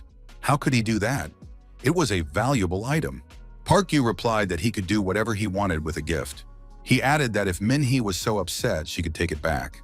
She objected that she couldn't do that. Min-hee remarked that Park Gyu was a real master at playing people. He responded with a joke. The director was outraged. How dare he laugh? Park Gyu calmly replied that it was not laughter, but sarcasm. Min-hee asked what his real request was. Park Gyu said he wanted to ask for advice about satellite equipment. He asked the director to allow Sung-hyun to take a modem on board the ship. Min-hee replied that she could not give such permission. She noted that there would be many people on the evacuation ship, so strict security measures were necessary. Park Gyu thought he had expected this response. He said he hadn't come to be capricious. Park Sung-hyun had begged him for help. He added that Woo Min-hee could pretend that this conversation never happened and thanked her for her time and attention. Min-hee unexpectedly changed her mind and agreed to give permission. Park Gyu was surprised. What had changed? She replied that she had thought about it and decided it was quite an interesting idea. Woo Min-hee asked if he knew Yang Sang-gil. Yang Sang-gil is the Speaker of the Parliament who, despite the power of the Awakened, rose to the top through luck and political intrigue. He is a talentless but influential official, a straightforward figure in politics, and the boss of the late Lee Sang-hoon. It was Yang Sang-gil who was primarily responsible for his death. If Sang-hoon had understood politics better, Yang Sang-gil would have been the one to die. Woo Min-hee said that the evacuation ship was his idea. Park Yu asked what Yang Sang-gil had done with this project. Min-hee replied that she didn't know. Maybe he did something, maybe he didn't. She added that from her position, that was all she could say. Min-hee asked Park Yu to tell Song-hyun that he would order the search to be less strict, so he should hide the equipment as best he could. After the conversation, Park Yu thought that everything had turned out strangely. He had come to solve a problem, but left with an even bigger headache. Park Yu turned around at the sound of a noise and saw several people beating an old man with their feet. The man calmed down and told the old man to stop walking in circles and banging his crutch. He also told him not to come near this area anymore. The old man, covering himself with his hands from the blows, said that he had never lied.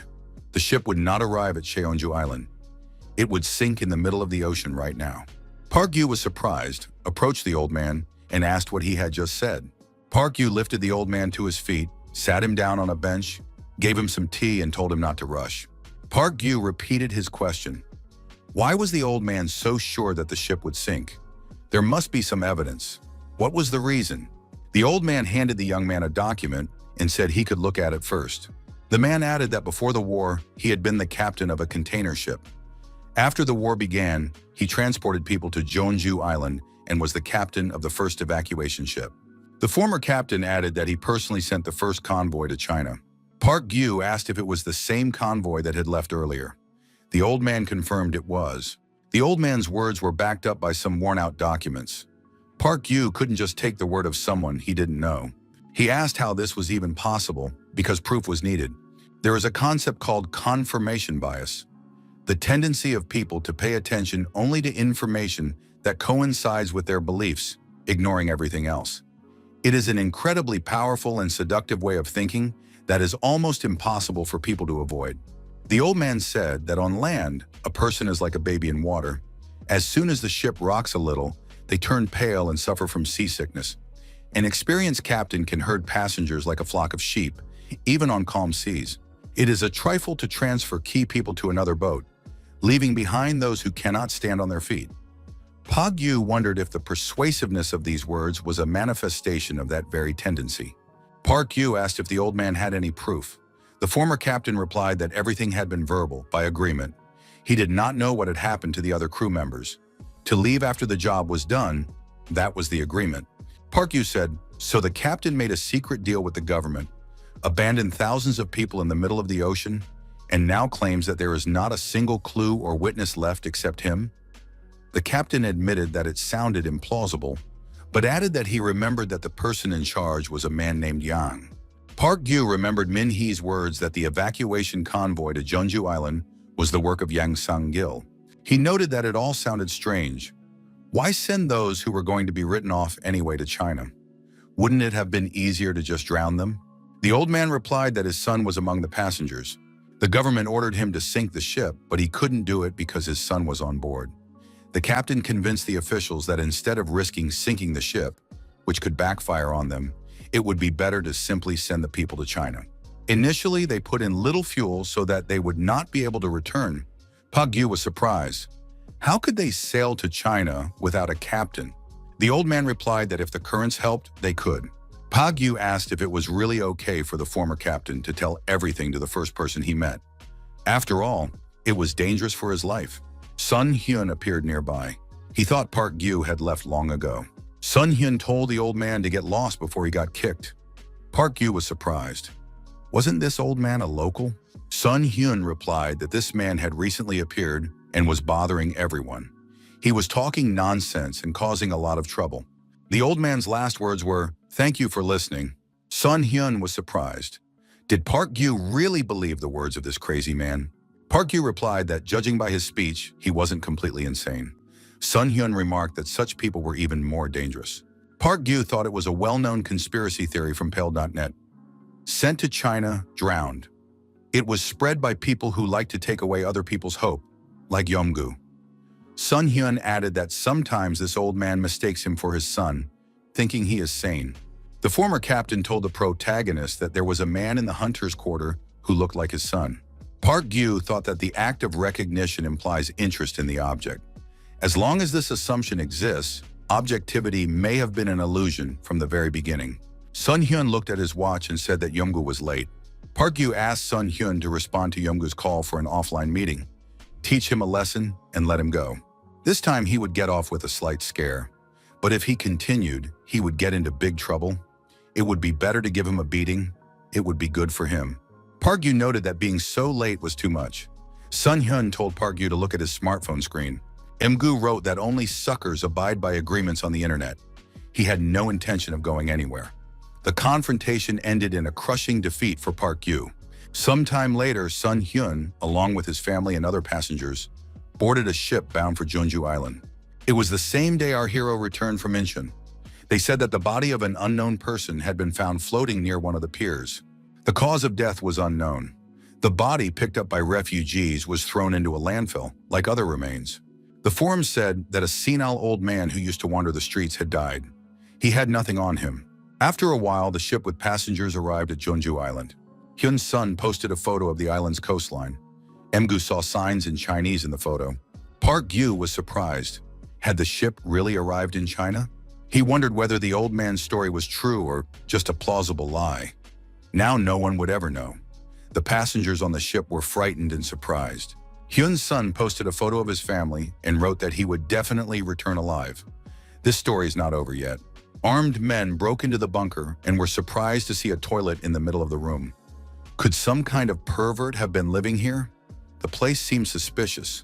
Park Yu, who was in a safe place, listened to the conversations in the fake bunker through a radio. Our hero wondered if there were two of them or if someone else was outside. They didn't look like legionnaires. Park Yu held the detonator in his hands but decided that it wasn't worth wasting his energy on it yet. Contrary to expectations, Sung Hyun's trip to China did not cause much of a stir. Yang Sung-gil's supporters quickly launched a campaign to manipulate public opinion, and people, as always, believed what they wanted to believe. However, Sun Hyun's post had a major impact in another direction. It caused a mass exodus of refugees from Incheon and turned them into looters. The refugee camps were originally a gray area that the parliamentary faction controlled only nominally. Disappointed in parliament after the recent incident, refugees left the camps en masse, leaving behind weak commanders and turned into looters. Park Yu thought that these people were no longer like the half-dead refugees who had come before. Now they were people who were willing to do anything to survive. The child standing in the bunker asked his father, "Is this their home now? Did he destroy the people who lived here?" The boy's father replied that it seemed the place had been attacked before. Everyone had been killed and abandoned. "It's not a safe place," he added. His wife suggested staying here and not taking any more risks, but the man said he would prefer a country house to a stuffy basement. Park Yu thought he should contact Defender. The family that had invaded the protagonist's territory turned into cold corpses a few hours later. Tajin asked Skeleton if he had seen their last post. The reaction was simply magnificent. She hadn't enjoyed writing so much in a long time. Park Yu congratulated the girl on her success. The time had come when people devoured people. However, as always, there were exceptions. There were those who had ambitions. Not all refugees were looters. Mansak from Kafadon greeted the young people and said he was glad to see them. Hong Jong-ho noticed that he was a bandit from Wonju. He openly declares his connections with the Legion and sells looted military equipment. Hong Jong-ho added that this guy would do anything for profit. He has good connections with the Legion and they value him. However, he is just a gang leader. Hong Jong-ho explained that he had checked when this guy had settled nearby. It seemed that he was doing business normally. Unlike ammunition, which was in abundance after Park Yu took over an entire American base, diesel fuel supplies were almost zero. Mansak was willing to trade a barrel of synthetic oil for a magazine of 30 rounds. Park Yu asked if Hong Jong-ho would mind keeping him company. Park Yu thought that even if their views differed, the presence of a friend who came at the first call always inspired confidence. Park Yu contacted Mansak and said he would like to come in and look at the goods. Mansak from Kefadon greeted the customer and said he would be happy to see him. Mansak warned that the young man should not turn off his radio. If he started to misbehave, the customer would be able to immediately report it to everyone within a 20-kilometer radius. Mansak added that in such a case his reputation would suffer and he would not be able to do business. The first impression of Mansak from Kefadon turned out to be much more ordinary than expected. This man gave the impression of an ordinary guy you might meet anywhere, without the slightest hint of a gangster appearance. The owner said, "Welcome to Mansok's store." The employees bowed and greeted the guests.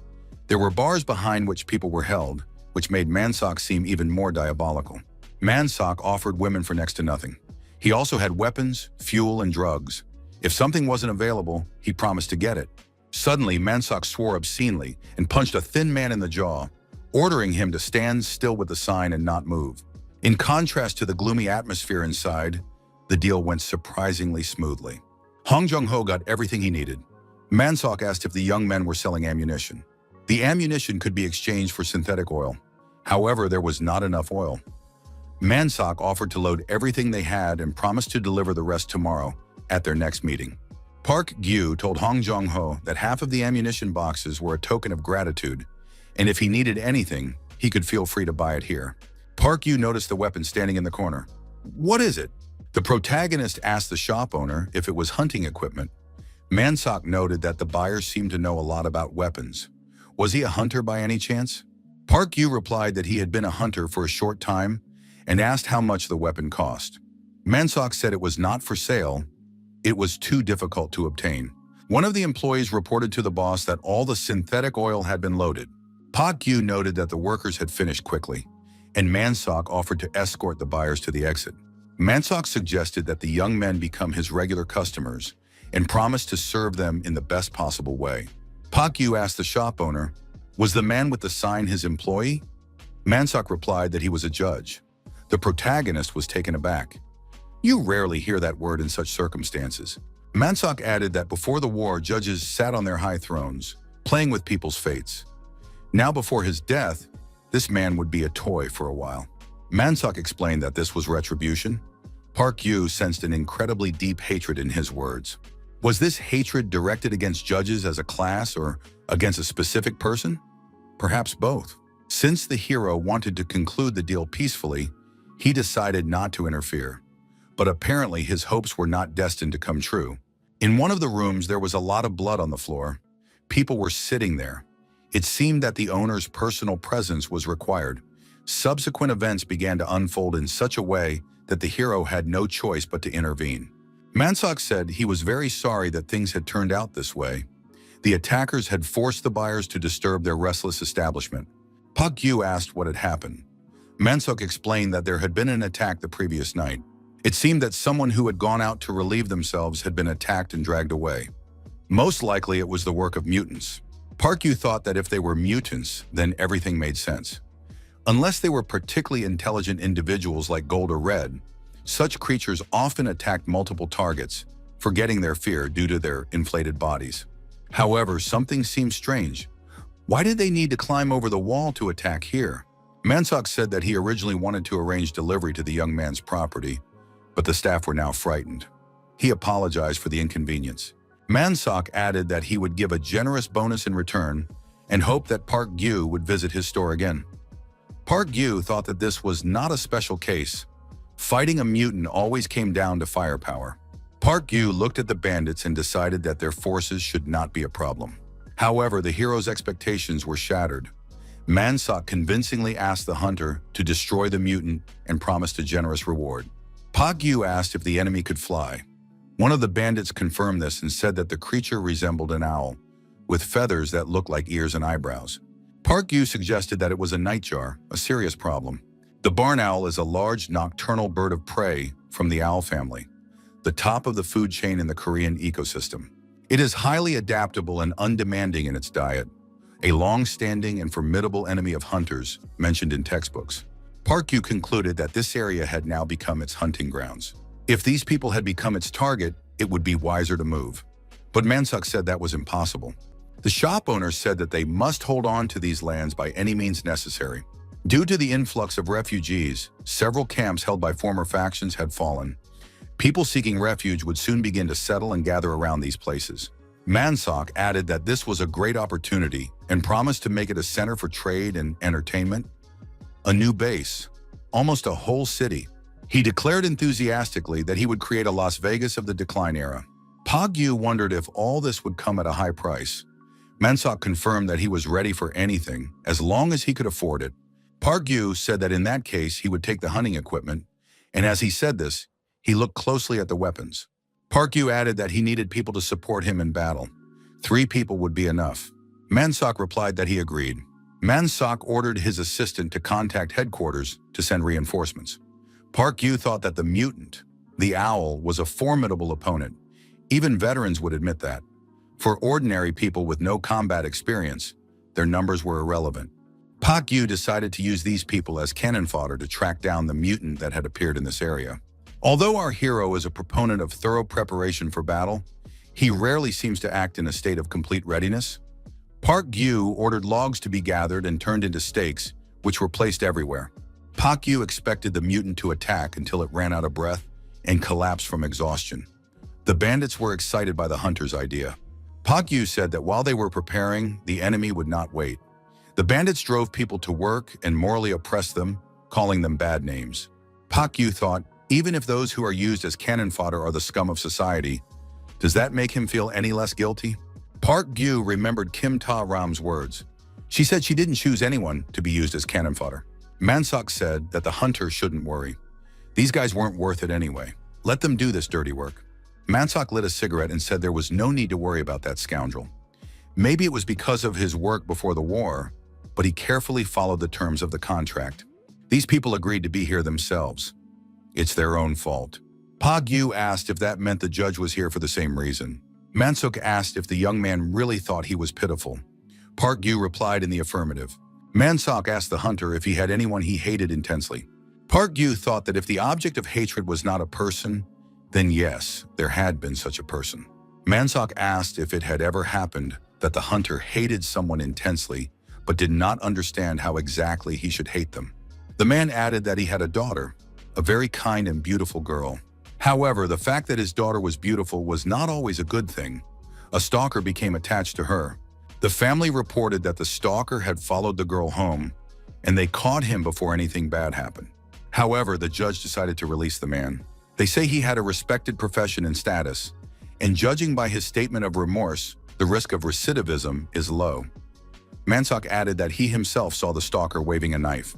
Park Yu asked if the young man wanted to hear what happened next. Then the girl died. Mansok told the judge that he was responsible for the tragedy. The judge destroyed her through negligence. How is he going to answer for that? How could court security have allowed an outsider to get inside? The judge said that this man should be thrown out immediately. Mansok said he couldn't understand that.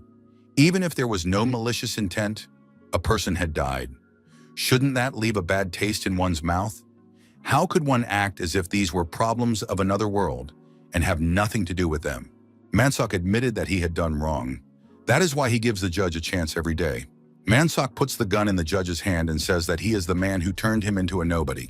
The judge likes to pass sentences, doesn't he? Mansok demands that the judge pass sentence. However, the judge does not shoot. Mansok told the hunter that the verdict was not guilty. The judge explained that there were insufficient grounds for detaining that man. Mansok is surprised. What did he just say? The judge adds that if people were imprisoned based solely on personal conviction, then what would be the point of having judges at all? It is better to let 10 criminals go free than to allow one innocent person to be unjustly convicted by the state. The judge added that if he were in the same situation again, he would make the same decision. That was his judgment as a judge. Mansok told the hunter that he had a great idea. He would use this judge as bait. The moment the owl's offspring tried to grab him, they would concentrate their fire and turn them both into a sieve. Mansok asked the hunter if he could do it. Park Yu said he refused. The young man added that they didn't know when the mutant would attack. He didn't want to spend the whole day staring at this unpleasant creature. Besides, there was no guarantee that the mutant, driven by instinct, would take the bait. It would be much wiser to prepare a line of defense. Mansok agreed and added that the hunter could do as he saw fit, but he himself would also act at his own discretion. Park Yu said that Mansok could do whatever he wanted, as long as he did not interfere with the preparations for defense. That same night, Mansok did what he thought was right. He said it wasn't too unfair. The judge was crucified on a cross and placed at the top of a makeshift tower. Mansok said that circumstances forced him to act this way. Mansok asked if the judge was at the top. What sentence would he give him? Execution or life imprisonment? The judge called Mansok an ignorant man. Did he really think that a judge was an official from the Joseon era? He could not ignore laws and regulations and do whatever he wanted. The judge added that it was because of people like Mansak, who immediately shouted execute, that the presumption of innocence and the three-tiered court system had come into being. He had struggled to get the stalker arrested. However, the stalker had been released because the reasons for his arrest were too obvious. Didn't Mansak know that this scoundrel would be released and deal with his daughter? If he had known, would he have stayed and protected her? Isn't that true? Mansak got angry and shouted that the hunt was canceled for today. The judge yelled that Mansak could destroy him right then and there. But did he really think that the rule of law would change? Mansak began to climb the stairs. He shouted that he would rip out the judge's tongue so that he could no longer speak. The next moment, special devices transmitted information about the probable approach of a mutant. Park Yu shouted for everyone to take their places. The mutant was approaching. Mansak asked in surprise, where was this mutant? Had anyone seen it? Was the hunter lying to save the judge? A huge bird did indeed appear behind Mansak. It extended its claws and prepared to grab the man. Park Yu did not lose his composure and opened fire with his automatic weapon. Park Yu continued to shoot and shouted for Mansak to come down immediately. Mansak fell down the stairs and landed on the ground. The shooting continued. Mansak thanked the protagonist for saving him and added that it was truly the accurate shooting of a hunter. Park Yu asked Mansak to be quiet and not interfere. The mutant flew towards another person and destroyed the barrier of stakes. Park Yu thought that the mutant was trying to attack the bandit on the container, but it froze for a moment because of the barricade. Even if the barricade could only stop its movement for a moment, that would be enough time. Park Yu fired a few more shots and the mutant, bleeding profusely, fell to the ground. The people celebrated their victory. They had finally dealt with this mutant. Was it really that easy to defeat him? The assistant reported to the boss that the bird had been destroyed and was no longer moving. Mansak spoke about the reward. Was the young man sure he agreed to it?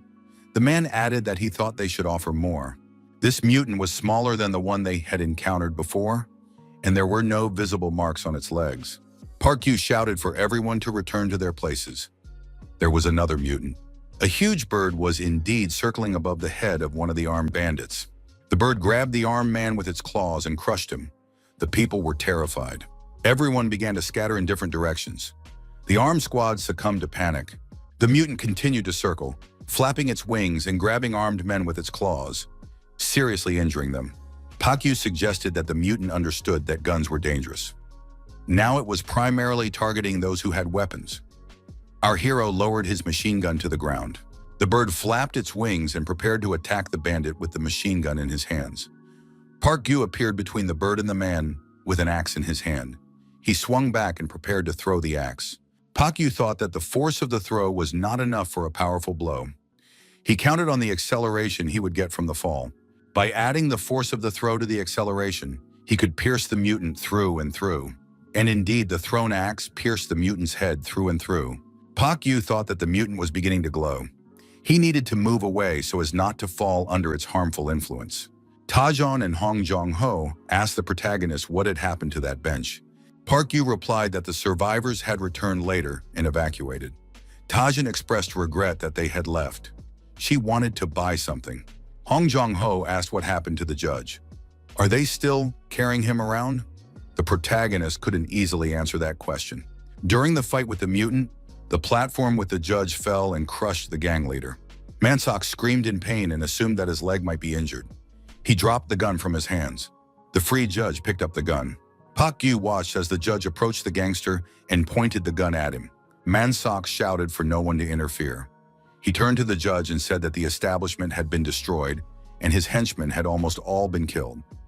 Even if the judge killed him, there would be no one left to take revenge. Mansak declared that the judge must finally pass sentence. The judge pointed the gun at the gangster's head and said, "Execute." At that moment, the judge and the gangster looked like twins. The man in the protective suit informed his boss that he had arrived as soon as he received the message. He reported the news. The North has almost defected to the government. The assistant saw his boss, John Lennon, kneeling and coughing up blood. The man rushed to John Lennon and asked if he was okay. It was already a critical situation. Even in the most optimistic scenario, this month could be critical. But if the boss died, what would happen to Fail.net? Park Yu noticed sudden changes on the forum. It happened in one day. What are these strange numbers? Mysterious numbers began to appear after the nicknames. Users suggested that it might be a camp code. In the past, cell towers were built for each camp. The regional code turned out to be correct. After surviving the winter, the government built and tested cell towers in the Seoul and Incheon areas. The identification codes assigned to them were added to patches to be displayed on accounts connecting through these towers. They had no particular meaning other than showing the location. Park Yu immediately sensed something was wrong. His premonition proved to be correct. Rumors that the distribution of camps was based on pre-war wealth and social status had been circulating from the very beginning. However, these were just rumors. There was no evidence. However, users took these codes and assigned their own evidence to them. Without understanding the merits, they wrote, "Freedom and equality for all." John Lennon's meaning was being misrepresented. He really didn't look like he was 180 centimeters tall. Character is revealed in such things. 171 centimeters told Skeleton about all the twists and turns that had happened. Last time, heavy snowfall broke the equipment, and in the process of getting help from the government, the site actually came under their control. At first they resisted, but they had no other choice. The resources to maintain the servers were completely depleted. Codes are just the beginning. The government wants to make fail.net a government website. However, the server is still holding up thanks to John Lennon being here. As soon as he dies, the server will be confiscated. That's all the government is waiting for. Skeleton asked if John Lennon's condition had deteriorated significantly. His interlocutor replied that he didn't have much time left. This month is a critical moment. Despite his poor health, he is also in a very difficult mental state. He has not been able to sleep for the last few days, only looking at the forum. The protagonist felt powerless. The fact that they had invested in cell towers on such a scale meant that the government was determined to see the matter through to the end. The chairman of the state committee and acting president is Yang Sang-gil. Park Yu thought that this matter was beyond the power of a private individual like him to stop, even if he used his old connections. Nothing would come of it. It was unlikely that Woo Min-hee would be able to fulfill a request of this level. Park Yu thought that he could call on not Min-hee, but that very person. Limited by the internet, but with more influence than Woo Min-hee, the legendary Nameless. Park Yu thought he had found a way to cheer John Lennon up. It was time for the apple to perform its feat. Human nature never goes away. This can be seen in the example of Park Yu. Although he has retired from active service, he is still periodically overcome by his hunting instinct. Whatever happened, the protagonist knew what John Lennon wanted better than anyone else. Park Yu was sure that John Lennon would definitely like what he had in mind. Skeleton announced in the chat that he had updated the site's functionality, following John Lennon's advice. Does the mentor have access now? John Lennon noted that if Skeleton recommended it, he would no longer refuse. The largest online community in the country is fail.net. All kinds of issues were discussed here. The community was incredibly popular. One user even wanted to suggest that the administrators create a separate section for beggars below the C-class. All users received information that John Lennon was God. John Lennon introduced himself and said he was the founder of fail.net. Park Yu thought that his idol, John Lennon, was not a person driven by material goods and power. The only thing that could motivate him to act was the universal attention of users and hanging out with celebrities. That's probably all. Emzu couldn't help but sneer and said that it was all done for attention. However, after that, John Lennon permanently banned the user M9. Users were grateful to John Lennon because fail.net is the only joy in their lives. Park Yu thought that the giant had returned to the forum, listening to well-deserved praise. They said that this month was a critical moment, but weeks passed and he was still alive. It was joyful that this man was not dying. But if all he does in life is post, then he could squander all the people's love right now. However, something else was troubling. John Lennon removed the regional codes after hearing a user's request. 171 centimeters said that their phones were ringing off the hook, so the state decided not to stay on the sidelines. Government officials may be the first to break in here. All this time, our hero had somehow avoided contacting John Lennon directly. When people get closer, they inevitably change. Park Yu was afraid that the object of his adoration would change because of him. John Lennon himself got in touch and asked if former Hunter Skelton was okay. John Lennon added that his time had indeed come. However, he would protect his world. He had already made his decision. After that, John Lennon did not respond or get in touch again. Government officials knocked on the door, but it was locked from the inside. The decision was made to break it open with a welding machine and immediately neutralize whoever was inside. When government officials and armed soldiers broke in, John Lennon disabled the nuclear batteries he had prepared in advance. Once inside, the armed soldiers and government officials saw a man standing in front of them. John Lennon stood before them wearing a gas mask. The pressure gauge showed excessive pressure in the cylinder, which was at its maximum. John Lennon said he was a hunter. The hunter had axes in his hands and declared that he would defend his world. The great tree named John Lennon fell. However, in the place where the great tree fell, all the weeds, field grasses, mosses, and mushroom beds will gather, devour each other, displace each other, sometimes leaning on each other, and flourish. People will live on fail.net until the day their lives expire. Kim De-ram once asked Park Yu, "Doesn't he have a family?" Park Yu and Kim De-ram were actually from an orphanage. Kim De-ram said that no matter what she did, there would be no reaction. Whether she got 100 points, got into a fight, or came home bruised, they treated her as if she didn't exist. The girl noticed that even on the eve of her first performance, she didn't receive a single call. Park Yu was surprised. Why was Ta-ram telling him this? Kim De-ram asked what Park Yu thought when he heard this. Park Yu, lying in bed, opened his eyes sharply. The young man decided it was some kind of strange dream. However, there were reasons why he might have had this dream. Woo Min-hee said on the radio that Park Yu was still using the internet. Recently, to comfort John Lennon, the protagonist used the Apple account. He did not regret what he had done for his idol. However, the reappearance of Apple must have hurt Woo Min-hee deeply. Now, as retribution, he had to listen to her grumbling every time, which was becoming more and more frequent. Min-hee said that she didn't like people meddling in her personal life. She didn't like wasting time looking for something. Park Yu asked how she could prove it. Woo Min-hee said she was going to visit Park Yu. Park Yu said that it was a bachelor's house. It was dirty, and there was a lot he couldn't show her. Min-hee said that he didn't need to clean up or prepare anything special for her visit. The woman added that she wanted to verify something and announced that she would be there around noon the next day.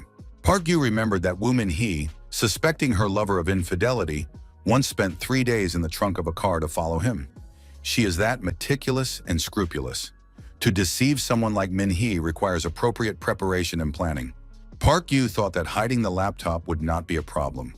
It would be enough to wrap it in a waterproof tarpaulin and stuff it into a suitable crevice. And that would be that. The young man was more concerned about the satellite dish installed on the bunker, an obsidian antenna. The protagonist camouflaged it so that even a careful inspection would make it difficult to find, but Min-hee would surely come up with something. Park Yu talked to the right people on the forum and followed all the instructions. Now the young man was calm. Everything necessary was hidden. It was time to fill the empty space. Initially, Park Yu had no particular hobbies other than the internet. If he removed all of that, the unnaturalness was inevitable. He had to completely fill this void with his imagination. You can leave the computer where it is and place a few photos nearby. If tactical manuals or reports are left in a prominent place on the desk, it will be possible to give a plausible answer to the question of what he does in his spare time. He thought that in this case, the enemy was a creature closer to a monster than a human being. If he didn't concentrate, he would lose. The next day, a military transport helicopter landed at the airbase. 2 women got out of the aircraft. Min-hee waved hello and said they had arrived. Park Yu said he was very happy to see them in his bachelor bunker. Did Min-hee really come in such a huge limousine? Min-hee was surprised. Had Park Yu personally come out to meet her? Park Yu saw that he had received synthetic oil as a gift. Min-hee reminded him that she was not the type to visit empty-handed. Park Yu realized that the director had prepared thoroughly. Park Yu drove the guest to the bunker in his SUV. Min-hee noted that the young man had a magnificent garage. Once inside the garage, the woman said that there was a lot of space and everything was well done. Park Yu wondered why the Legionnaires hadn't attacked yet. Park Yu opened the huge doors and said that this was his bunker. Upon entering the room, Min-hee's first question was, "Is that really a toilet?" Min-hee noted that in that case, Park Yu must have taken into account the location of the pipes and ventilation. It's grand. Eugene scanned the space and agreed that everything was well constructed. When asked what it was, our hero replied that it was a computer for backing up data. Min-hee's professional eye immediately spotted the hidden laptop. She asked what it was. Park Yu thought that even though the laptop was packed away and hidden in the gap between the furniture, Min-hee still found it. Min-hee looked at the owner of the bunker and said, judging by his reaction, that it was what she was looking for. Park Yu, looking frightened, told Min-hee to put it back immediately. The woman asked if she had found something she shouldn't have seen. Park Yu acted as if he had something to hide. If the sergeant was innocent, he had nothing to hide. The woman added that such a trifle could be shown. A photo of a girl in a bikini appeared on the laptop screen. Min-hee was embarrassed. Park Yu repeated that she should put it back. Earlier, our hero thought that Min-hee would definitely conduct a search, so it was unwise to keep compromising material at home. The real laptop was buried in a safe place. Park Yu thought that if Min-hee found it, she would not be able to continue searching the bachelor's house. Min-hee said she was ready to use the prepared trick. The director called out to Eugene. Could Eugene check the perimeter using her abilities? Park Yu understood that Eugene was an awakened with X-ray vision. Min-hee said it was necessary to scan the ceiling. It seemed that the satellite equipment must be there. Eugene pointed at the ceiling and asked what was there. There was definitely something there. Min-hee asked the homeowner if anything was becoming clear. Park Yu asked what they were talking about. What satellite equipment is Min-hee talking about? Park Yu thought that Eugene was pointing at the ceiling and saying that there was something there. However, if you look at her fingertips in the direction of her gaze, you can see that they don't match. Her wandering gaze is also not consistent with the reaction of someone who has discovered something. She is unconsciously trying to avoid the guilt of lying. This woman probably does not have X-ray vision. After receiving instructions, she agreed to point to the right place and pretend she had found something. If she had really found something, she would not have asked questions, but would have run to get the evidence. Park Yu asked what kind of satellite equipment it was. Eugene said that, as expected of the professor, he didn't even bat an eye. Park Yu was surprised. Why did Min-hee suspect him? Min-hee replied that it was a woman's intuition. Min-hee reported that Kim Taram, before running away to the Legion, said she saw a satellite dish cable in Park Yu's house. Park Yu thought about how many times she had repaid kindness with evil. Min-hee suggested that Park Yu had disguised the weapon so that it would never be found. The director suggested that they stop the pointless argument and get to the point. Park Yu asked Min-hee what she was sitting on. The director asked what the sergeant thought of Mr. Jong Sung-gil. Park Yu said that it was his toilet. Min-hee remarked that when she was in China, she had sat on much more terrifying things. She thought she was sitting on a burnt tree, but it turned out to be a monster burned by napalm. Min-hee noticed that Chung Sung-gil must die this winter. Park Yu was surprised. What does must mean? Has it already been decided? Min-hee reminded him that the evacuation convoy was the work of Yang Sung-gil. Min-hee added that the rate of awakened people tends to be directly proportional to the total population. That is why the parliamentary faction is trying by any means to take control of the refugee camps in Incheon. A stable supply of the awakened requires a sufficient population, and Incheon is now the only city of that size left. However, it is not only the probability of the awakened appearing that grows in proportion to the population. The intensity of the rifts also increases. This is enough to provide the awakened, but not enough to increase the intensity of the rifts. Regulating the optimal population was Yang Sang-gil's task. The director added that this man was a genius at thinning out the population.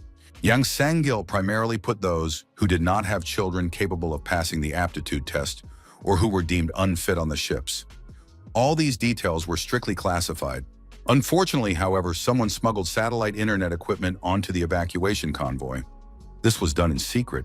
The government of Jeonju Island raised a fuss. They put a lot of pressure on Yang Sang-gil to take control of the situation, even confiscating the entire server. Min-hee noticed that Yang Sang-gil was unable to do so. Not only did they fail to seize the equipment from one person, but they also lost the people assigned to him.